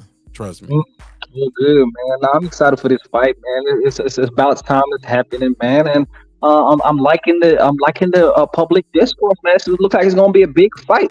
Some people are playing it down. I remember Espinoza a while ago saying that this fight is not as big as the fighters think it is. The bag that they're asking for is too big. Terence Crawford you know. was right. Comes to find out, Terence Crawford was right, wasn't he? Facts, and I think that nobody giving Terence Crawford credit for being a good businessman. Exactly. Look, the fight made. Hold on, Young Africa. I'm gonna let you get your bars off. The fight is made, and people still calling him a duck. How does that work? How you a duck and you about to fight the dude? It don't work. And you know, we're calling him B-Side Bud. You know, a bad business Bud, and a lot of things. You know, you should have left Top Rank a long time ago, but inevitably, you know, everything's in God's time, and this is a beautiful time. I think that low key, you know, the Ryan Garcia Tank fight has a lot to do with it. When that gets 1 million+ pay-per-views, that shows that you give the people what they want. That's not true. Well, that's not true. Huh? You don't think so? No. According to Bud, and according to Espinoza, they never. Remember, Bud said we didn't fight when I wanted to fight because they wanted to fight next year. Who knows? Maybe this was the plan the whole time. Maybe Bud didn't want to sit out for a year. Bud was like, I'm not gonna be out that long. I'm gonna fight this year. All right. Well, if not, okay. Well, I'm gonna fight y'all, and we can fight again after that. Okay, but they went from zero guarantees to major guarantees, right? That means Bud was right the whole time. I'm gonna get a fight. Like we gonna get a guarantee. A fight this big deserves a guarantee. No doubt, and I've always said that. And come to find out, he's right. Now the tickets, nosebleeds are $1,000 a pop, bro. Like that's crazy. They like $600 and $700 before they add in the fees. The fees be like $250, $300. That's crazy, bro. Like it's they $1,000 a pop. That's crazy. So the gate's gonna be amazing. 700. They don't even have any more of those 700s. They're like no. Those are resales. No, when I say 700, the 700 is the $200 seats on resale because you can't buy them now. They've been sold. You only can buy resales. Unless you just a super rich nigga and you got like money for the $5,000 seats, but they running low too. So people are buying those. Is that even ringside? That's not even ringside. No, ringside probably 10,000, bro. They're not even ringside. The 5,000 seats ain't even ringside. Fuck that. Hey, as it should be. This is a huge fight, historical fight. Two fighters, top 5 pound nobody for pound. know these niggas and they don't sell. No, the people that know boxing Bud was know. right. Bud was right the whole time. Why they don't give him his props, bro? I don't know, man. They should, man. And I always support black brothers, man. So I want them both to get it, you know. So I'm happy that they both deserve the biggest bag of their careers, right? It ain't just one-sided thing. It ain't no A-side situation. I think it's a 50-50 situation. The guarantees sound like it is that type of situation, as it should be, man. So I ain't mad at that. And look how they've been keeping this under wraps.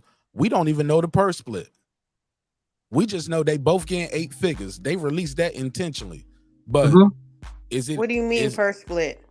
Like, we don't know if it's 60-40, 80-20, take whatever I give you. We don't know the percentage, but we do know they both have a guarantee of at least 8 figures. Both of them. Right. We don't know if one is getting 10 and the other's getting 12. We don't know. Yeah, you're right. Nah, we don't know. Yeah. Or if one getting 15 and the other one getting 10. Right. I'm getting a fucking guarantee. You gonna get, and I'm getting 8, because that nigga told him Errol Spence gonna make 8 figures with or without you. Take it or leave it. And he didn't know Bud Crawford had an ability to go out there and go get it. And I can put the graphics on the screen for the people who financed the fight. We've done it already for the people who are in doubt. But you're gonna pay me for it if I gotta stop my show to Google it for you this time. Nah, so you gotta give props. You gotta give props to Bud for going out there on the limb and believing in himself, and that increased his value, which increased the value for both fighters. I don't know if it even increased his value. I think that his true value was noted and respected, bro. He always had that $10 million guarantee type value. And when he gets that for Avenesian, you can't give me $1 less for Spence, bro. Just straight pay. Like, you can't do that. Period. Because the only people that say he don't get the money are niggas on YouTube. Yeah, exactly. Everybody in the business know what's up. Nobody ever questioned him about if that was fake or not. Exactly. Yeah, when you hear their arguments, like everybody who knows. Like, yo, he got the money, yo. It don't matter, like, well, what happens with no other fight. Well, what happened with Adrien Broner? That ain't got nothing to do with Bud Crawford. Bud Crawford came in there and introduced y'all to the world of boxing. I'm a fucking champion. I'm a free agent. I can fight whoever I want to, whenever. And he tried to make the biggest fight possible. He did have investment groups and banks and what they call them, quote unquote, hedge funds involved in the fucking process.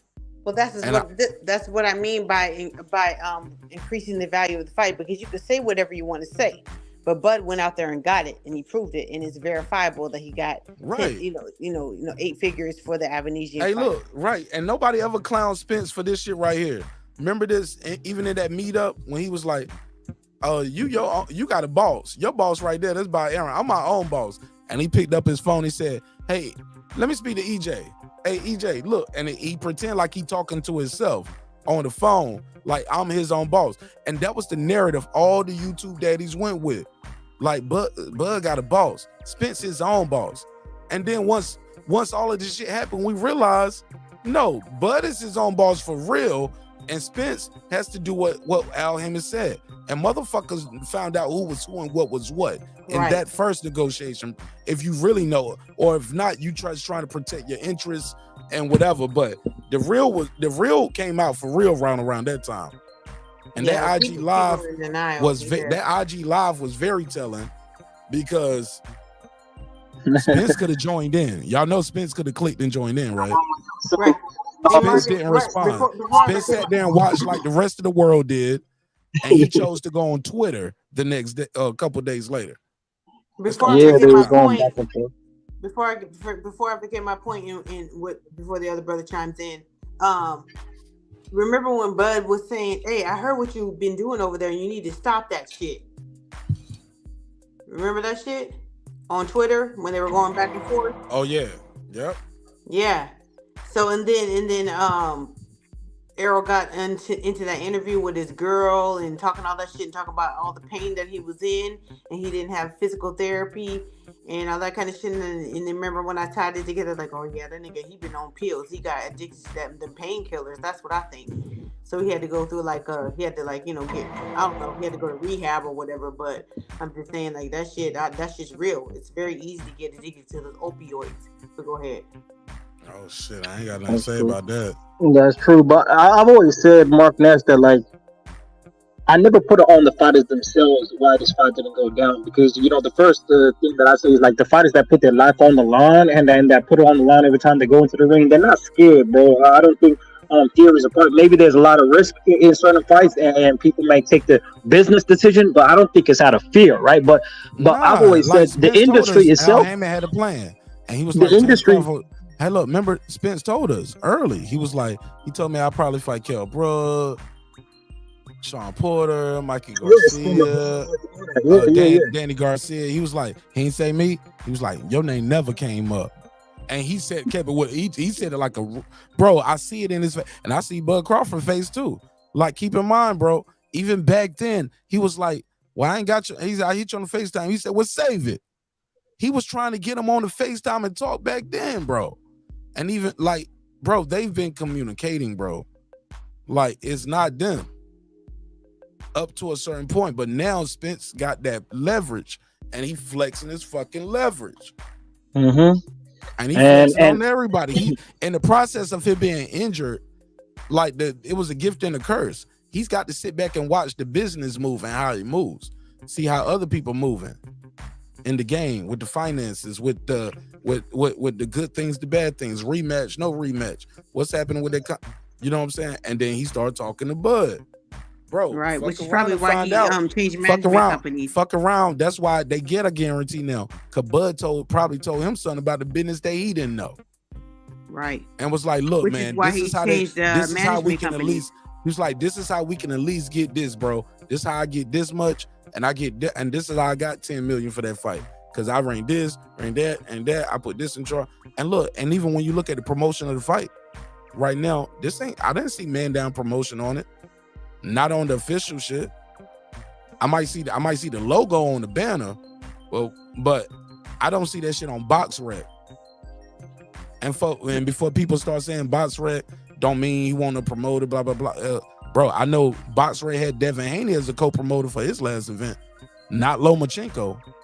That shit said top rank Devin Haney listed on BoxRec. Partners. That's called a real promoter, bro. That shit said top rank Devin Haney. Means you're a partner. Yeah, and so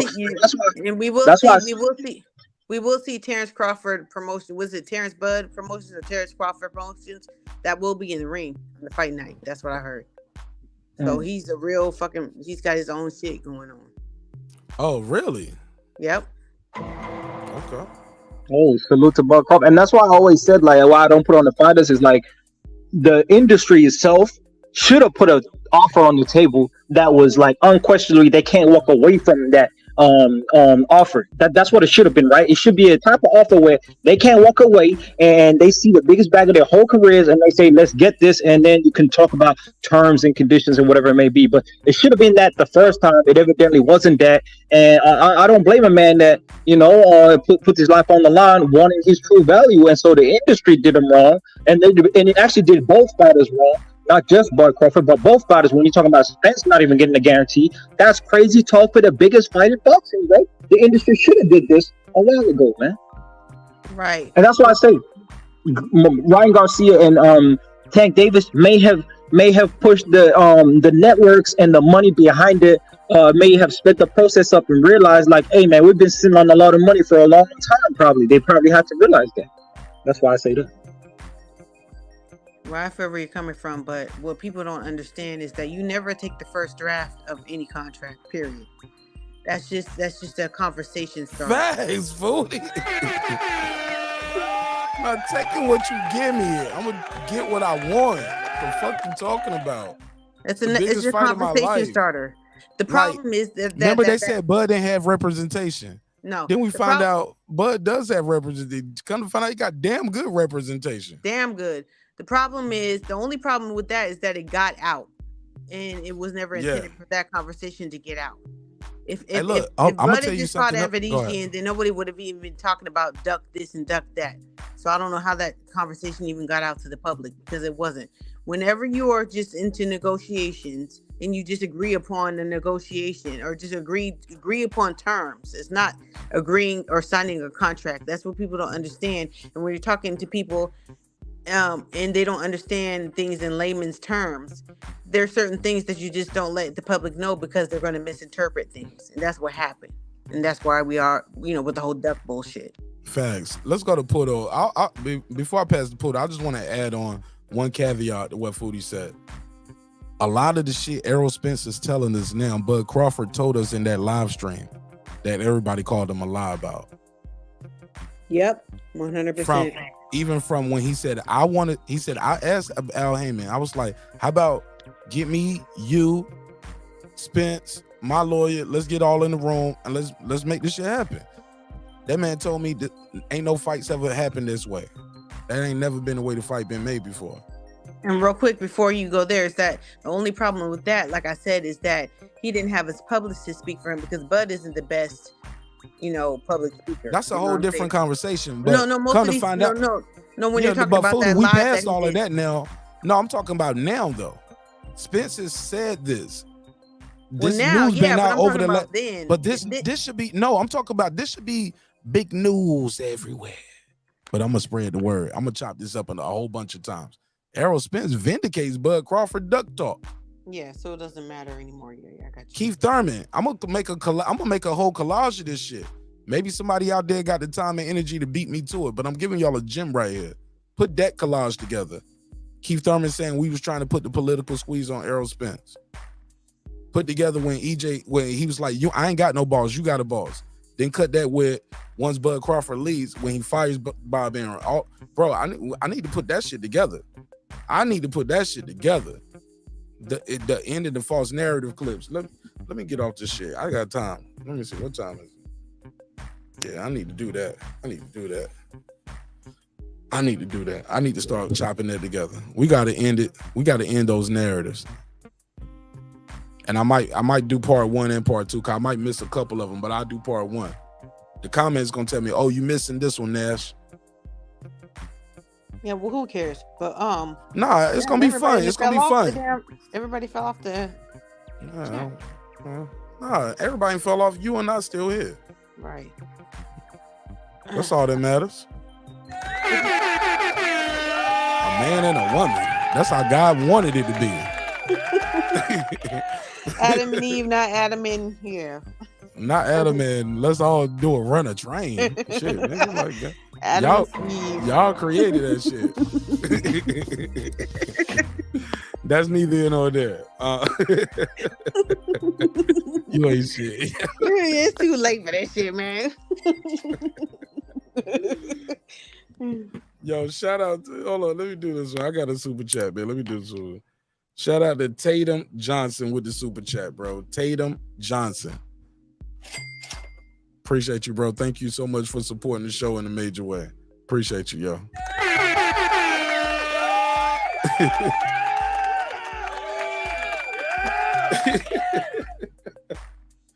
But that's neither here nor there, Foodie. You ain't. Let me play some more of this. Professional fights. I don't know how many amateur fights, but what was the fight where you was like, I think I arrived? Like, I think I'm starting to make some noise and make a name for myself.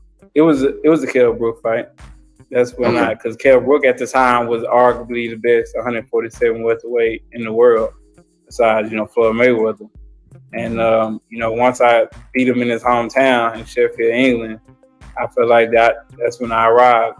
In the NBA, we'll go 2 or 3 days before the event happens. When do you go to Vegas? Go the night before, a week before? Like, I always wonder, like, when the fighters arrive. Shaquille lives in Vegas too. He just wants to hang out. That's it.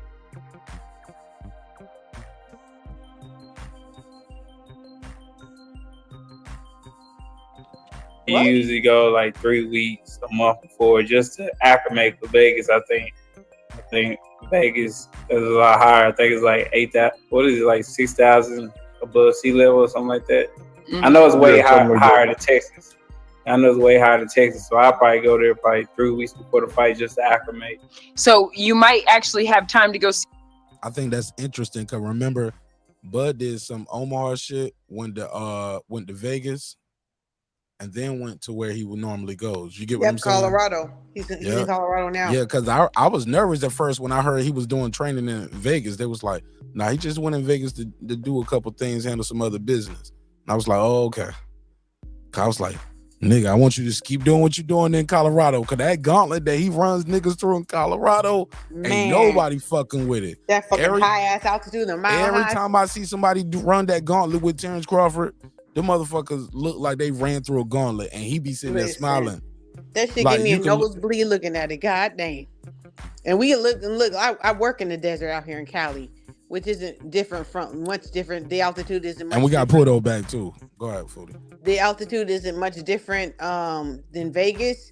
And I fucked around and went to I'm like, after work I went with a group of girls one day, and I'm like, oh yeah, we're just gonna go on a little friendly hike, right?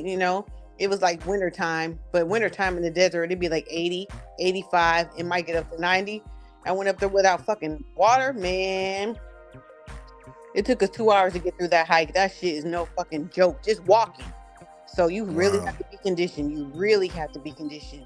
It ain't no joke. And motherfuckers, like, they do that shit all the time. They was running up there, little skinny white dudes. They was running we up about there, to go riding to. their bikes and shit. Man. And what happened? I thought I was gonna die. I threw up. Oh my God. They thought I was So melodramatic. No. I thought I was gonna die. Listen, I thought it was gonna be something easy. I was Get your like, Karen ass up out of here, I Becky. was like, look, I was like, oh, That you blonde hair really getting to you, Foodie. You think you Becky for real?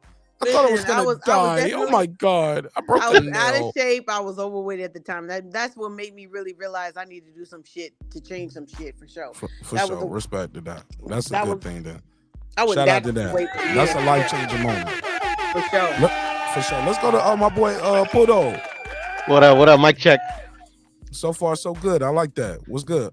Cool, nothing much, man, nothing much. But yeah, no, just I barely hopped on the live because I was doing some shit. I mean, No, you YouTube good. I'm about to go contributing. into members only. So you in the overtime right now. That's gonna be dope. And we're gonna really chop it up on members only.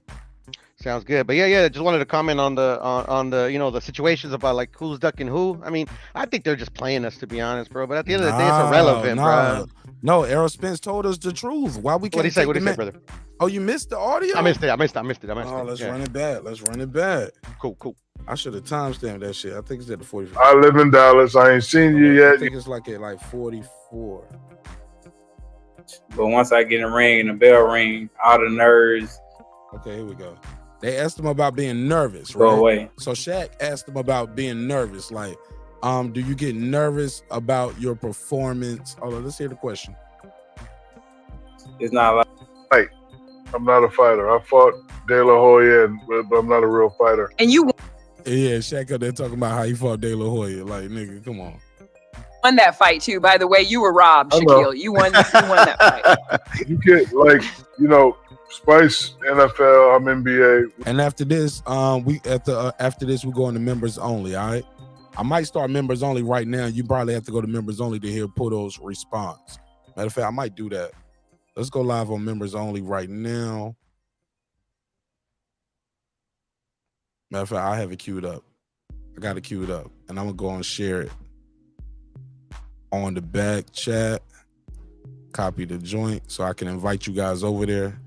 Invite, copy, paste. Let's play it. But I'm working in full motion. So y'all look out in the private chat. I'm about to send y'all the link on the panel so we can go directly to members only, and y'all will still be on the panel, and we're gonna chop it up from there. Sounds good. Ashley, I'll let you respond over here, and then we'll go over to members only, and we'll close it out in the right way. Cool. So I've always thought boxers and UFC guys were the greatest athletes in the world. You guys, you ever get nervous before a fight? Especially like when you fight a guy that you know can fight. You ever get nervous, like, making mistakes? Do you get nervous before a fight, fighting a guy that you know can fight? Do you get nervous about making mistakes? Not nervous about I'm scared of the man, because that question is coming next. In the locker room, I'm always nervous, but it's like controlled nervous. It's not like I'm just now starting out and I'm about to get in the ring and fight. Like, I know what I'm capable of, so I'm nervous because I care about the fight so much. But once I get in the ring and the bell ring, all the nerves go away. All right, here go the real question, Errol. What took so long? How come it took so long for the fight to happen? Was Bud scared? Was you scared? Who was scared? Somebody was scared. He asked him open and direct. Who was scared? Errol Spence could have said very clearly, man, y'all know Terence Crawford been ducking me. Y'all know that boy scared of me. He know I'm gonna do what I'm gonna do to him. He know I'm the big fish. He know his man down when I'm in town. He said none of that. Let's be clear. He said none of that. And he was given a very clear opportunity to say whatever he wanted to say, right? What'd he say though? And just negotiations. Negotiations. Nobody's scared. I know it hurts. I know it hurts, YouTube daddies. I know it hurts all the YouTube daddies to hear that all the narratives that they were pushing were in fact incorrect. Baby tears. All right, but I digress. He was trying to get, the most money he could. My side was trying to keep as much money as we could. Yeah, y'all both it was just an ongoing. Yeah, it was a tug of war. It was an ongoing tug of war. Do you think about, like we were just talking about, how this is going to be? He was trying to get the most money he can get, and my team was trying to keep as most money we can make. And then later on, he is asked, and he said, the fight happened because Terence Crawford and I talked. About that, like, okay. I hate to compare these. Tell you the truth, I thought about quitting. Like, no, that's a whole other conversation. Kill that, because we've been trying. And I'm not gonna lie. For instance, I forgot, what I was doing it for, and I derailed off the tracks a little bit. And I feel like God actually.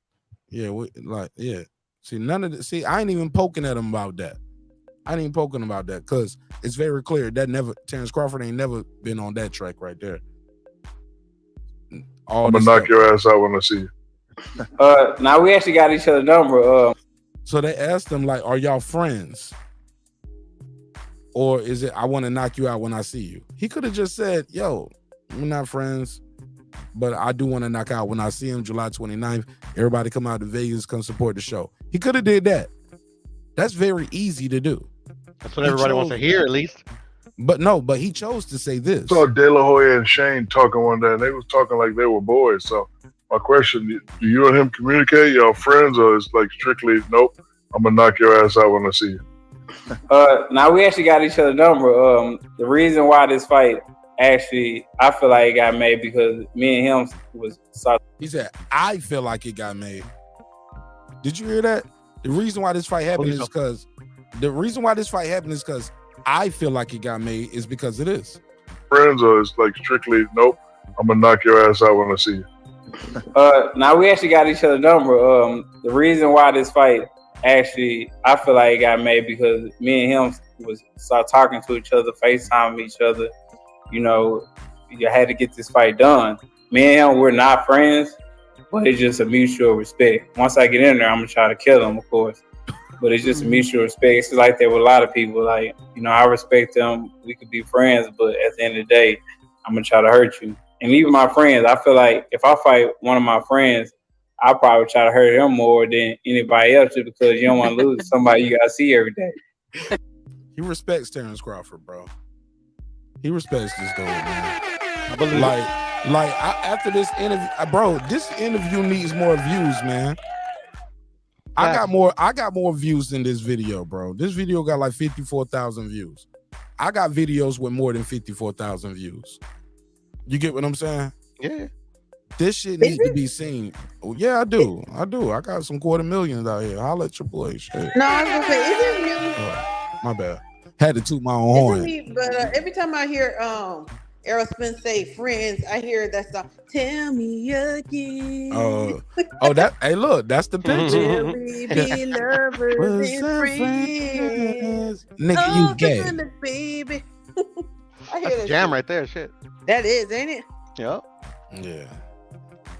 But real quick, Mark, I love that song. your ass, like that whole recap that you just did for Porto, was it pre-recorded or you was just doing that again? Because it sounds the same way that you did it earlier with me. Like, Nah, it was all off the top. It's all off the top. You must have been hailing the game of telephone. I was what?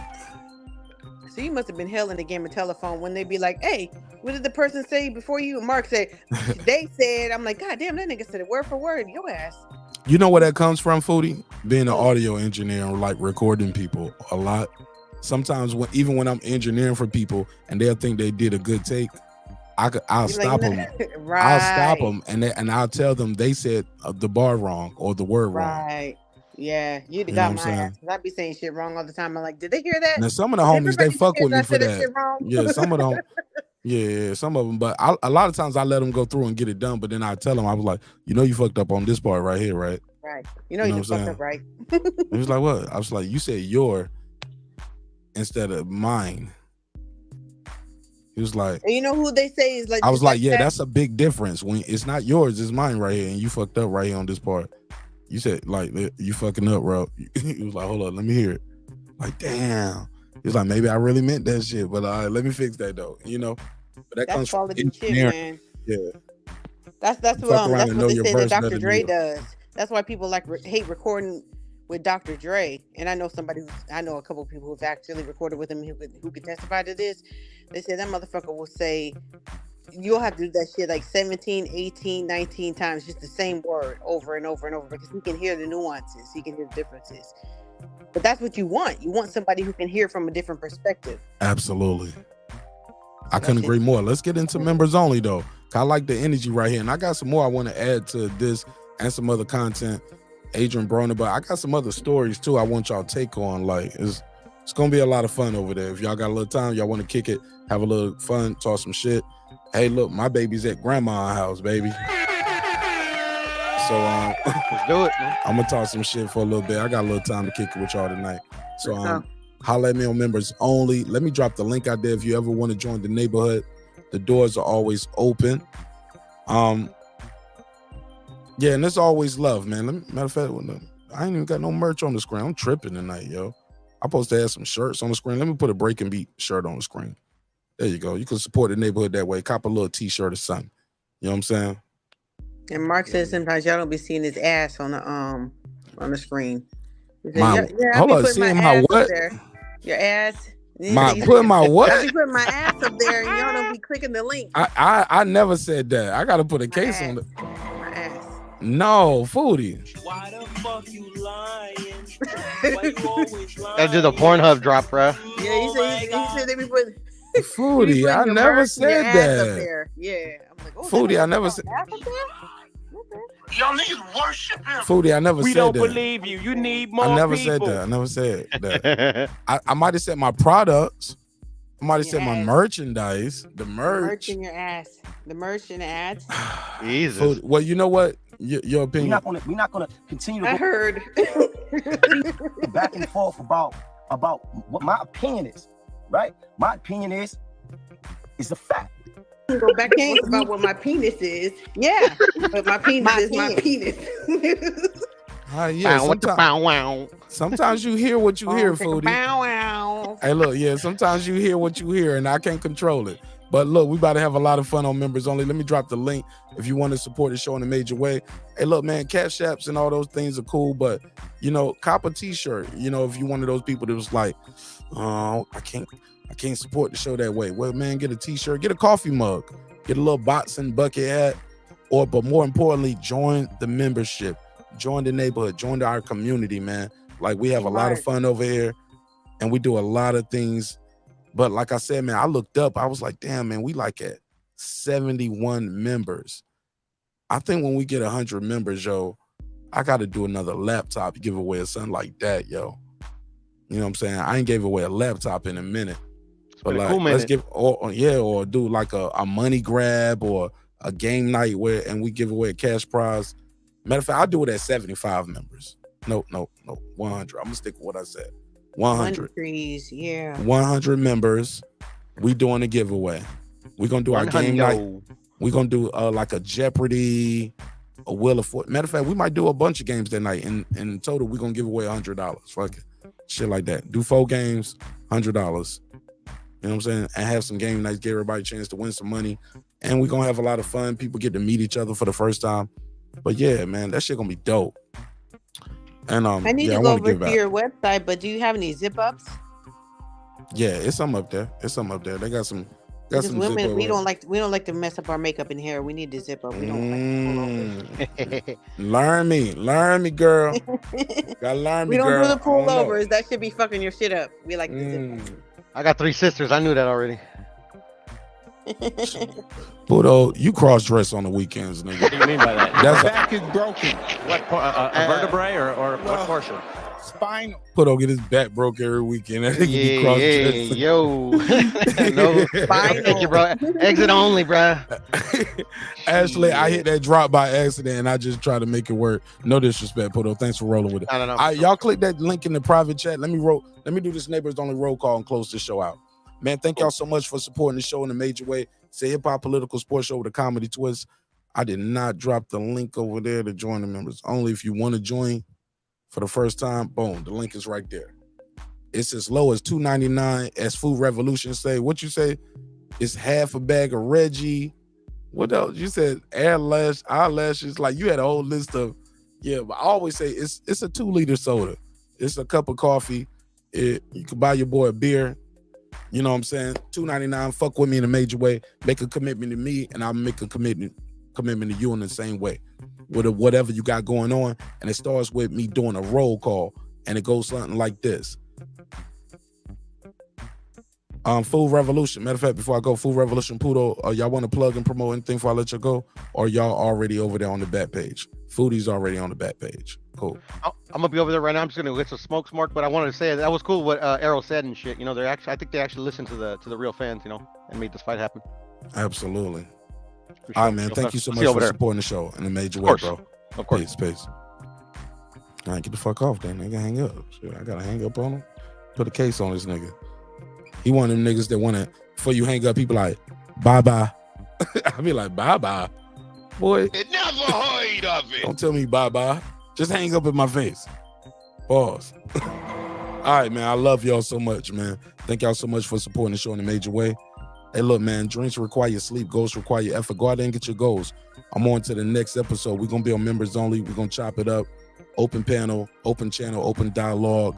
Long as we keep it respectful, we can come back and do this again. It's always entertainment, man. So let's show each other love and support in everything we do. And I got to show love and support to everybody who support me on the neighbors only. They call it members on YouTube, but we call it the neighborhood, baby. So shout out to everybody supporting the Mark Nash, Breaking Beats, where we break down business, entertainment, art, technology, sports, and anything else you and I feel like squeezing into those letters. It's a hip-hop political sports show with a comedy twist. We like to let the jokes fly because life is serious enough. Let's give a neighbors only roll call. Starting from the top. What up? Major Key Boxing. Shout out to Major Key. Welcome home. What up, gangsta? Cam. What up? Titus the Titan. What up? Philip H, the all-time great. What up? The boxing scholar. Holla. What up, gangsta? Facts over feelings. What up? Skins Rants. What up? Dent 5. What up? EDD. What up? And shout out to Skins Rants. I got to chop it up with Skins Rants on the members only. He watched the fights with us, and that was super dope. Meant a lot to me, man, to really chop it up with you. And even in that brief moment, it's dope to make that connection. Connections are dope. What up, gangsta? Pardon me. EDD. What up? Seen and unseen boxing. Mr. Pads. Arthur. Lady Shan Dundam season, my UK girl all the way in London town. What up, gangsta? Cooking with the champ. Mr. Gumbo, aka Hot Grease. What up, gangsta? Shelton Moore, he on the floor. What up? SLD. What up? Sam. What up? Pound for pound boxing entertainment. What up? Anton Richardson. What up? That guy clips 330 early. What up, gangsta? Big Hove, I thought I told you. What up? Tell Toya. What up? Stephen Brimley, aka Unbiased Fan Brim Reaper. What up? Kendall. What up? The kid is back, just like that. What up? Johnny Goodman, what's up, man? What up, gangsta? DJ, he don't play. What up? D-Lo 44 Boxing, what's poppin'? Shawn T with the strap. What up? Kansas City Mac, where you at? On the mic with Terrence Bailey Sr. What up? Karma Serene with the Serene Saturdays. What up? Ace Retro, let's go. What up? Nick Rich in this trick. What up? Aaron Parker, the big talker. What up? Taylor Bell. What up? AKA Unbiased. I'm sorry. Caught me. Dropped the ball. I was on the roll. Hey, look, even players mess up. What up, gangsta? Shout out to TabTech, UnlockSim.com, TabTech, UnlockSim.com. Unlock your next device today. What up? Stephen Bateman all the way in Australia. Mama, we made it. What up, gangsta? Made it down under. Juan DeVilla, the Rilla, Transcendent Sports Channel, the Filipino brother from another all the way in Canada. What up, gangsta? Fisty on the fight, she just might. Jacob Sims, that's him. Haplo, MFB, Patricia Shelton, Miss Queen Sunkissed, Patricia Shelton. Beyond the Ring with Nonito and Rachel Donet, that's my Filipino brother from another 9-time champion Nonito, on his way to 10, on his way to the Hall of Fame, first ballot. What up, gangsta? True Media Today, USA Boxing. That's my guy, Coach Malachi Williams. Pudo, Food Revolution, AK Foodie with the beauty. What up, gangsta? KP from KC5. Matt Wade, Ill Status Boxing, Tank the Sweet Science Examiner, Beyond Above Media, Pittsburgh T, SF City Slicker, I Know Boxing, It's Mex, Ride Off the Storm, Hit Her There, Matty Yoel, Cliff Bailey, Con Shawnery, Lisa Bell, She Never Fails, H.O. Deezy, Cooking with Sir Senior, Brandon Washington, D. Belva the Champ, and of course the Big Fish himself, aka Member Number 1, my good brother Derek Lincoln. What up, gangsta? Woo! That roll call getting a little different, huh? Yeah, that roll call getting a little different. All right, I gotta stay on point though. I'm on point though. We getting it though. And I'm look, that's so dope. Foodie, you even notice that? For the most part, I even do it almost in a pattern with the same name, same way, vocal inflections. It's like a rhythm I get into. You know what I'm saying? Even doing the members only roll call. Yeah, man. I focus on this shit, man. Because I care about y'all and I love y'all. Hope you love yourself. If not, guess what? God loves you. So does Martin Nash in the neighborhood here breaking beats. Hey, look, man, sometimes we're going to agree. Sometimes we're going to disagree. But one thing's for certain, two things for sure, homeboy. Always remember, respect is free. Respect is free. But disrespect can cost you everything. Your family, your freedom, your finances, most importantly, your life. So let's show each other love. Let's show each other respect. And always remember, man, never, ever, ever forget this, homeboy. It's only entertainment, dog. It's only entertainment. And I mean this shit when I say it, dog. Let's hit it. I built this shit. Me. Brick by brick. And I'll be damned if I let you tear it down just because you don't like the way another nigga talk. And I mean that shit. Drive, motherfucker. This that squad side.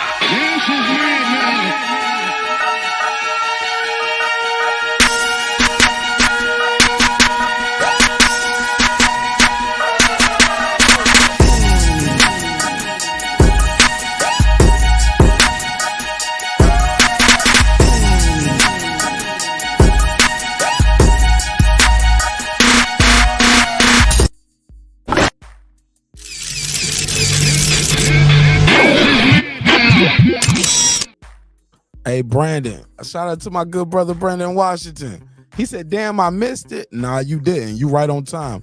Brandon, we going into members only right now. So refresh your screen because you are a member to the neighborhood. And you know we're going to keep the porch light on for you, brother. Come on in and play some spades with her. Play some spades with us and talk some shit. All right, love you, bro. All right, man, I love you all. Let's close this shit out, man.